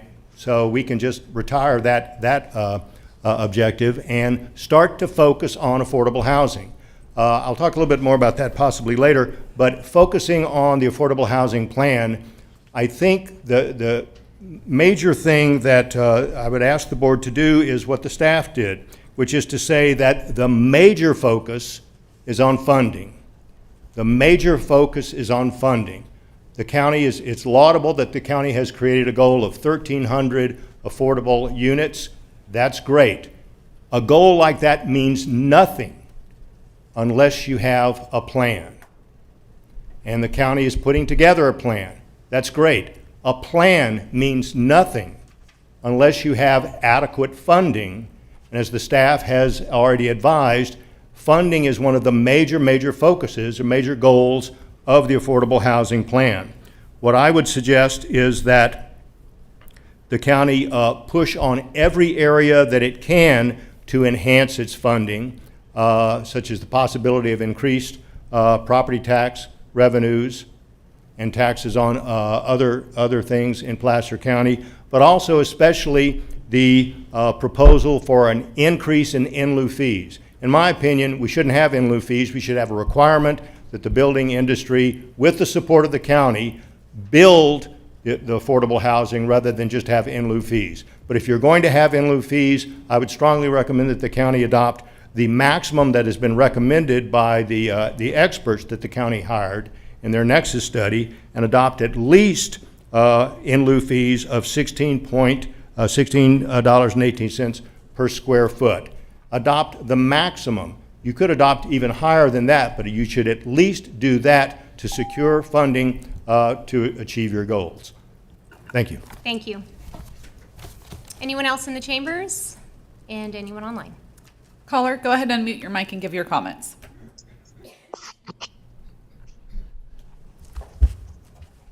Okay, greetings again. Diana Louise Alessi from Christian Valley Park Community Services District. Placer's diabolical housing math is effectively stealing from the poor families. Let's do real numbers and do what is necessary to plug up the loopholes.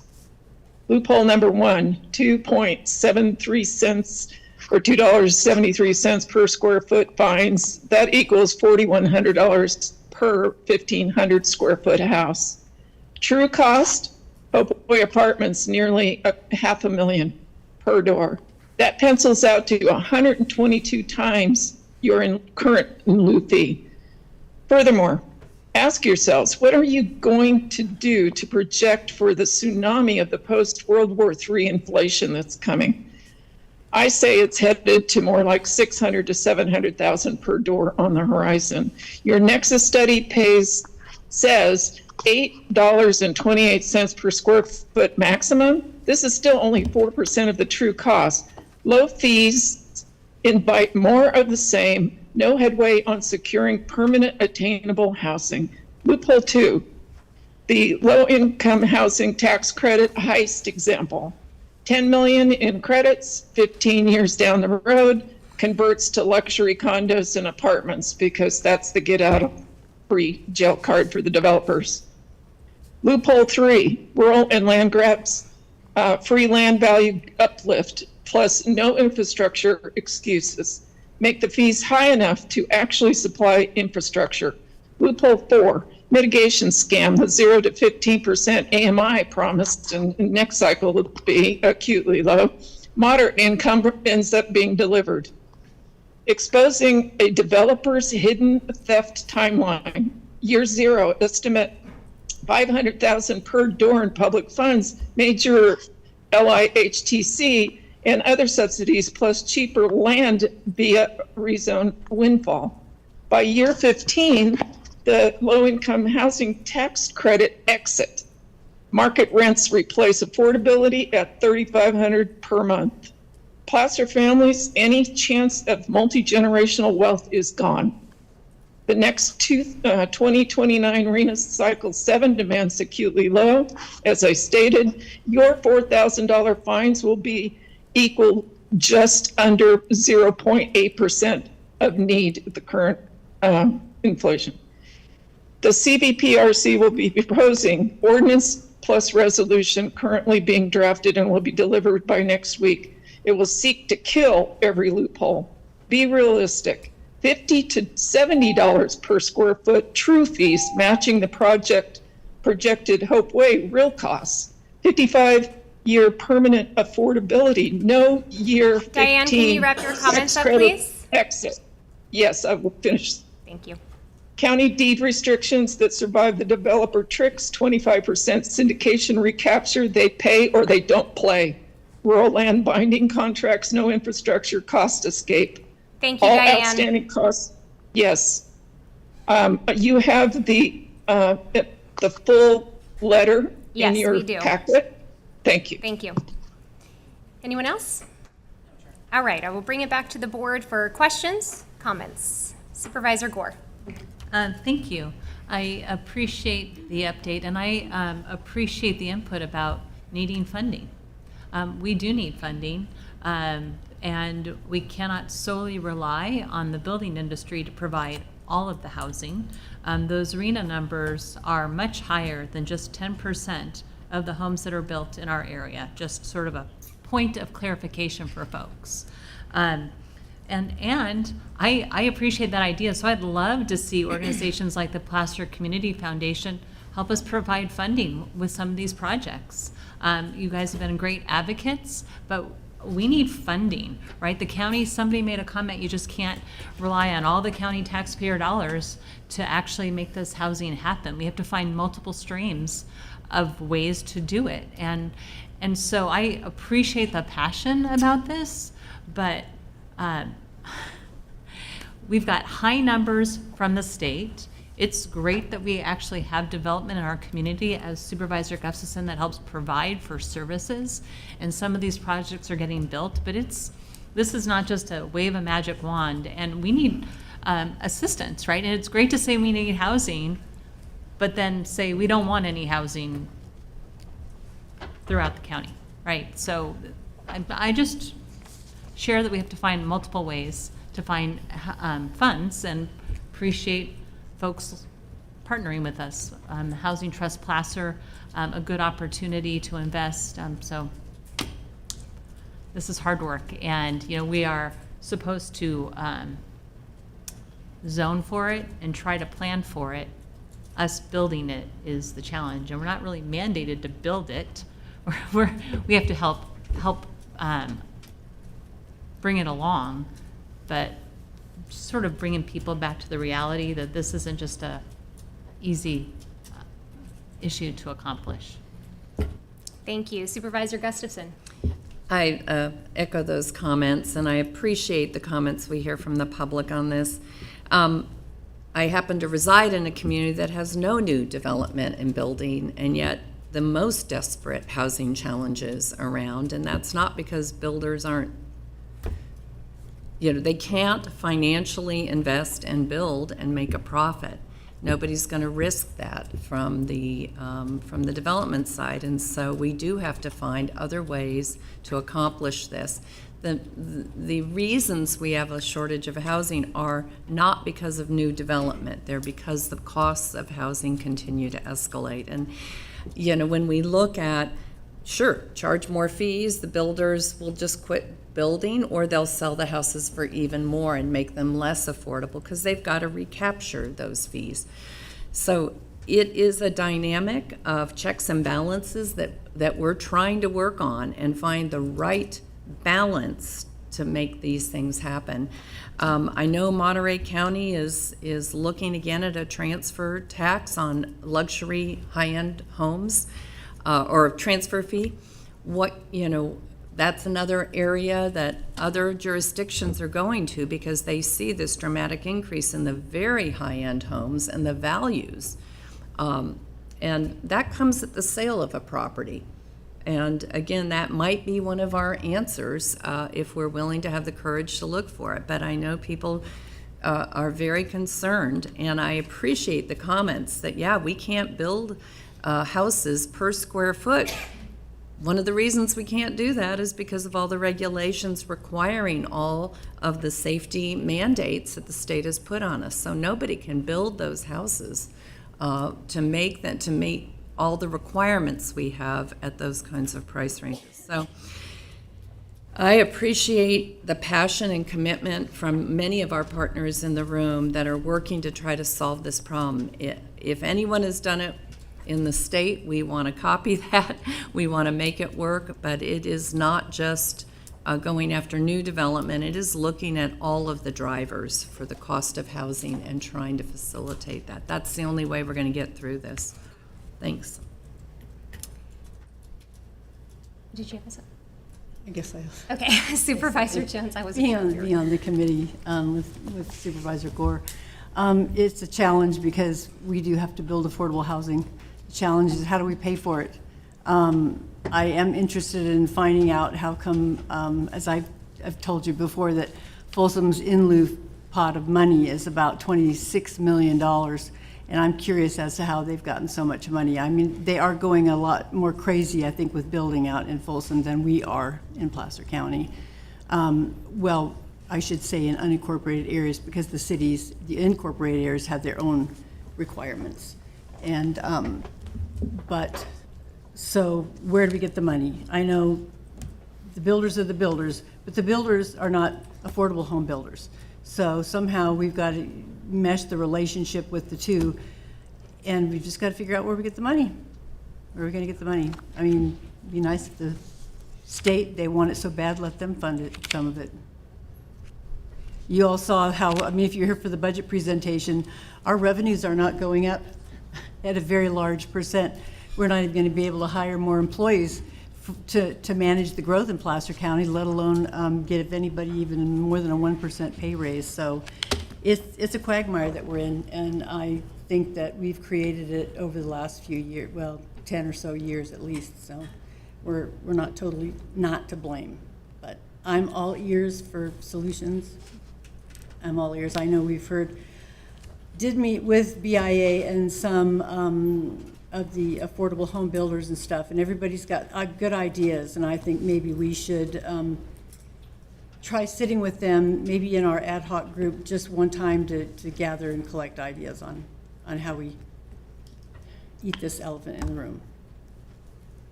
Thank you, though. Thank you for the presentation. All right, thank you for that. I had a couple comments. I first wanted to say thank you to staff. I think even though there has been some criticism of where we are, you guys have done an incredible job with an impossible task. And the amount that we have moved in the last couple years, I would say, is really pretty monumental, and you deserve credit for that. Really looking outside the box too, trying to find creative opportunities for where we can get funding, and even the fact that we have a duplex and we can celebrate a duplex. I would love to see more of that. That's great. It's just sad that we're celebrating one duplex, but you know, I agreed with Mr. Meyer's comment on large unit complexes in the rural areas. I think we would all like to avoid having to do that, and I think what we need to do is, first of all, think creatively.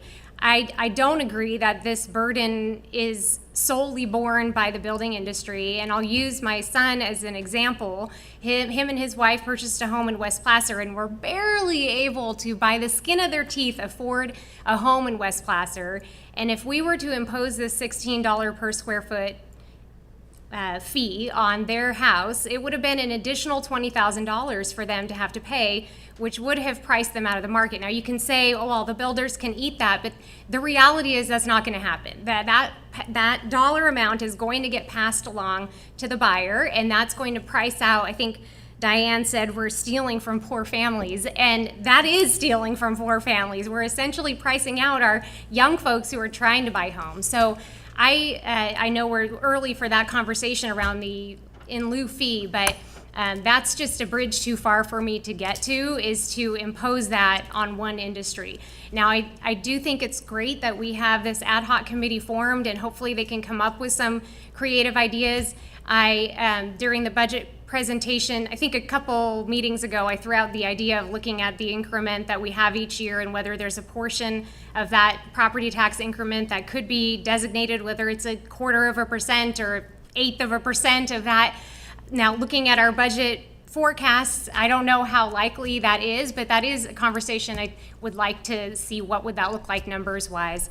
I think that's mostly what I wanted to say. I would like to reiterate what my colleagues said, that this really it's not a problem to be borne by one sector, I don't believe. I think this is something that we as Placer County residents can all share in the burden. We just need to find out how do we do that?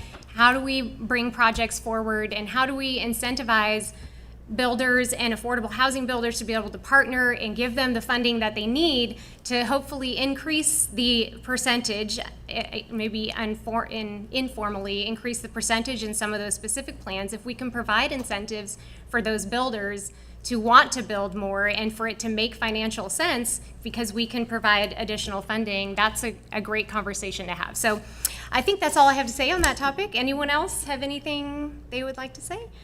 All right, with that, I will bring it back. Oh, it's just receive an update, so we don't have to do anything. Nikki, do you have anything else you'd like to add? I do not know. Okay, thank you so much. Appreciate the conversation. We are going to move to item 12A, Agriculture Resilience Initiative Agreement.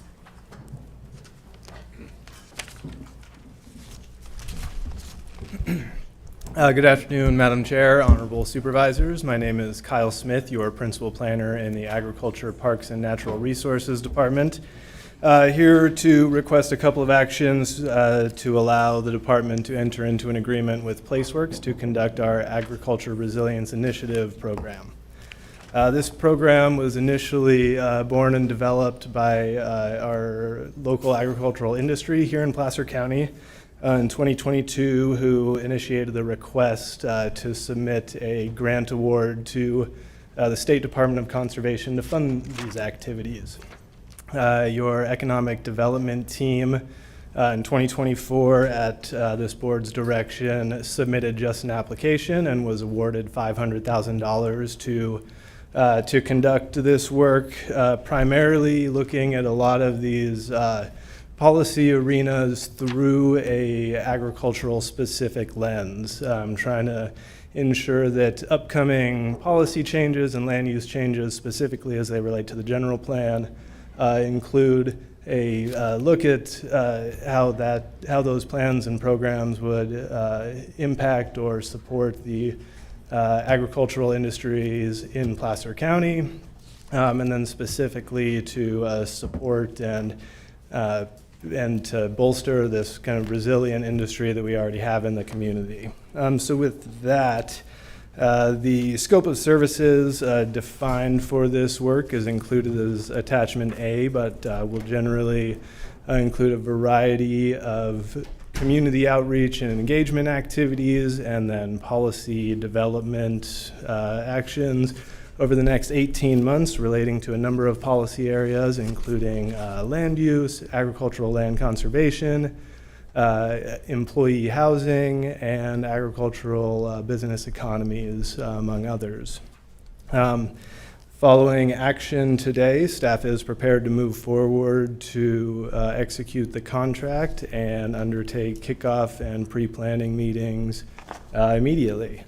So with that, Council's direction, I will read the actions into the record for the board. Action number 1 is to approve and authorize the Director of Agriculture, Parks, and Natural Resources, or designee, to execute an agreement with PlaceWorks, Inc. in an amount not to exceed $549,665 to assist with the development of a comprehensive agriculture resilience initiative subject to County Council and Risk Management concurrence. Action number 2, approve a FY 2025-26 budget amendment number AM-01320 to increase appropriations for agriculture weights and measures for PJ 03036 in the amount of $549,665. And finally, to determine the proposed actions are not projects pursuant to CEQA guidelines section 15378. And with that, I stand ready to answer any questions or comments. Thank you. Any questions or comments? I don't see any from the board, although I will say thank you so much. I'm so excited this is finally here and moving forward. Really appreciate it. Anyone in the public who would like to comment on this item? Anyone I see online? none. All right, I'll bring it back. I'll second. Moved by Gore, seconded by Gustafson. All those in favor? We need- Aye. And none opposed. Thank you so much. No, we need a roll call on this. Oh, just kidding, I forgot. I was like, we're missing. Sorry. Roll call vote. Jones. Aye. Gustafson. Aye. Gore. Aye. DiMattei is temporarily absent. Landon. Yes. You got double approval. Perfect. Thank you, Honorable Supervisors. We are now going to move to item 14A, our last department item, Fire Safe Councils of Placer County.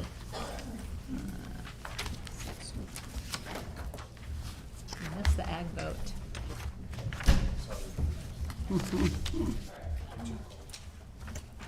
Good afternoon, Chair, members of the board. Dave Atkinson, your Assistant Director of Emergency Services. Here today to talk about Placer County's Fire Safe Councils. Of course, as your board knows through previous presentations that your board has received, California Fire Safe Council believes that local fire safe councils are grassroots, community-led organizations that mobilize residents to protect their homes, communities, and the environment from catastrophic wildfires.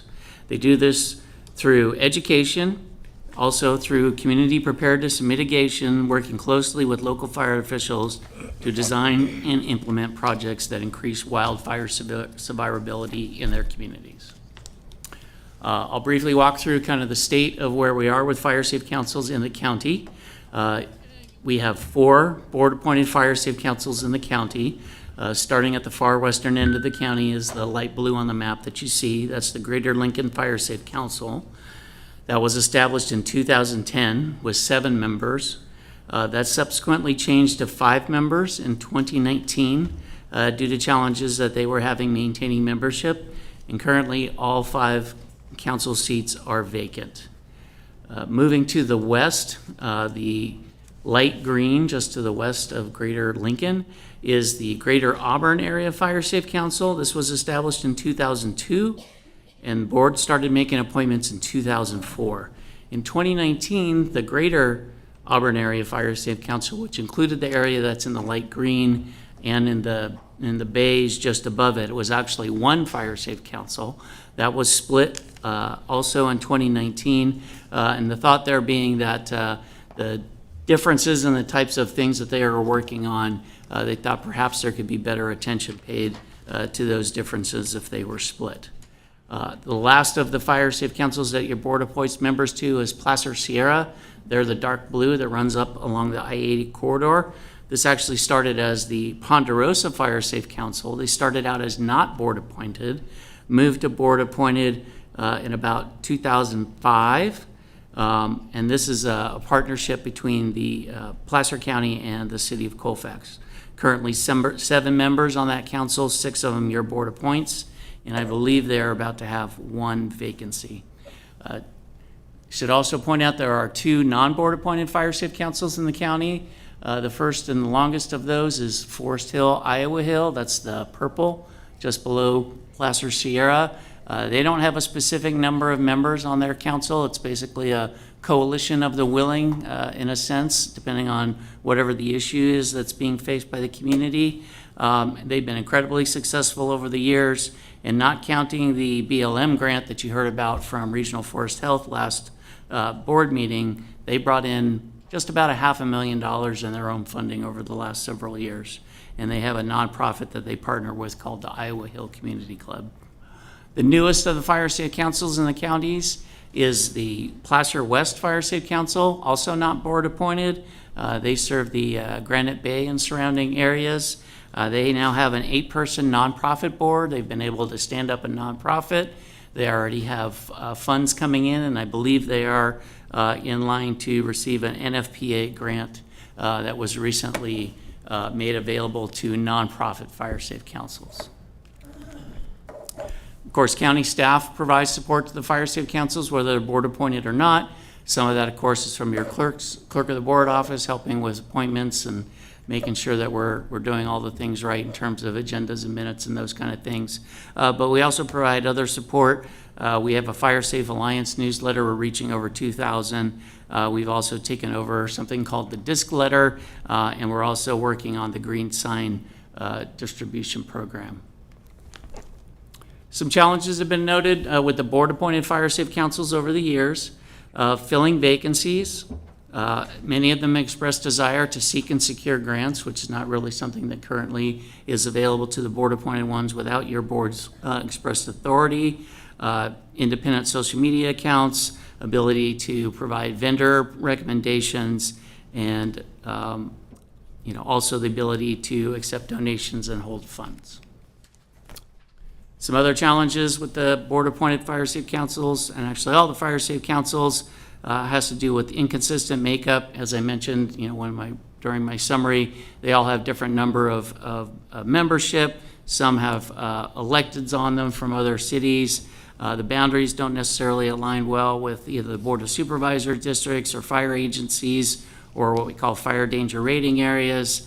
Of course, as the clerk can attest, that trying to keep up with the open meeting laws can be challenging at times. Zoom's available, Zoom's not available, all of those kind of things, trying to understand that, is an extra burden for the volunteers. So we've had a series of meetings to talk about some of these challenges. Supervisor Gustafson brought together a group at one point back in November. We've had some subsequent meetings after that, and then we've met independently with each of the fire safe councils. So I can just give you a quick summary of kind of where they've all asked to be. Placer West, non-board appointed, has asked to continue to operate as they are. They seem to be well established and off to a great start. Greater Auburn area voted unanimously to move to community-based, meaning not board-appointed model. They would also like to essentially put the Greater Auburn Area Fire Safe Council back together the way it was before it split in 2019. North Auburn over also unanimously voted to go non-board appointed. They also support that merger, putting the Greater Auburn and the North Auburn back together. Greater Lincoln, although all their seats are currently vacant, we did have an opportunity to talk with a couple of prominent members before they departed, and they were pretty unanimously in favor of not being board appointed as well. Placer Sierra ranked their preferences. Their top preference was to remain board appointed and maintain their current boundaries. Their second next favorable option was to move to a community-based model, still maintain their current boundaries, and look to have some kind of county-wide nonprofit formed that they can work with for fiscal sponsorship. And then their least favorable options of the three that were discussed were move to a board or non-board appointed model, maintain their current boundaries, and work to create their own nonprofit similar to what Placer West has done. Forest Hill, Iowa Hill, as I mentioned, feels that they're successful. That's well documented by the work they've done so far. As I mentioned, your board just heard that they get almost $1 million grant from BLM. That's going to not only benefit the Forest Hill, but the Placer Sierra Fire Safe Council area. That would have not been available because BLM had a stipulation that they had to work with a non-government agency as part of that grant. So looking at some other models just to see kind of what everyone else is doing across the state, the California Fire Safe Council, which is sort of the umbrella organization, is a nonprofit. They receive a significant amount of funding from CAL FIRE, as well as PG&E, Southern California Edison, and some other supporting organizations. Looking more locally, kind of to our neighbors to the north and the south, Nevada County has a county-wide, non-board appointed Fire Safe Council. They're a nonprofit. And then El Dorado also has a county-wide, not board appointed nonprofit. They're a little bit different in that they have what are called associate councils, which are keep that local flavor for those associate councils.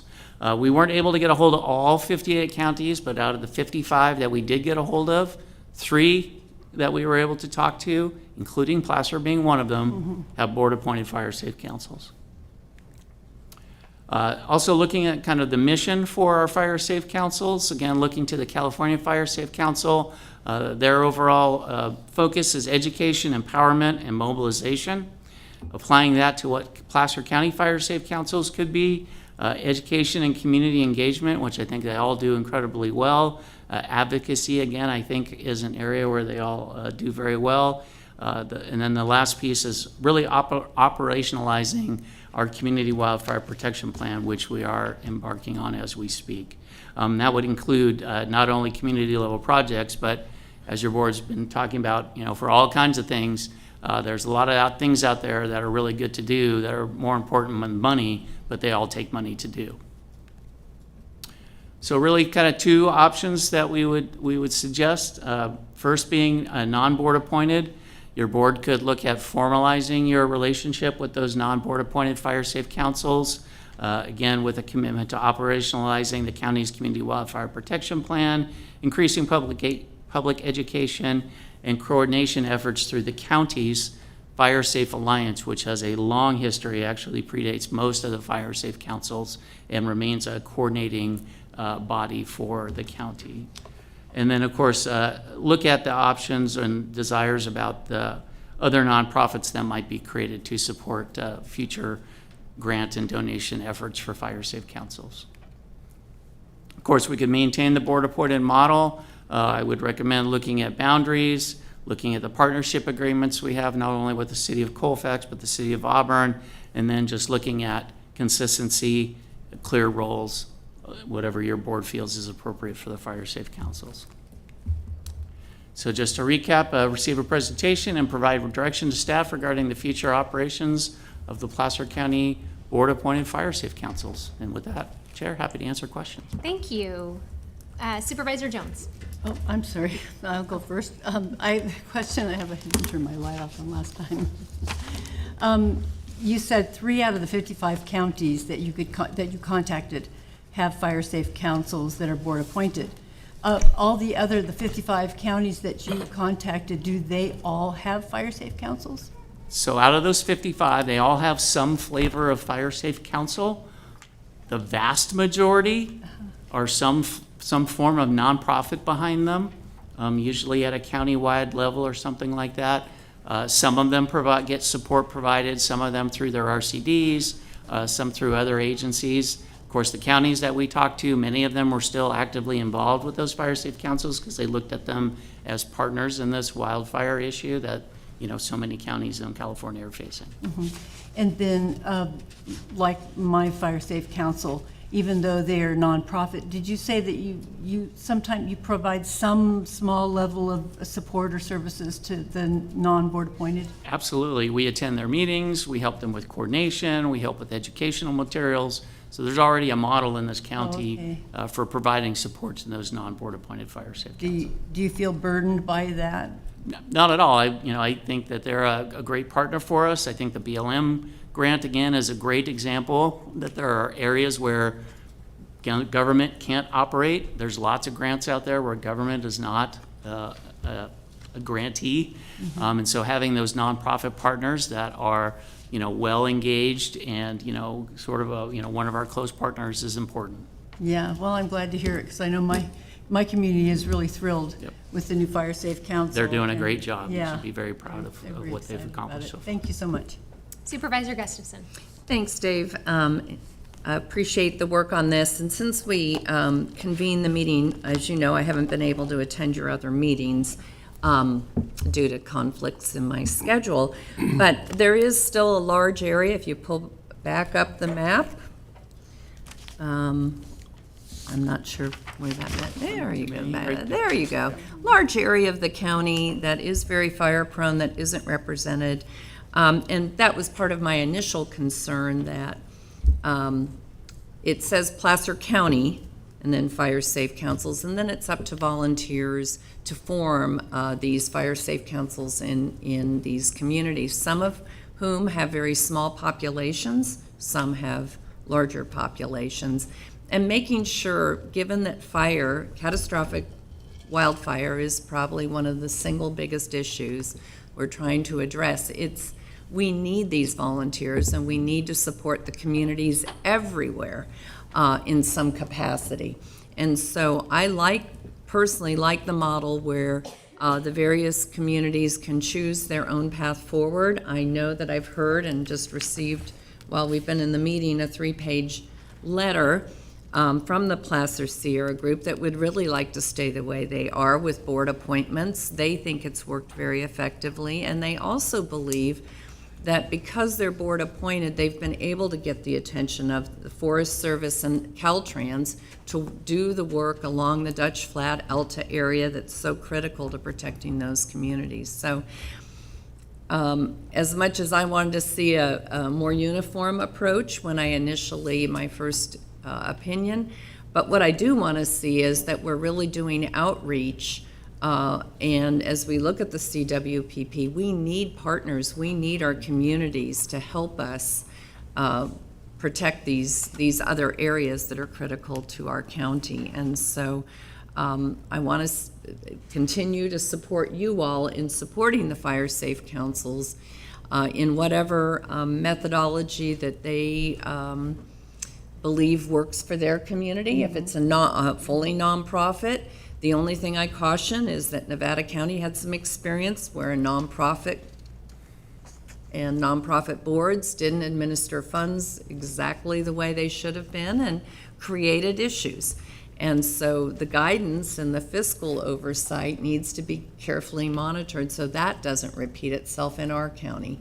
Those that are appointed by, if we make appointments to a board, then we need to be part of the advising of those to make sure they've gone through the proper procurement and not just handing to one particular contractor the work that needs to be done. Some of the pitfalls that happened in Nevada County, we should learn from that because there were great people. They had done remarkable work in Nevada County and fell into just some administrative issues that volunteers can't always follow or chose not to follow all the protocols. So I think I would like, from my perspective with the board and just sharing amongst ourselves, because we're just being asked to give direction, I'd like to continue as is with the idea of expanding to make sure that all residents of the county are aware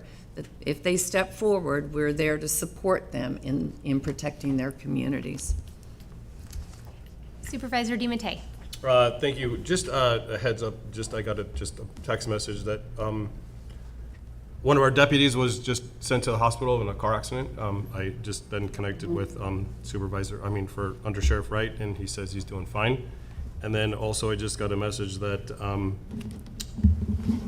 Granite Bay High School is in lockdown, along with 2 other elementary schools. Just wanted to bring that to everybody's attention, but the sheriff deputy is doing okay. On top of that, thank you, back to the subject, thank you for the briefing on this. And sitting on the Firewise Council meetings, it seems like that the ones that we have our hand in or our foot in having an appointed person, they're really restricted on getting what grants they can. And it seems the ones that don't have it are days ahead of getting money that the other ones don't. So is it advisable not to have the county involved, but still be involved behind the scenes and not have somebody appointed so they can actually go out and get this funding? It's really a question of what do we want, the county want the fire safe councils to do.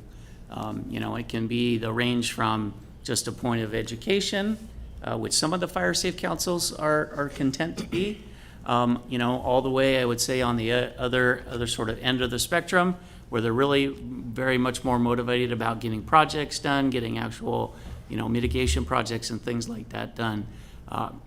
So it could be either or both. It's really a question of what the fire safe councils want to do.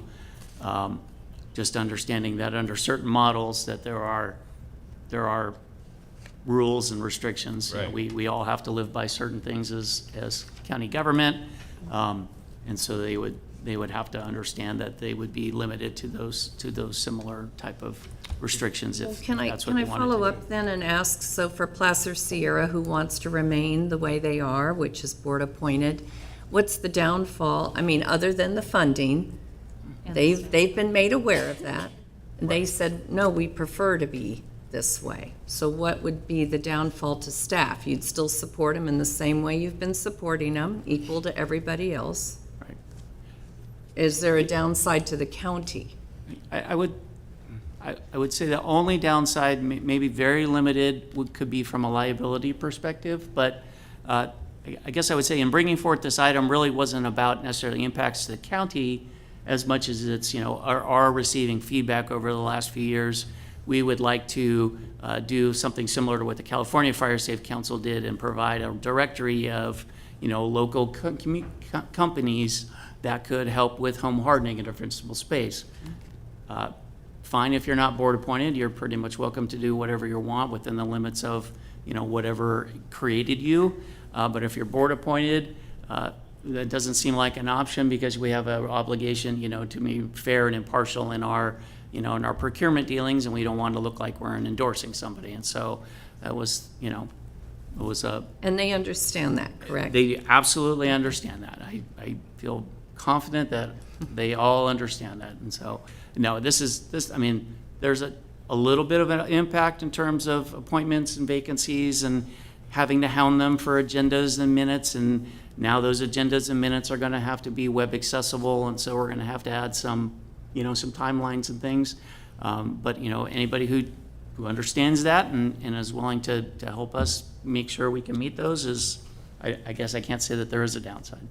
Well, and there are other choices than to go through an IRS filing and create a new nonprofit. I mean, that's quite burdensome on public members who want to volunteer their time to do good work to protect their communities. So, it seems like they're very educated. Mm-hmm. You know those individuals quite well, and they've done tremendous work. So I have a hard time telling them, no, you can't be that anymore, and we're just going to make you go take on more work than you've already done, because they're the only ones who seem opposed to changing.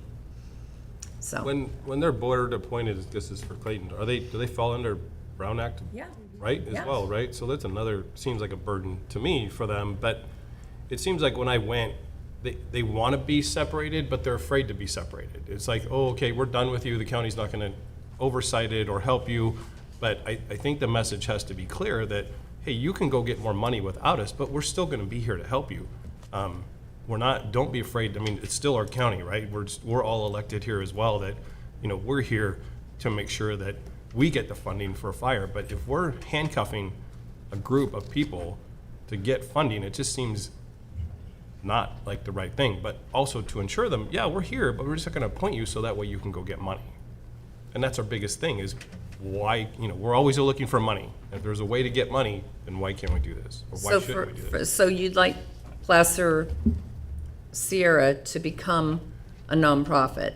That would be your preference? I would think that taking out board-appointed members, if it's hindering getting them grant money, then yeah, I think they should do what they can do on their own to go get grant money. Like Alta, I think it's Alta that has their fire safe, or Forest Hill has their fire safe council that they're right, but they were educated on that and they said, no, we'd like to stay with the board.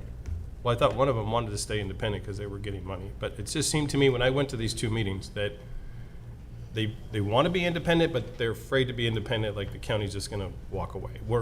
I don't know how we guarantee to make sure that we're not going to walk away, because it is a priority to us to make sure that our forests and our neighborhoods that are in these communities stay safe.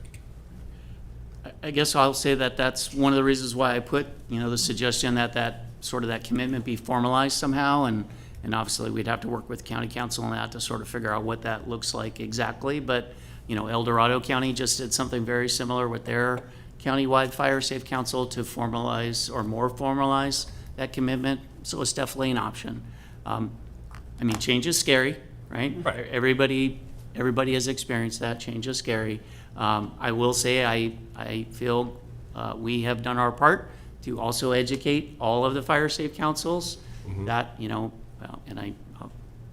maybe get myself in trouble here a little bit, but basically unless the board or my boss tells me to stop supporting this, It's our intent to continue the level of support because they're a force multiplier, because the need in this county for wildfire mitigation and preparedness and education is far too great for what we could ever hope to fund, I believe, internally here at the county. Right. That's why I think that if we had some kind of language that said, hey, we'll support you, but we're not going to appoint anybody, so that way you're not handcuffed on going to go get money. And that handcuffing, I would submit, goes beyond just money.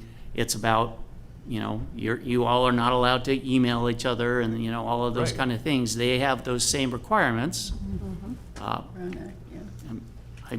believe that that's a challenge for many of the volunteer groups, and that they forget that, or be nice to go down to Mission Coffee and meet and talk about a project or something they want to do and that's something they can't do, and we have to be the ones to remind the board appointed ones that there's a right way to do this. Let us know you want to do that, and we'll help you navigate that. But as long as you're board appointed, there's a way to do that keeps us all on the straight and narrow. Yeah, and I appreciate you giving us the pros and cons.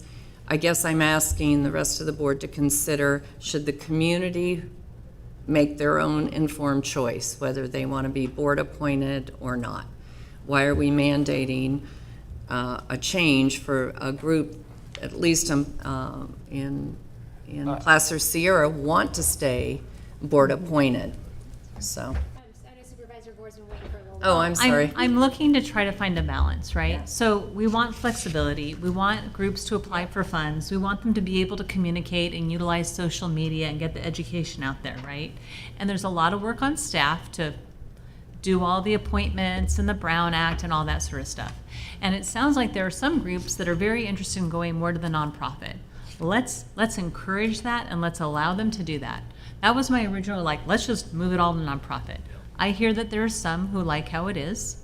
And my guess is that that's not a bad thing. If you go from 6 to 3, you now have a little more resources, and maybe you assist those 3 that really feel like they need to be board appointed. That could change over time as your groups turn over, as you don't have enough appointments, as you show them that maybe you need to do it a different way. In the meantime, I think that you all can be a resource for those nonprofits. Here are the resources. Let's help you become a nonprofit. Let's show you what's available. So I think that my guess is that over time you're actually going to move them all to a nonprofit if you're having challenge getting people and getting funding. So I think that you should encourage them to go to a nonprofit because there's flexibility and more with that. Those that still want to be there, okay, but if you get to the point where you can't find people, then you need to change the model. So maybe it's a little bit of both. I mean, I know it'd be a whole lot easier for you if it's all one way, but we do want to hear from those residents who have found a model that is working. And just for clarification, there's only one fire safe council that wants to stay board appointed, so 5 out of 6 would move to non. And that gives you the opportunity to support the others. Right. And hopefully as we educate the other communities, we'll bring them in as in the model that you prefer. But many of those communities are pretty small to form a million different 501c3s, and that's where the county umbrella of a larger 501c3, because there's a lot of burdens with IRS filings, financial reporting, all of those things. So those that choose to may not always have the support system they need to do that. They may have to work with the community foundation or other groups to provide that 501c3 status. But that's doable, and we can encourage that. So my question is, regarding Nevada County, who got in trouble, are you able to watch for that? I mean, I don't want my fire safe council to walk in the same steps as Nevada County did, I mean, mine. They're very conscientious. They thought long and hard about this, whether they wanted to become their own 501c3. And it's working, as you said, it's working for us. Mm-hmm. And I think they're very astute, particularly the people that are running the show. But we have a lot of communities that want to participate. And so it seems to be working. And if you think they're being successful, then I'm happy. Yep. I'm happy. I just don't want any faux pas like Nevada County.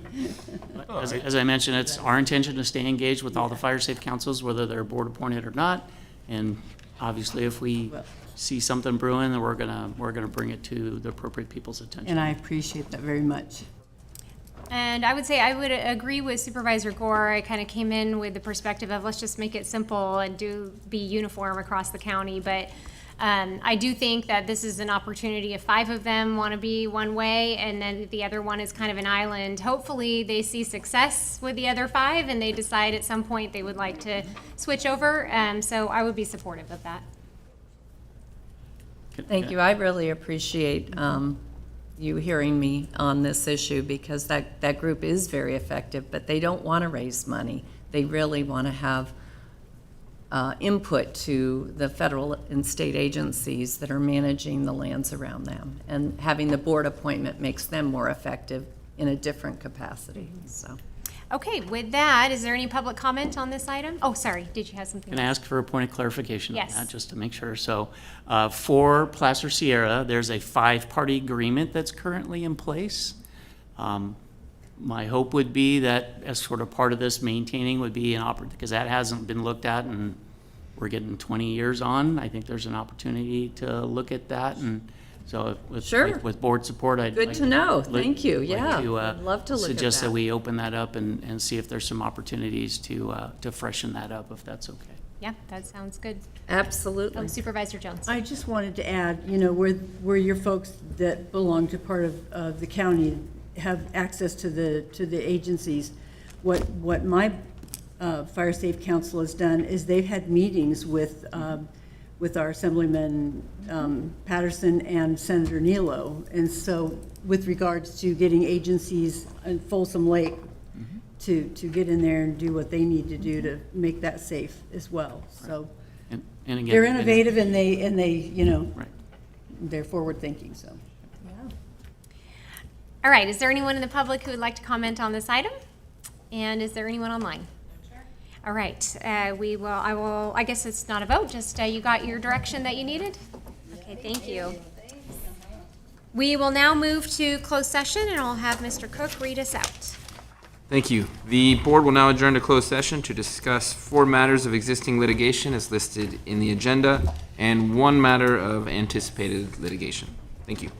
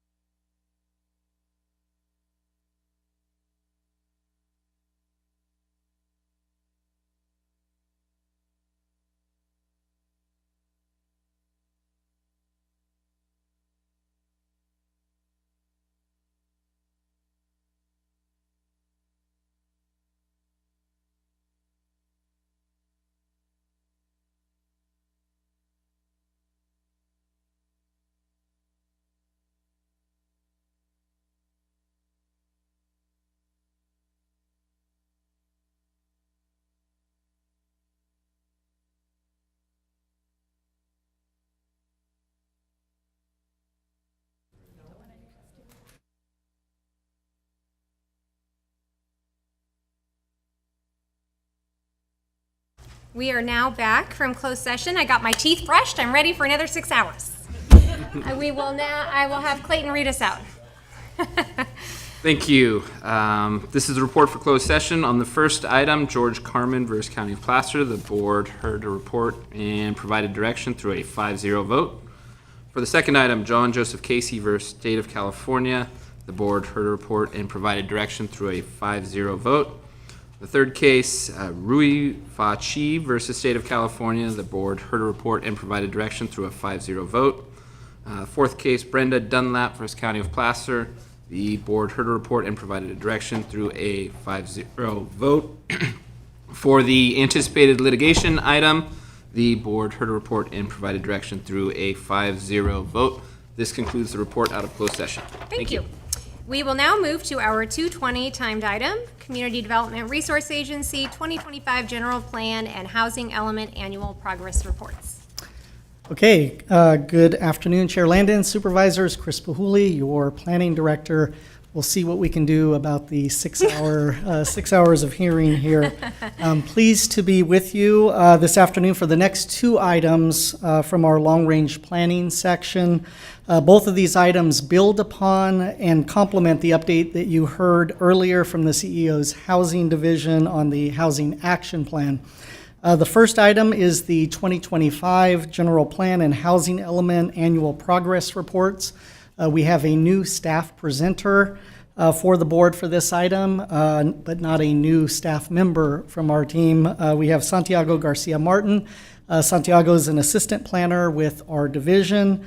So while the board is very familiar and is expert with the contents of these APRs, including the housing element, RENA, and our related housing element programs, Santiago's presentation does have some Housing Element 101 information contained in it with some background and context information for members of the public. Should also note that we intend to share progress being made to advance our Placer 2050 general plan update and housing element programs to highlight our RENA production tracking. So following the APR presentation, Emily Setzer, Principal Planner, will present the Planning Division's long-range work program for fiscal year 26-27. This includes the priority discretionary projects that our division is undertaking and will focus on in the coming fiscal year, as well as a discussion about the housing elements residential land inventory, which the board requested a follow-up discussion on that inventory and the surplus last year when the Housing Action Plan was brought before you. So with that introduction, I'm going to ask Santiago to deliver the first presentation. Thank you. Thank you, Chris.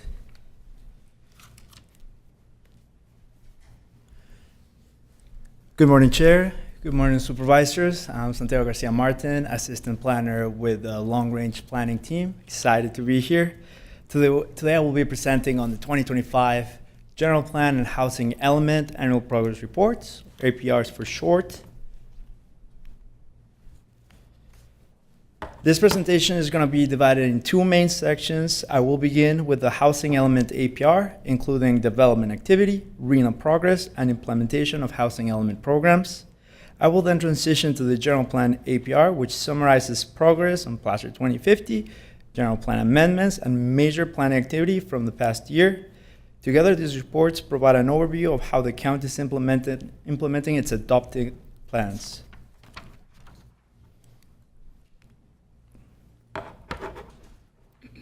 Before getting into the details, I want to briefly explain why these annual progress reports are important.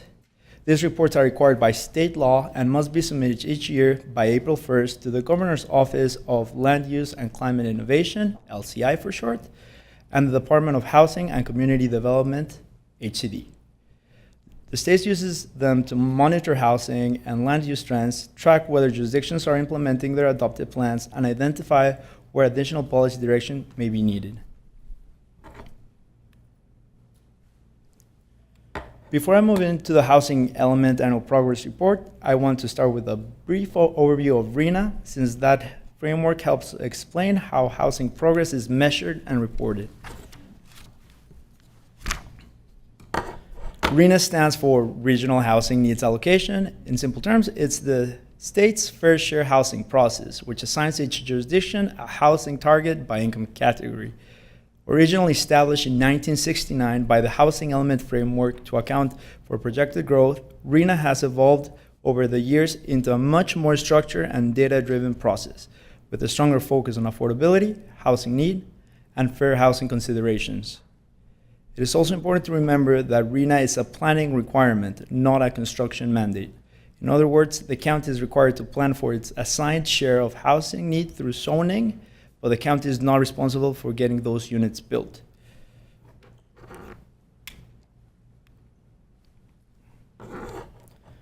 The following slide summarizes the broader purpose of RHNA. The goal is not only to increase housing supply, but also to encourage a range of housing types and affordability levels, improve the balance between jobs and housing, support efficient land use patterns, and further fair housing.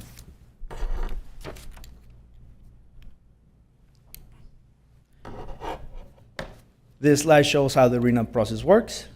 The state, through the Department of Housing and Community Development, determines the regional housing need. SACOG then distributes that need among jurisdictions in the Sacramento region.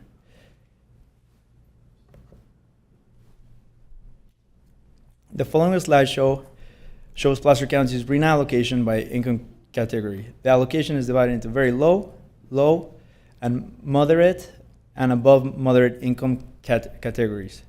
And it's stacked by magnitude of volume. So we have the above moderate income, it's our greatest allocation with 40%, following very low, then moderate income, and then low income.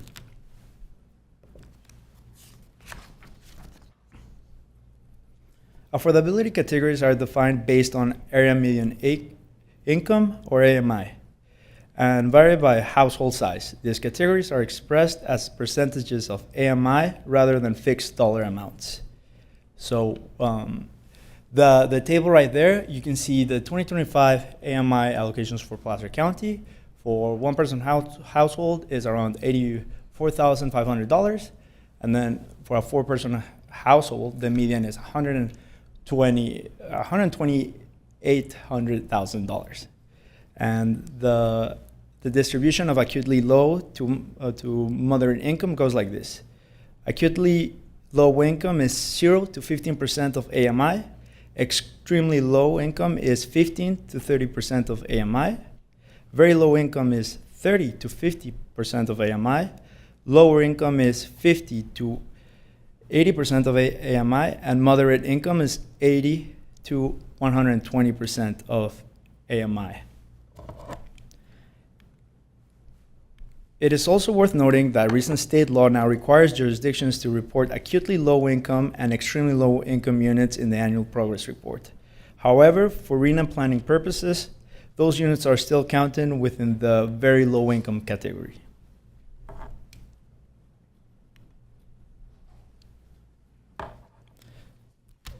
With that background, I will now move into the housing element annual progress report portion of the presentation. This is one of the annual reports the county is required to prepare and submit to the state by April 1st. The report documents housing activity from the previous calendar year, including production, affordability, applications, and progress in implementing the county housing element programs. So what is a housing element? Housing element is the county primary housing policy document. It identifies housing needs, establishes goals and policies, and includes programs intended to address housing across income levels and household types. The current housing element was adopted in 2021 and covers the 2021 through 2029 planning period. Each year, the annual progress report documents what progress has been made towards implementing that adopted program.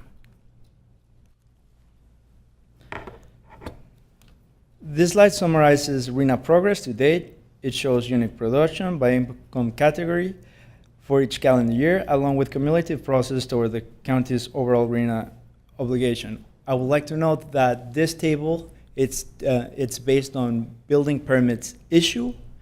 Also, I would like to highlight that for staff is currently working on correcting the 2024 APR to include 14 very low income units that are associated with Brown Bear Studios in Tahoe. One point that I will also like to highlight is that 2025 we had 44 very low income. So this is our first year reporting very low income units. And I will just like to highlight again that in practice, the market does not organically produce enough housing at the very low and low income levels. And because of that, these unit categories typically require some form of public subsidy, affordability commitment, or development agreement to become feasible.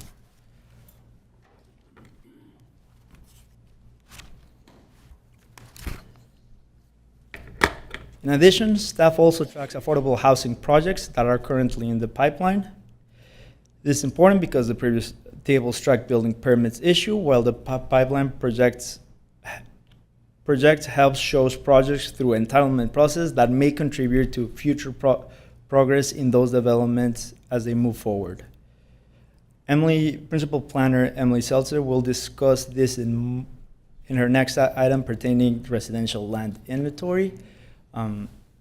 Big takeaway is that we have currently 960 units, potential units in the pipeline for low income, very low income, and above moderate income as well.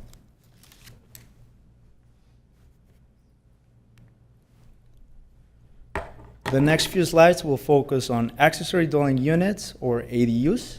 ADUs are one of the parts of the county's housing strategy and can help expand the supply of smaller and more flexible housing options. They're also known as in-law suites, granny flats, accessory apartments, or guest units.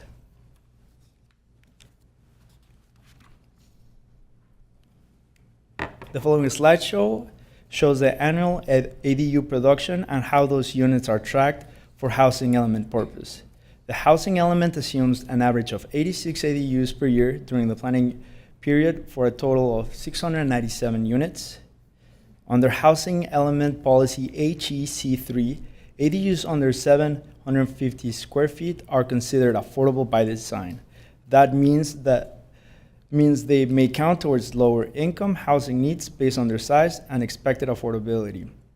Any ADU larger than 750 square feet is counted as moderate.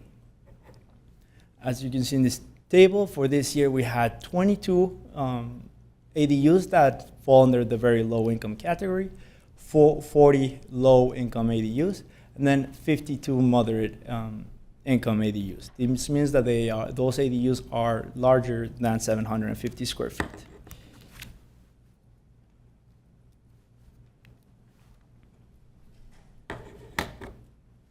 Furthermore, Housing Element Program HE30 requires annual monitoring of ADU availability and affordability to confirm whether they are performing as assumed in the housing element. The CEO's housing team does conduct an annual survey of homeowners with ADUs to ensure we're still satisfying this policy.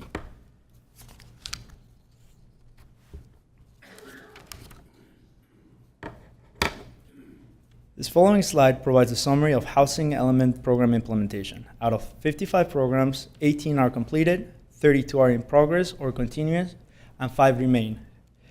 HCD is checking in with all jurisdictions across the state to see the status of implementation programs.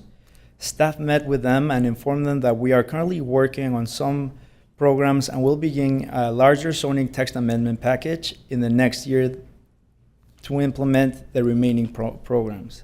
Again, Principal Planner Emily Seltzer will be discussing that in the next item as it pertains to the long-range working plan. I will now transition to the general plan APR.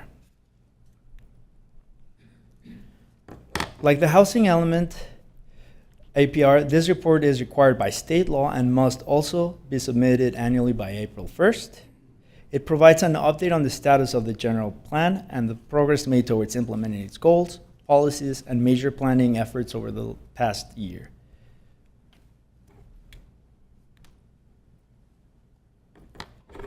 The general plan APR documents implementation activity consistency with state guidance and modified standards or policies, major planning efforts, general plan amendments approved during the year, and major development applications under reviewed or approved.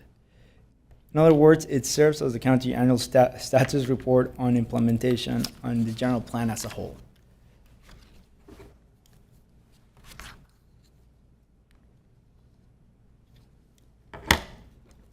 This slide highlights some of the major efforts that were initiated or advanced during 2025, including work carried out in coordination with the County Executive Office Housing Division. A key milestone was the board's adoption of the Placer 2050 Vision Statement and Guiding Principles. The County Executive Office Housing Division also continued advancing work on the Affordable Housing Ordinance.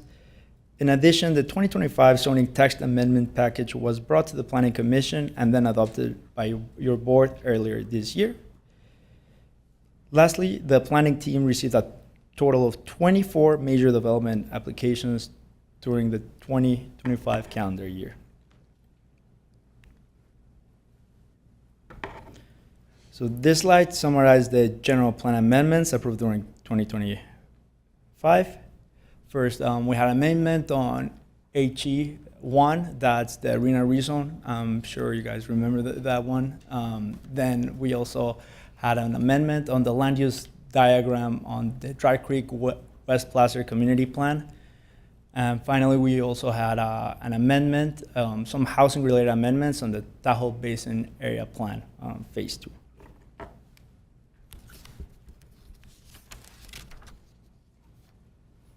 In closing, staff recommends that the board receive this presentation. Our next steps are to submit these to the state to remain compliant with state law. With that, I am available for questions and conclude my presentation. Thank you. Thank you. All right, questions from board members. Looks like there's no questions yet. I will open it up to the public for public comment. Anyone here who would like to make a comment on this item?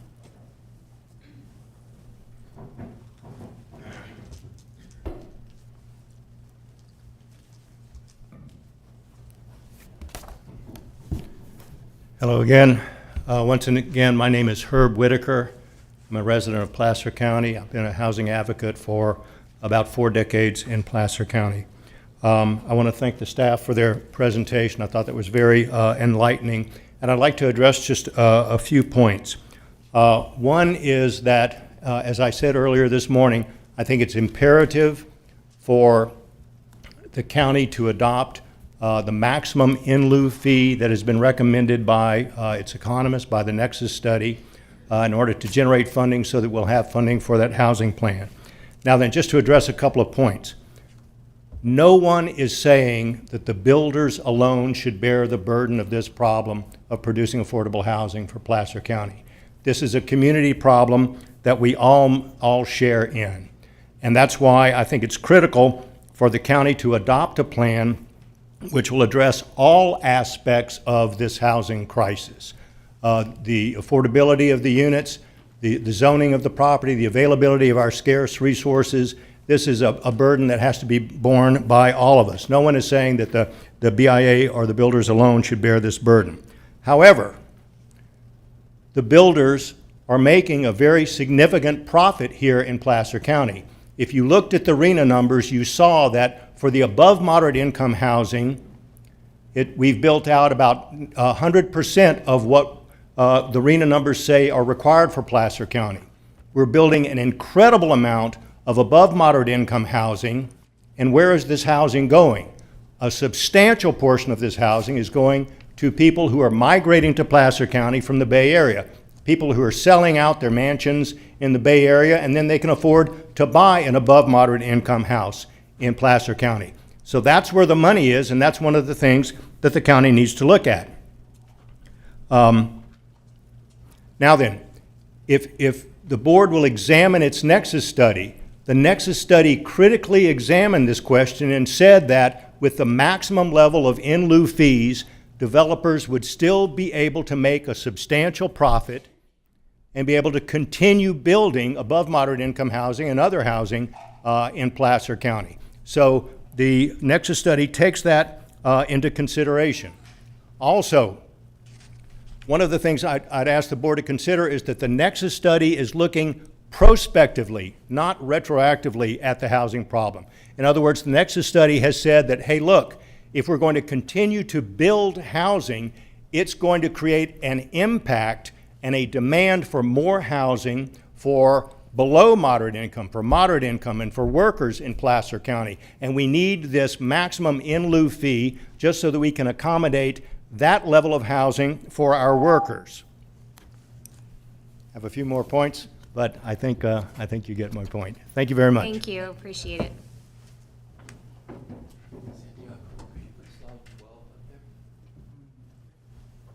Slide 12, you have, oh, there it is. Great, thank you very much. Thank you. Brian Myers, Chairman of Placer Citizens for Neighborhood Rights. Again, look at this slide if you would. If you look at the very low and low, we've only accomplished 8% of the total RHNA cycle amount, only 8%. But if you look at the moderate and above moderate, it's at 80%. Now, I hope one of you will engender a discussion with staff answering the question of why are those percentages so different. They should be about the same if the policies were working that allowed the moderate and above moderate and low income. The percentages shouldn't be that far off. So I hope one of you will ask staff to see what they think is the answer to why those percentages are so different. They shouldn't be. We're not building affordable housing, and it's not because of a lack of local money. It's because the builders are making, as Herb said, a lot of money on the upper end houses. That's what their preference is to build, and they don't want to put money in. They want to accumulate the deficit like they did in other places and find a place like Hopeway and then drop these monster projects in the rural unincorporated area. Now, I listened to our conversation this morning about money, and you're all 100% right that it needs more help. So I went home, got on my computer for half an hour, and I started researching about state mandates. Now, it's really interesting. The state mandates this policy. All these policies they're mandating, and yet they don't fund it. Now, the state mandate here is more than just a mandate, because they have a huge sword behind that mandate in HCD, threatening every county. Your planning commissioners at their last meeting had a great discussion about a conference they just went to, and they were told by every jurisdiction, we can't meet these state mandates, and the state won't do anything to help us. Well, there's some good law, and I hope maybe Clayton now in his new position, congratulations by the way, will maybe engender a discussion of looking at those state mandates without any funding from the state. There is case law in that area, and the case law is supportive of jurisdictions going back against the state saying, well, you can mandate all you want, but if you can't help us pay for it, we can't do it. Well, maybe that's something we ought to step up now. I've had calls from at least maybe 6, 7 jurisdictions about Hopeway. You know, what's your strategy? What are you doing? Who's your lawyer? And there are other jurisdictions out there that are ready and willing to step up to the state and say, wait a minute, you can't have these mandates that we can't meet. We've got to work together. And maybe if enough jurisdictions came together and said, throw in some money, state, or we can't meet these mandates, maybe that's something that Placer County could take a lead on. You'd be heroes throughout the state. So maybe, Clayton, that's something we could look at for the future and to see if there's a possibility of pushing back against these state mandates without any funding to help make them come true. So with that, thank you. I'm sure you'll hear from me again. Thank you.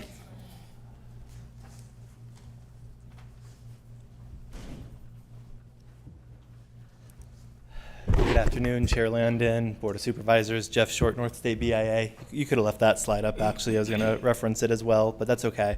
I got to say, I do feel like I'm having a little bit of deja vu while you were in closed session. I was watching the County of El Dorado's going through these same numbers as well. You may be, hearing, to my earlier comments, you may be hearing naysayers, but again, these are strong numbers. And part of that point is that you are meeting your state mandate.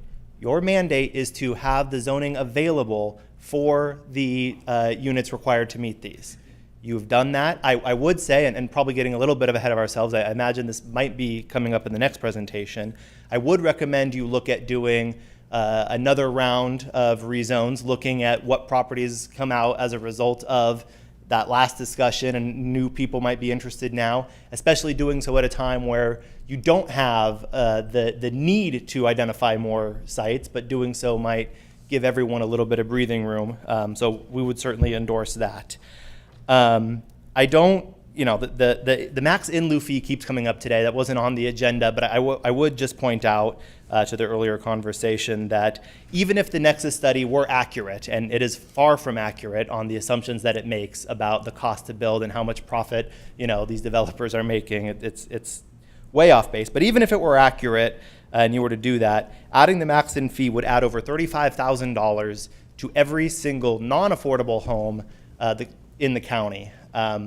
National Association of Home Builders, most recent report says 575 current local residents are priced out for every $1,000 that you add to the price of a home. So if the fear is that people from other parts of California are moving into Placer County, and that's what we need to stop, I would argue that all you were doing by adding $35,000 to the price of a home is pricing out, thousands and thousands of current local residents from ever being able to achieve that dream. Thank you. Are there other comments here in the chambers?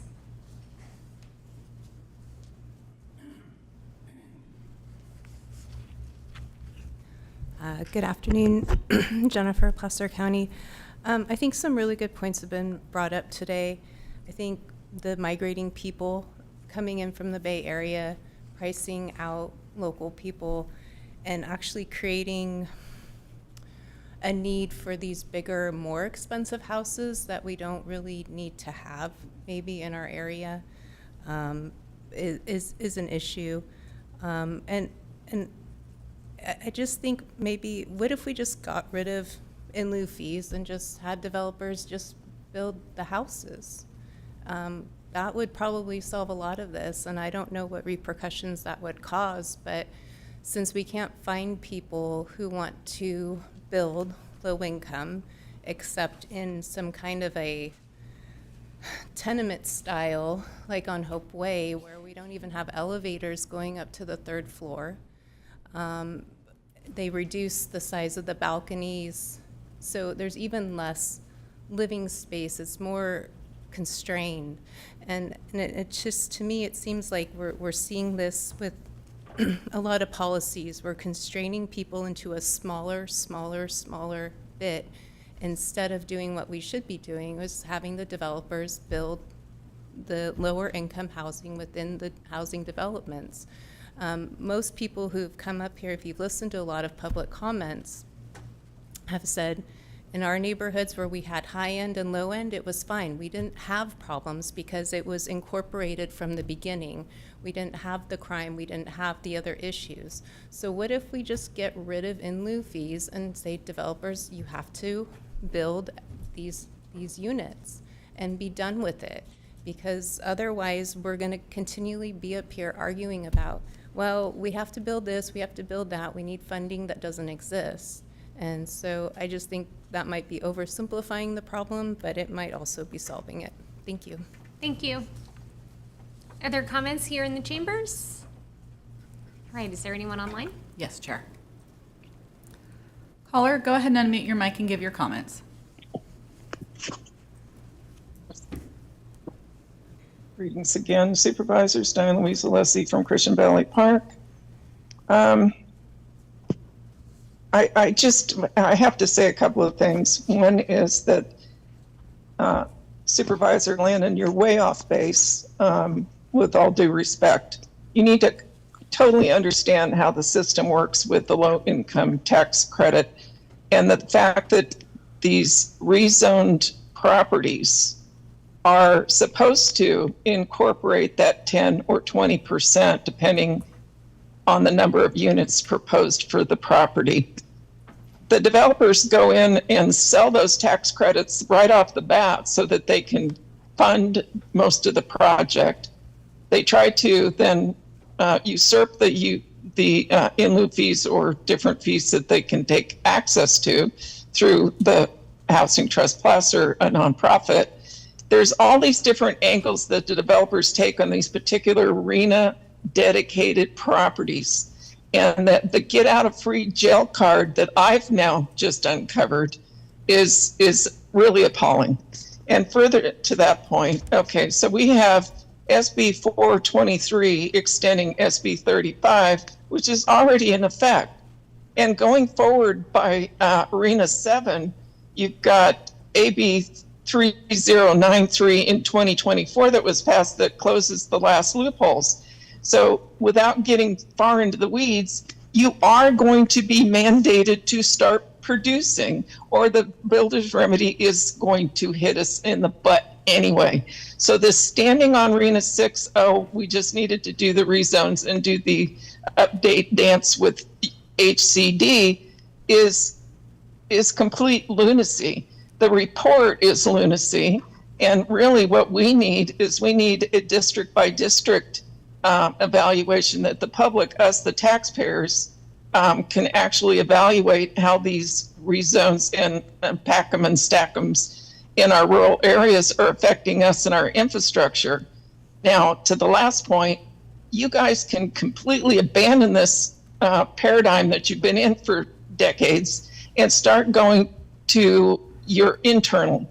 In other words, start making developments that are cooperatives. And like I said, white papers coming from CPPRC soon that's going to point out other jurisdictions throughout the United States that are very successfully putting in all kinds of different alternatives for under $50,000 a door. So this is nuts, what we keep beating our head against. And I get with the last point, HCD, this is a report and it's just smoke and mirrors and you hand it off to them and they rubber stamp you and you all think you're good to go. We need to fix this problem on ourselves internally. Thank you, Diane. Thank you. Yes. Anyone else? No, Chair. All right, I will bring it back to the board for comment or questions. I have a question. Excuse me.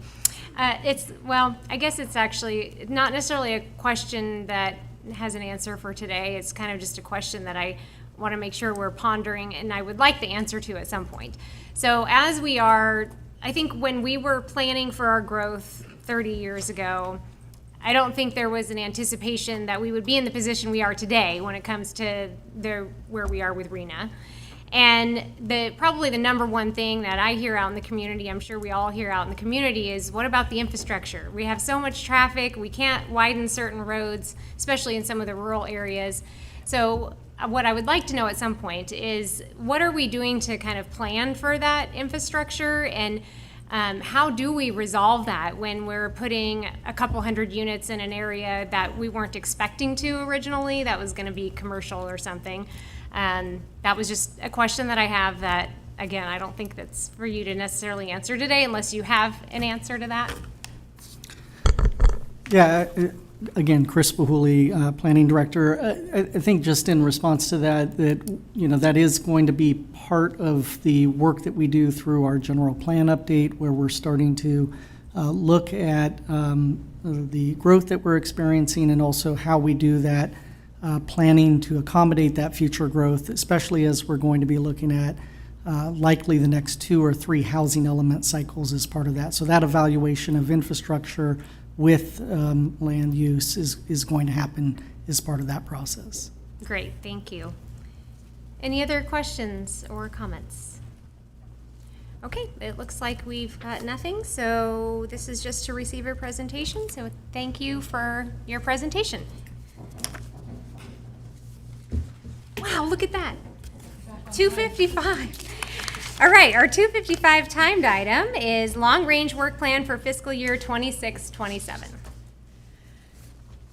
Hi. Hi, hello. Emily Setzer, Principal Planner, leading our long-range team in the Planning Division.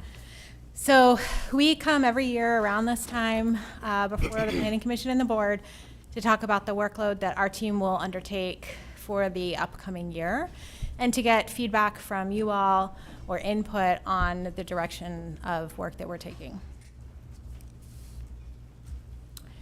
Just as an overview, our planning division is broken up into long range, current, and code enforcement. Under long range, we're responsible for implementing the general plan, for updating that general plan, working on community plans, housing element, housing code, design guidelines. We also work on implementing Placer Legacy as well. Our current planning division is responsible for processing all entitlement applications as they come in. And then code enforcement oversees our compliance with all of our codes. I do want to highlight the work that our team has done in the past year, which has been significant.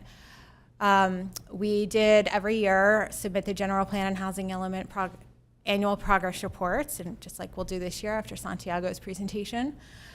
We also you all approved the housing element amendment, that rezone program, and so that was submitted and approved by HCD. Your board also approved the housing action plan, so that created the goal of 1,300 new achievable units that Nikki Strigan provided an update on earlier. And then our staff is also working on an update to the general plan, which is taking a significant portion of our work. And your board adopted an updated vision statement for the next general plan, Placer 2050. We also got the Tahoe Basin Area Plan housing amendments adopted for phase 2 in coordination with TRPA. And a code cleanup zoning text amendment that was in the works for a while and was just recently approved. Right now, we are working on implementing 2 programs under the housing element. So those are programs 41 and 42 related to residential care homes and the emergency shelter. So those are zoning text amendments that we will be bringing. We are wrapping up right now a number of outreach meetings, and we will be bringing that forward this summer and fall. We are also expanding an Achievable Housing Development Assistance Program. That was a free 30-minute consultation that we offered in East Placer to anyone who was interested in building achievable housing. And so just like kind of a pre-development meeting to walk them through really the basics. So now we will be bringing that forward countywide. And we are continuing to update, and this will be an ongoing process, our No Net Loss Tracker, which helps us track the regional housing needs allocations. We also have added historic property, conservation easements, and housing element inventory sites to all of our online maps and Acela databases. And then we are also working on a new ADU zoning text amendment that will bring our code into compliance with state law. So that's been a fair amount of work over the last year. For our long-range work plan background, I just want to explain that this is how we allocate our fiscal and staff resources for the next year. We always have a very long list of items that everybody has, some feelings about. There may be some preferred projects. So we try to prioritize those based off of what we realistically think we can bring forward in the next year. I do want to highlight that our team is now full. So we have myself as the principal planner. We have 3 senior planners. We just hired a 3rd, so we're very excited to have him on board, who, by the way, just had a baby.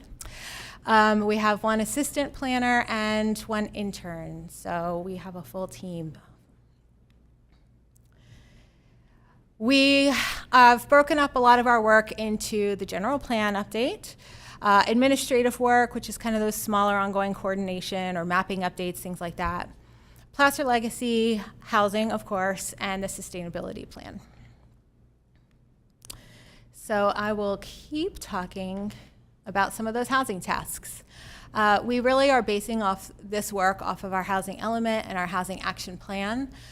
So some key components are implementing our housing element program. Santiago mentioned the state is checking in on every jurisdiction to see how we're all doing on the implementation. So we're in a good position now. We're continuing to implement right now, and we'll be undertaking a larger initiative in the next year. We also always keep track of the regional housing needs allocation. So as projects come in, we're continuing to track how that may or may impact those numbers. And then always coordinating with the CEO's housing team on the housing action plan goals. I will highlight the RHNA there because I am going to take a little detour here and talk about RHNA and our no net loss law from the state. Santiago did a great job explaining how we get to the RHNA numbers. I will explain that no net loss law requires a jurisdiction to plan for that amount of land. But if we have projects come in where, say, a site was on our parcel was on our site's inventory in the housing element, say it was anticipated 200 affordable units, and it came in at 200 market rate, that impacts our surplus as we go forward. So we are keeping track on those types of changes.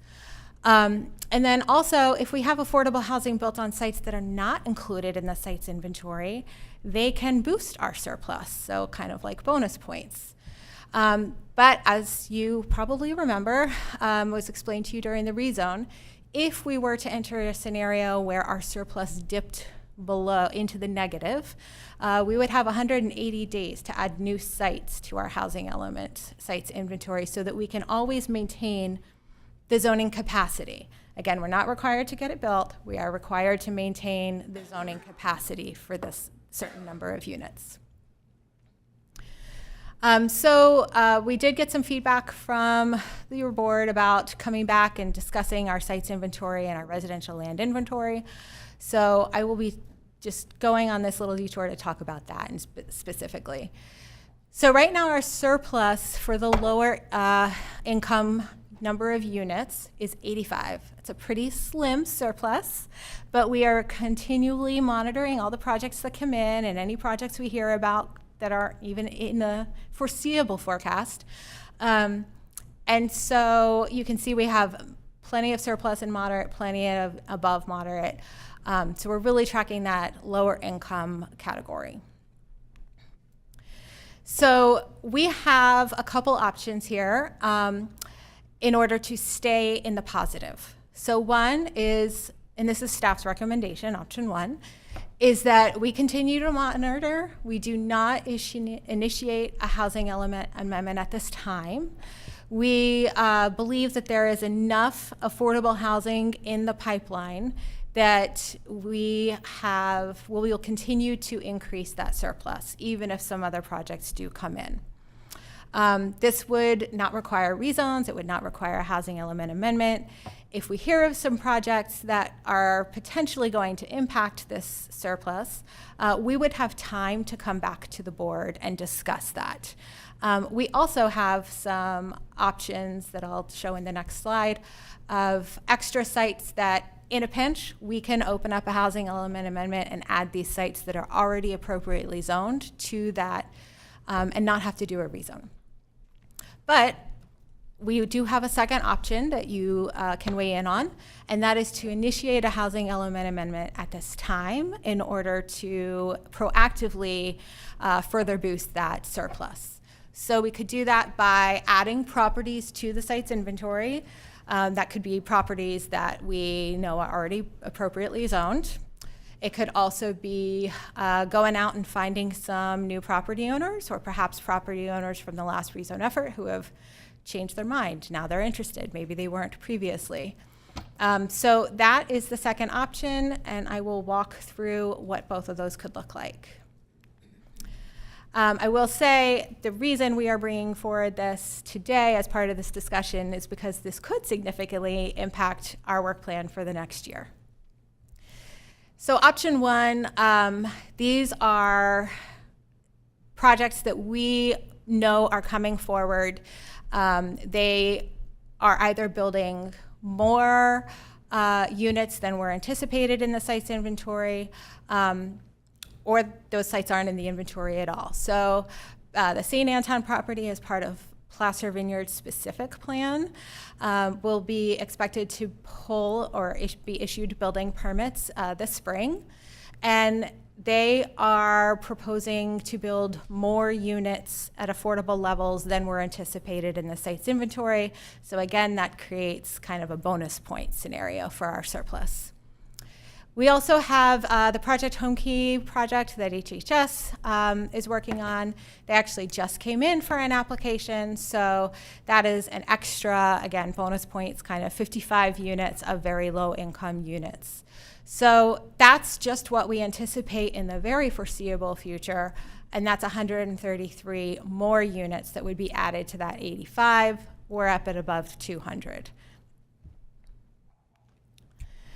Option 2 is adding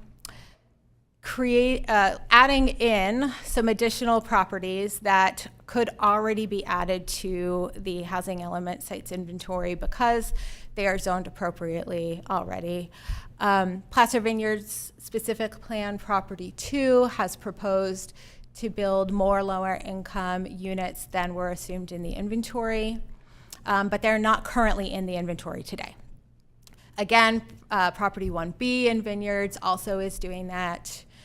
We have one private development coming in the works right now that is considering dedicating land to the county in exchange of instead of an in lieu fee.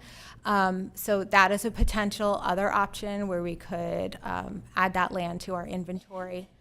And then we have county-owned sites, specifically this is Dollar Creek Crossing, where the site's inventory only proposed 50 low income. That project right now is looking at more than double of that amount. So if we needed to do an amendment, we know that these are sites that could be ready to go into a housing element amendment without requiring a rezone. That said, we also could go forward and solicit other property owners who may be wishing to rezone their properties and add those in as well. But this could add another 200 plus units to that inventory. So we will be seeking your feedback on which option you prefer. Staff do believe that at this time it is not necessary. We do believe that with that extra, I'll go back. Oh, I'm going forward. With these properties, we do believe we have enough surplus for the near future, and that we do have enough time frame if another project were to come in that, say, is on the inventory, they want to build only market rate, that's not what is anticipated. We could come back to the board and have that discussion then. So I will continue on with the presentation and open it up for discussion at the end. So I want to talk about how we have prioritized work in this plan. We have work that is continued. We're already working on it. It's been in the works already this past year. We also have some tasks that are conducted annually or ongoing. And then we've highlighted some new high priority tasks for this next fiscal year. And then we have selected some lower priority items that if we have resources and capacity to get to, we would move on to those. We also included some tiers so that the tiers are, tier 1 is it's already ongoing or it's legally required or the board has already directed us to do this. Tier 2, it's tasks resulting from board direction or planning services division aimed at updating our codes or utilizing funding, but not highest urgency. And then there are always some tasks that we know we should be updating certain codes or certain goals, but due to limited resources, those kind of fall towards the back burner until we have resources to get to them or they rise to the top for another reason. So I will start with work that is continued from 25-26, and that is starting with the top, Placer 2050 General Plan Update. We will be moving forward into our next phase, which will really be discussing land use change opportunity areas, and also looking at our community plans and the vision going forward for updating and maintaining those documents. We'll also be we're wrapping up a Placer Legacy Program update to identify some gap areas and really how to prioritize funding for that program. We've also had the sustainability plan in place for about 5 years, so our staff will be bringing forward a report on that, showing implementation and progress on that. And then we have CEDAR staff working on fee policies for CEDAR fees overall, and we're coordinating on how those may impact housing element programs related to fees too. Tier 3, we are working on the Achievable Housing Development Assistance Team, expanding that countywide. We want to help people as much as possible to build all types of housing. And then we are creating an ADU team east and west again, so that we have dedicated staff to stay up to date on ever-changing state ADU code and help people get those built in their private properties. We have ongoing tasks that include the report Santiago just presented, this type of report. The Tahoe Basin Area Plan requires an implementation report. We annually monitor Placer Legacy. Our staff is helping out with air quality assistance and monitoring that no net loss in RENA. On lower levels of priority, we have the Tahoe Development Rights Prioritization and Allocation Manual. We've been coordinating with CEO staff on that up in Tahoe. My staff is working on a wildfire risk reduction program, and we assist on emergency preparedness and evacuation plan guidance with current planning.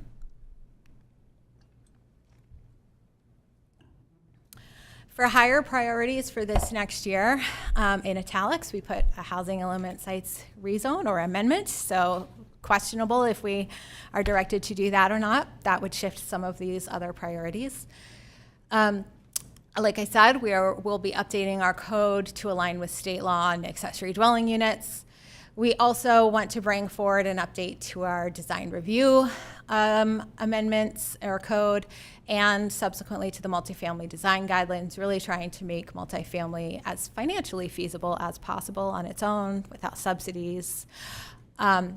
We are working on the safety element, which is required anytime the local hazard mitigation plan is also updated, so coordinating with OES. And then we have 2 buckets of funding related to greenhouse gas emissions and oak woodland that we'd like to create program guidelines to really give clarity on how and when we should award that funding to different projects. We're coordinating with TRPA on the cultivating community phase, so potentially another round of amendments, TBD. And we do plan on applying in coordination with the CEO's housing team on the pro-housing designation. Again, that designation expires in January of 2027. We don't think it's a hefty staff effort to go ahead and apply. It does potentially open up options for more funding. Nikki Strigan mentioned her team just applied for funding. So because that expires, if we were awarded again, that would be permanently retaining that designation. And then I'll move on to some of the work that is a lower priority right now, but certainly on the radar and still meaningful work. So developing standards for the wildland urban interface areas, a number of ZTAs or zoning text amendments related to signs, woodland conservation, large-scale solar, update to our winery and farm ordinance. In the housing action plan, it specifies a housing advisory group, ridgeline protection ordinance for Forest Hill, and then updates related to the Surface Mining and Reclamation Act. And then this is a very long list, and I know you probably can't read all of them, it's small font, but our team coordinates with a lot of different groups, internal and external. A lot of them, a hefty majority of them, are related to the sustainability plan work in coordination with others in the region, and adaptation and climate and fire risk, and that's all sort of lumped together. And then internally, We have been focusing on coordinating, in particular, with the CEO's housing team on all things housing. So we're coordinating with them on hot topic today, the in lieu fee nexus study, future zoning text amendments, any county-initiated developments like the Atwood project in the government center. Like I said, we're also coordinating with OES on their hazard mitigation plan and community wildfire protection plan. So we have staff closely in talks with them about all of that. And then with APNR, coordinating on the agriculture plan in particular. With SACOG, we are already beginning talks for the next housing element. So our housing element ends in 2029. We'll have to adopt a new one by that time. So we are already beginning discussions on what that will look like. And then we have ongoing coordination, current planning and long range with all of the local jurisdictions in our county and neighbors of our county. So with that, I will conclude. Our recommendation is that the Board of Supervisors, having received a presentation on the Planning Service Division's long-range work plan for this next fiscal year, to take the following actions. Provide direction to staff on the long-range work plan, including but not limited to options for maintaining and/or increasing the county's lower income residential land inventory capacity in order to remain in compliance with state law. And determine that the actions requested are not a project pursuant to California Environmental Quality Act, Guidelines Section 15378B5. And so we look forward to your input and feedback, and that concludes my presentation, and we are available for discussion. Okay, thank you. Supervisor Gore. Thank you, appreciate that, Emily. I have a question for you back on slide 11, which is just the additional properties that could go into the RENA inventory.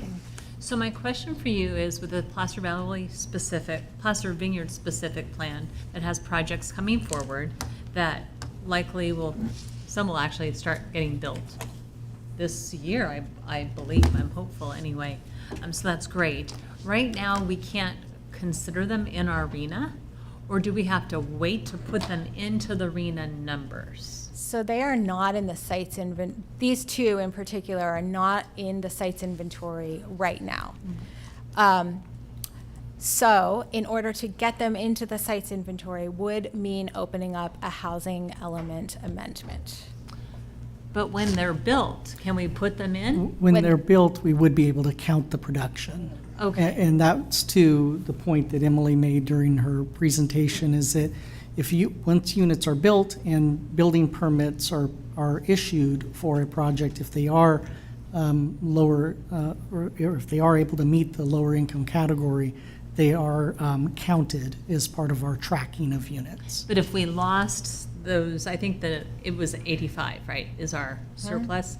If for some reason we lost that surplus, we could move those sites in and do this without having to go and search high and low for more properties to rezone and have time and energy spent, because we know we're going to have these projects built. Yes.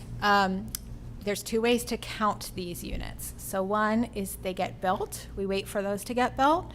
And because they're not on our inventory right now, they kind of create those bonus units effect. So they increase our surplus. Okay.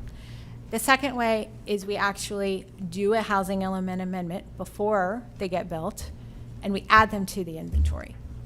But that is opening up a housing element amendment in coordination with HCD. So. And the drawback there is then HCD is looking at everything, and then they might change things and blow it all up. That's exactly right. We didn't mention it as part of the presentation, but as this board is very well aware, when we went through the last time to amend our housing element, there were a number of new programs and modifications to existing housing element programs that HCD requested as part of the housing element amendment. And that's, part of the risk that's involved with reopening the housing element.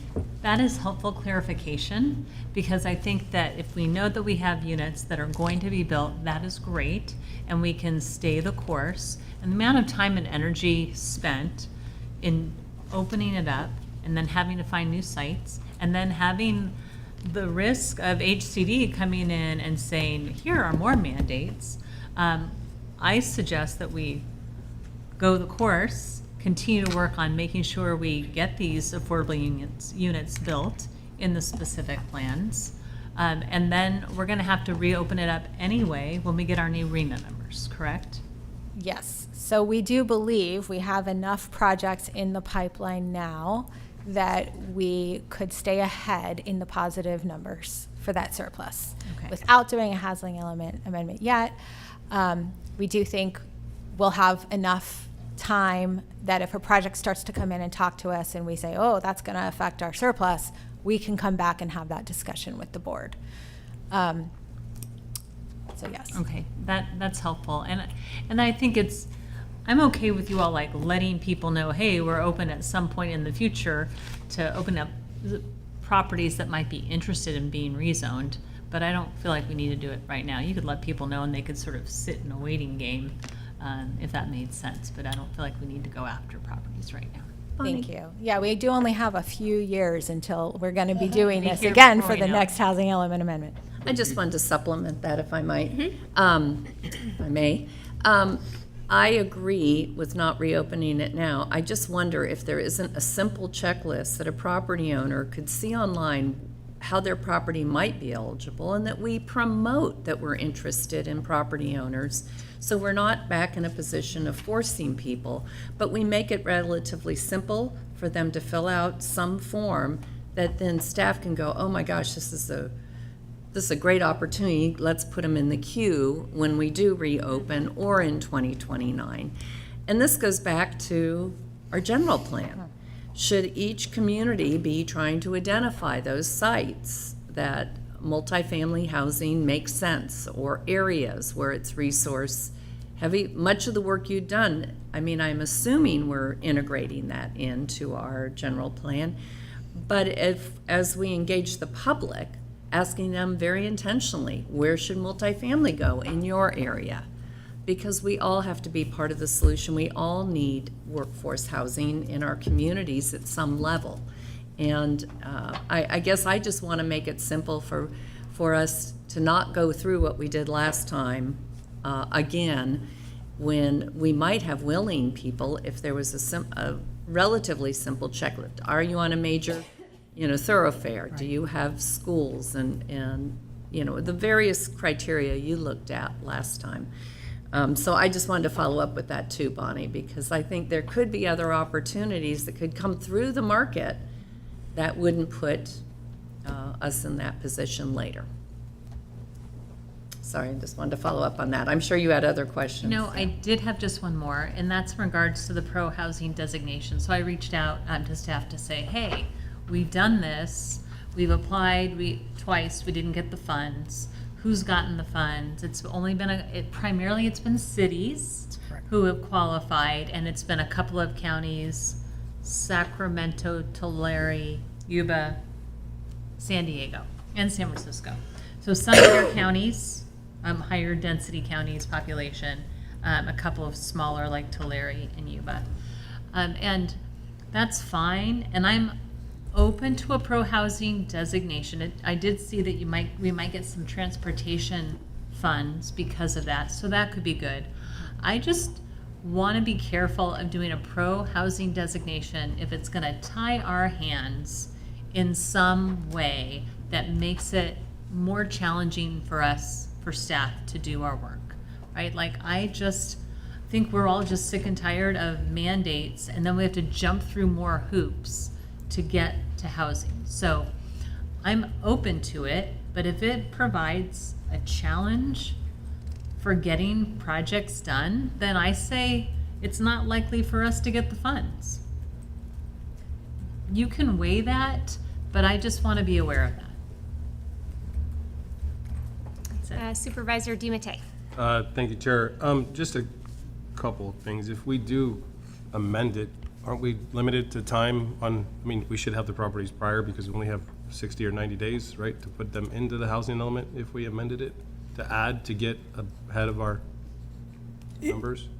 There's no time frame associated with a proactive housing element amendment. However, as Emily noted, if we do fall into a no net loss situation, we have 180 days to rezone additional properties and amend our housing element, which would be very difficult to do in that accelerated time frame.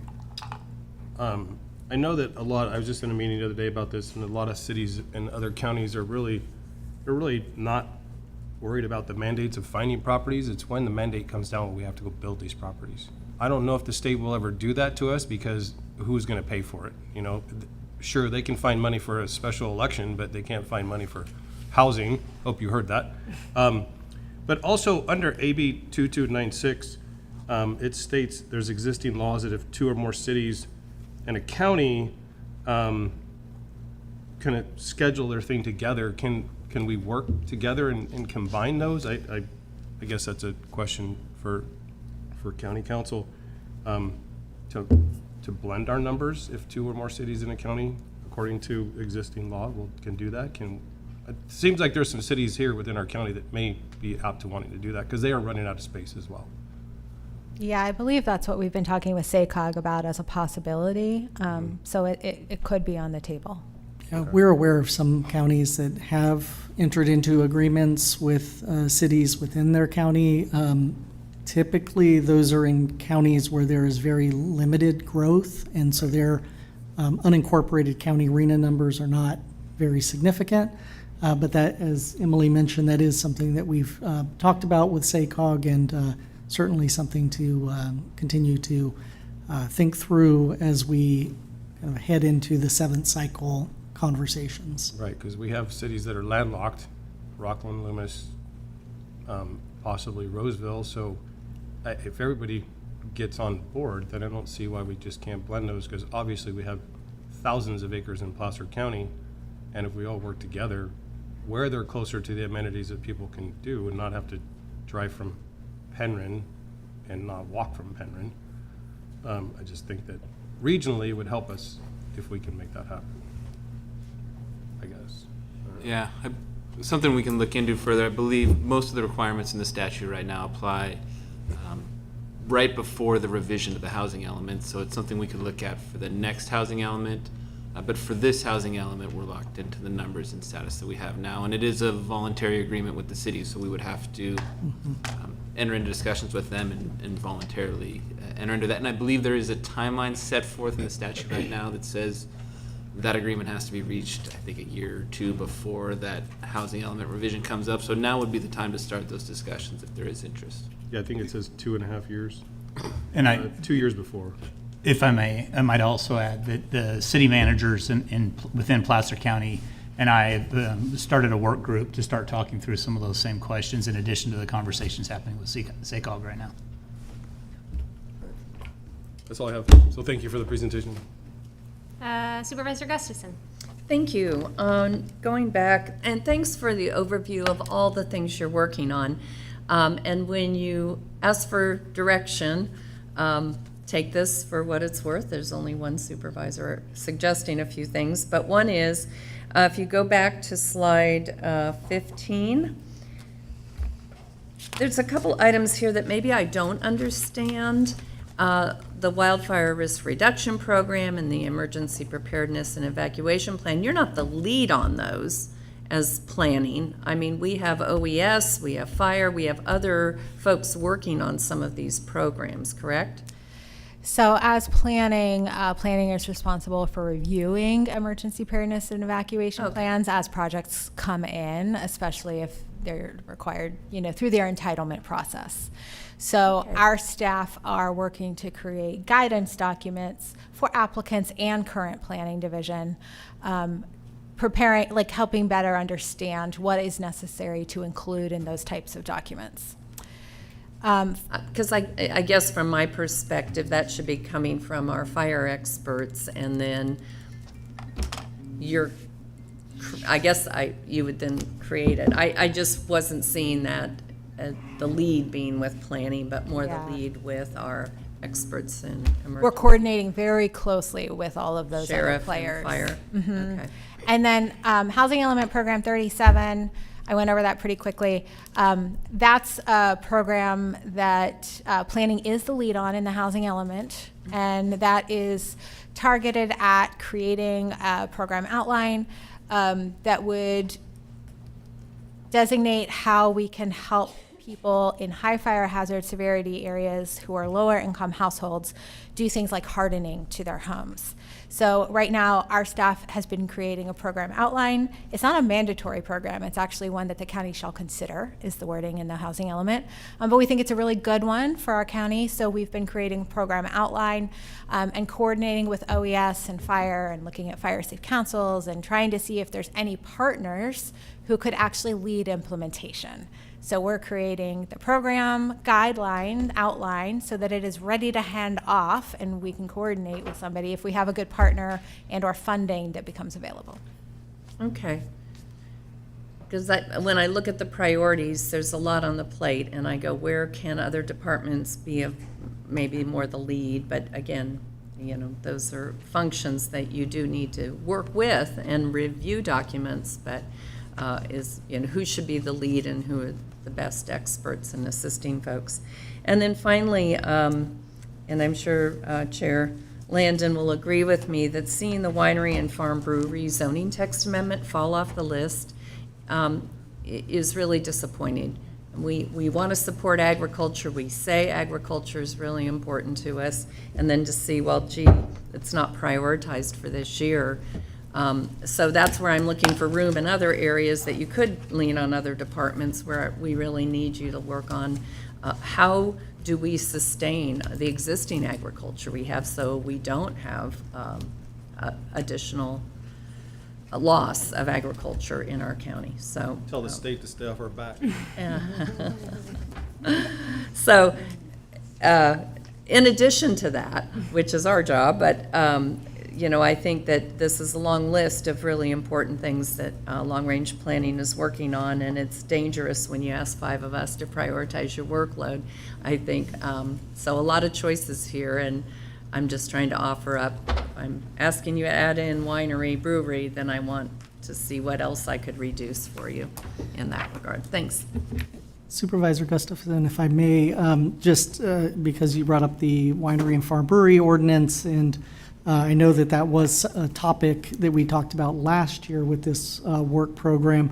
Part of the thinking with maybe pausing work on that effort is that, as you're aware, earlier today, the board approved a contract with PlaceWorks for an agricultural plan to be developed. A large part of that is going to be looking at agricultural tourism and how it sort of relates with the winery and farm brewery ordinance. We do think that there's going to be quite a bit of work that comes out of that effort that may lead into some further refinement to the ordinance, and that's why the thought is to work through that program first, and then perhaps come back to the winery and farm brewery ordinance after that work is complete.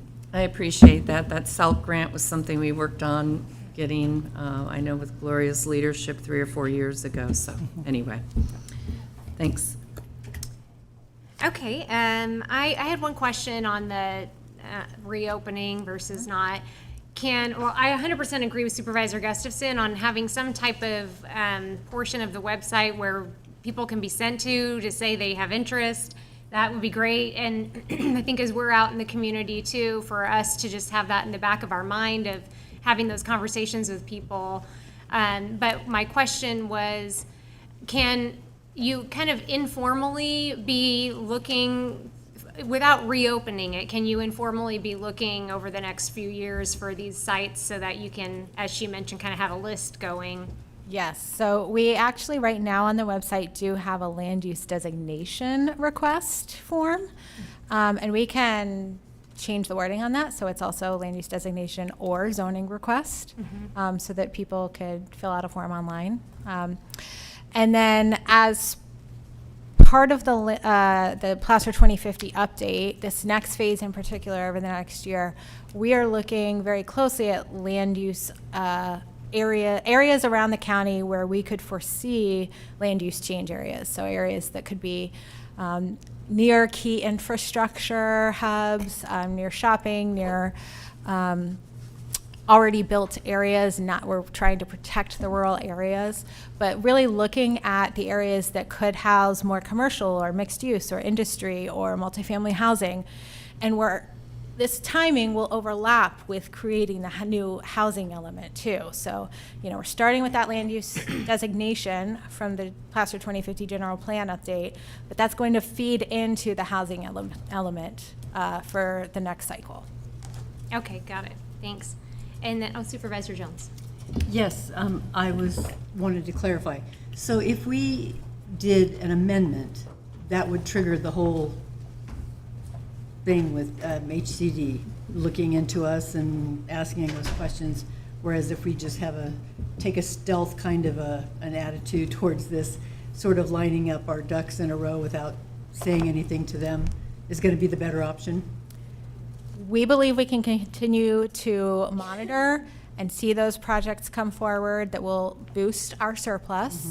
And then if a big project came forward that we'd never heard of and, it's going to affect the surplus, we can come back and have another discussion.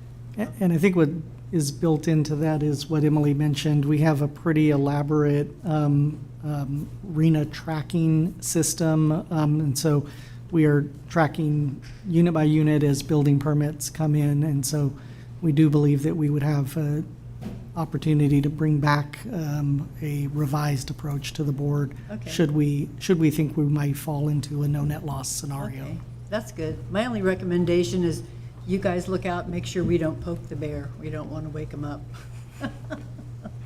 Supervisor Gustafson. Sorry to add to that discussion. Thank you, Daniel, for sharing that you're working with the city managers, because I think we've all talked about that, and their cycles are different than our cycles, so if they're going to be something joint, it has to be coordinated with both. Two other thoughts. One is on this particular issue, how can we better educate realtors when somebody lists their property for sale that might qualify and they fill out a checklist? Then maybe we have partners who will acquire that property, as in community foundations, land trusts, or our Placer, our Housing Trust Placer, where we can start to hold these properties and actually acquire them. So, many of the longtime owners are not maybe interested at this point in their life in starting a multi-year project that could end up with all kinds of opponents and other issues, but maybe it's a property ripe for someone else to do something with. So could we be a conduit, I guess, or an educational forum to encourage that? And then the second question I had that I forgot to ask earlier was on Placer Legacy and PCCP. When is there an appropriate time to kind of combine these or start working on how are these separate and what should occur? Because it seems like there's some redundancy, maybe not, and if, I'd like to throw that out as a potential for us all to talk about in the future. We are having those discussions internally about the overlaps and how best to coordinate and move forward. And maybe just to answer your first question, I think that's a great suggestion. I think we would like to maybe huddle with the housing division and kind of think through, again, maybe some additional outreach that could be done to property owners or realtors, listing agents to inform them about opportunities to partner. Right, That's we a don't, great I suggestion. agree, we don't want to poke the bear, but having a list of next properties is going to be necessary. We know we're going to have battles all the way along on these. And I do think it'd be good for us to, come back and have further discussions about Placer Legacy and PCCP. I'd be remiss if I didn't mention Placer Legacy is a little different in scope. Obviously it's countywide as opposed to PCCP, which is very targeted to the western portion of the county. And so, having conversations about how to invest those resources would be very helpful. I think too, on the legacy versus PCCP, the PCCP is more on the regulatory side, and the legacy is really more expansive and can deal with things like parks and trails and preserving land. I really think, I'm glad it's in the tier 1 priority. I think it's an important conversation for us to be having, especially in the context of all of this housing that we're talking about. And there's a balance in there, right, of us, we're a growing county and growing very quickly, that making sure that legacy and that umbrella is a priority moving forward, so that we are continuing to be thoughtful about balancing is important. But I do think it's a conversation we need to have, and it's a great time to have that conversation. Okay, with that, I will open it up to the public for comment. Eagerly waiting at the back. Thank you, Chair Landon, Board of Supervisors, Jeff Short, North State Building Industry Association. I'm going to have to run out right after this to get to my next meeting, but I did want to offer my comments.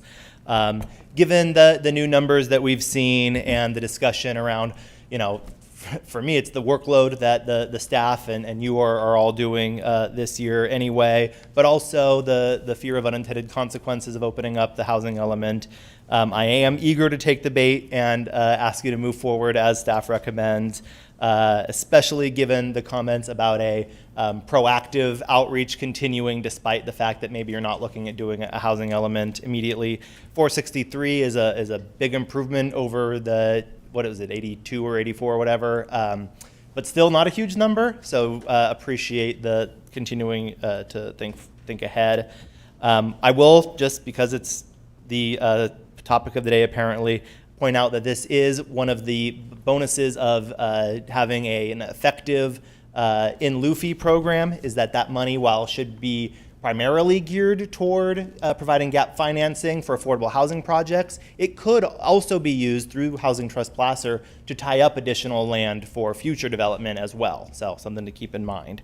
Speaking of the Housing Trust, I was in a meeting with them recently. They're very eager to be a part of these discussions between the county and the various cities about how can we look at RHNA and affordable housing generally from a more regional perspective. Certainly I'd be interested in helping on those as well, but I think they're the ones that are most primed to help be the conduit for that regional perspective. So I certainly endorse those conversations. I'd also endorse the effort to consider both the PCCP and the Legacy project as holistically and as we are continuing to conserve open space through the PCCP. What other opportunities does that open up for housing and other priorities as well? So thank you for your time and this very productive conversation. Thank you.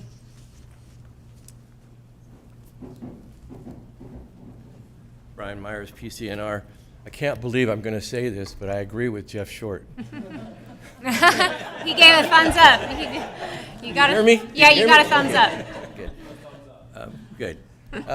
He's right. I mean, my first thought was we should open up the RHNA because we should have as much inventory as possible so you have options. But I understand poking the bear is what got us in this mess in the first place. I want to remind you, though, that the RHNA process we all went through was horrible. You all have said either privately or publicly how bad that process was. Who wants to go through that again? Not me, for sure. I'd like to be retired and enjoy my swimming pool. But so you've got to have a plan, and I'm encouraged. I think this is one of the better presentations I've seen done. And I want to commend Emily and her staff and everybody in planning who put it together. It was thorough, detailed, and had some options and ideas in it. And so I really appreciate that work. And I was very encouraged by the comments she made about working sort of behind the scenes to come up with some properties. You've got to have an inventory. If we win on Hope Way, there's 240 units you're not going to have, or some measure amount of that.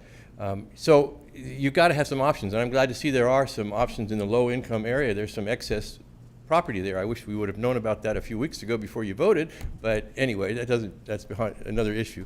But I think having options is going to be important. Mr. Pahuli gave a report a few months back that said there could be as many as 8,000 in RHNA in 2029.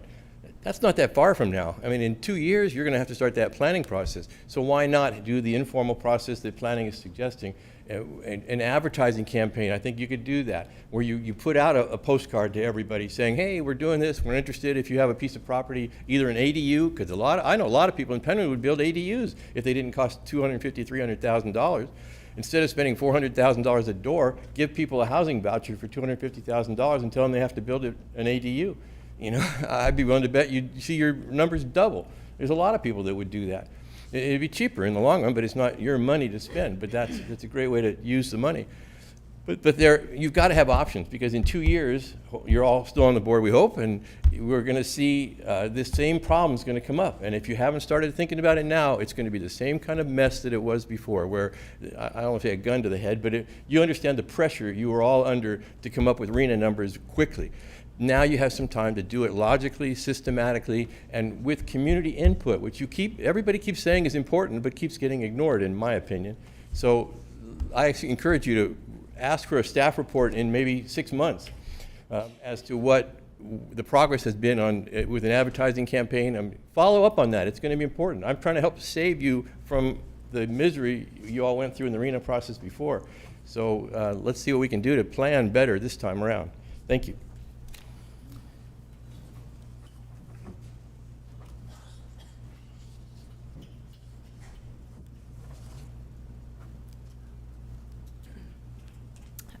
Jennifer, Placer County. I just want to echo what Brian said also, and I guess some of what Jeff Short said. But just going back to something Emily said earlier, one of the developers might be putting a piece of land instead of in lieu fees. And I think that this is actually something that would be really smart to do in general, because we would have an inventory built up. We could probably have the housing trust Placer pay for the property taxes or the insurance until we need to add that into the next housing element. And so maybe that's something we should be asking, or developers, a couple of developers could go in together to buy a piece of land, because that's definitely going to be more than what the in lieu fees would probably be that we would collect anyways. And maybe do a tiered in lieu fee where on houses that are more moderate, they can do a lower in lieu fee, where houses that are at a higher income level could do the max in lieu fees. So it's more of a sliding scale where that's not going to affect the $30,000 for someone who's barely getting by to buy the house. So those are just a few things there, and thank you. Thank you. Anyone else in the chambers? Is there anyone online? Caller, go ahead and unmute your mic and give your comments. Greetings again. It's Diane Louise Alessi from Christian Valley Park. Thank you, Brian. I agree with you, Jennifer, as well. I'm just going to make this super brief. One, I appreciate that the board is talking in the realm of not reopening the can of worms and trying to add inventory, especially right now. And then further, you need to take the blinders off for this in lieu fee thing, and you literally need to either do like Jennifer suggests, just remove it all entirely, and when the developer's coming in on a RHNA designated RM30 property, they're already getting a hell of a bonus, because unincorporated land is so much cheaper than in an incorporated city where there's already infrastructure. So take the blinders off. And I would say, if you look at just our regional cities like Loomis or Roseville, whatever, their in lieu fees are huge. And the jurisdictions that were earlier relayed that Brian was talking about in the Planning Commission, literally like 50-something entities out of over 500 are on track. Now, the difference that was pointed out is those 50 some odd, guess what? Their in lieu fees are high enough to offset and get those lower income units built. So there has to be a pain point, especially when there's such they have the low income tax credits that they're selling and syndicating out, and then those expire in about 15 years. And so you need to take the blinders off and do a little more homework. Lastly, we all need to vote for Michael Gates from Huntington. He was the elected attorney for Huntington Beach, because he is now running for A.G. Bonta's seat, and he will help us with getting rid of this RENA mandate crap and or the builder's remedy scenario. So I want to put that out there in the public. Let's support Michael Gates. Let's get rid of Bonta, and let's replace him with Michael Gates. Thank you. Thank you. Anyone else? All right. One idea for you folks. When it comes to the topic of removing items off of their work list, that I haven't really chatted with Greg or his team about this, but maybe a potential option is to move that Placer Legacy, the work program update and legacy. Obviously, PCCP is already over on their side and they're in Cedra, so maybe that's a potential opportunity for you to take something off of your plate, or at least a portion of it. You don't need to answer to that right now, but that was just something I thought I would throw out there. Any other comments, questions? Okay, then I will bring it back to the board. Right, oh, we don't have to determine its CEQA? We don't have to Yeah, do so that. for this one, the way it's worded is though the board is going to take some action, but I think staff's okay Okay. with what's been provided so far, so no action is being requested of the board, and therefore no need to take a vote. Okay then, thank you very much, really appreciate it. All right, with that, we are now done, and we will adjourn to our next regular meeting, which is on April 7th. Thank you all.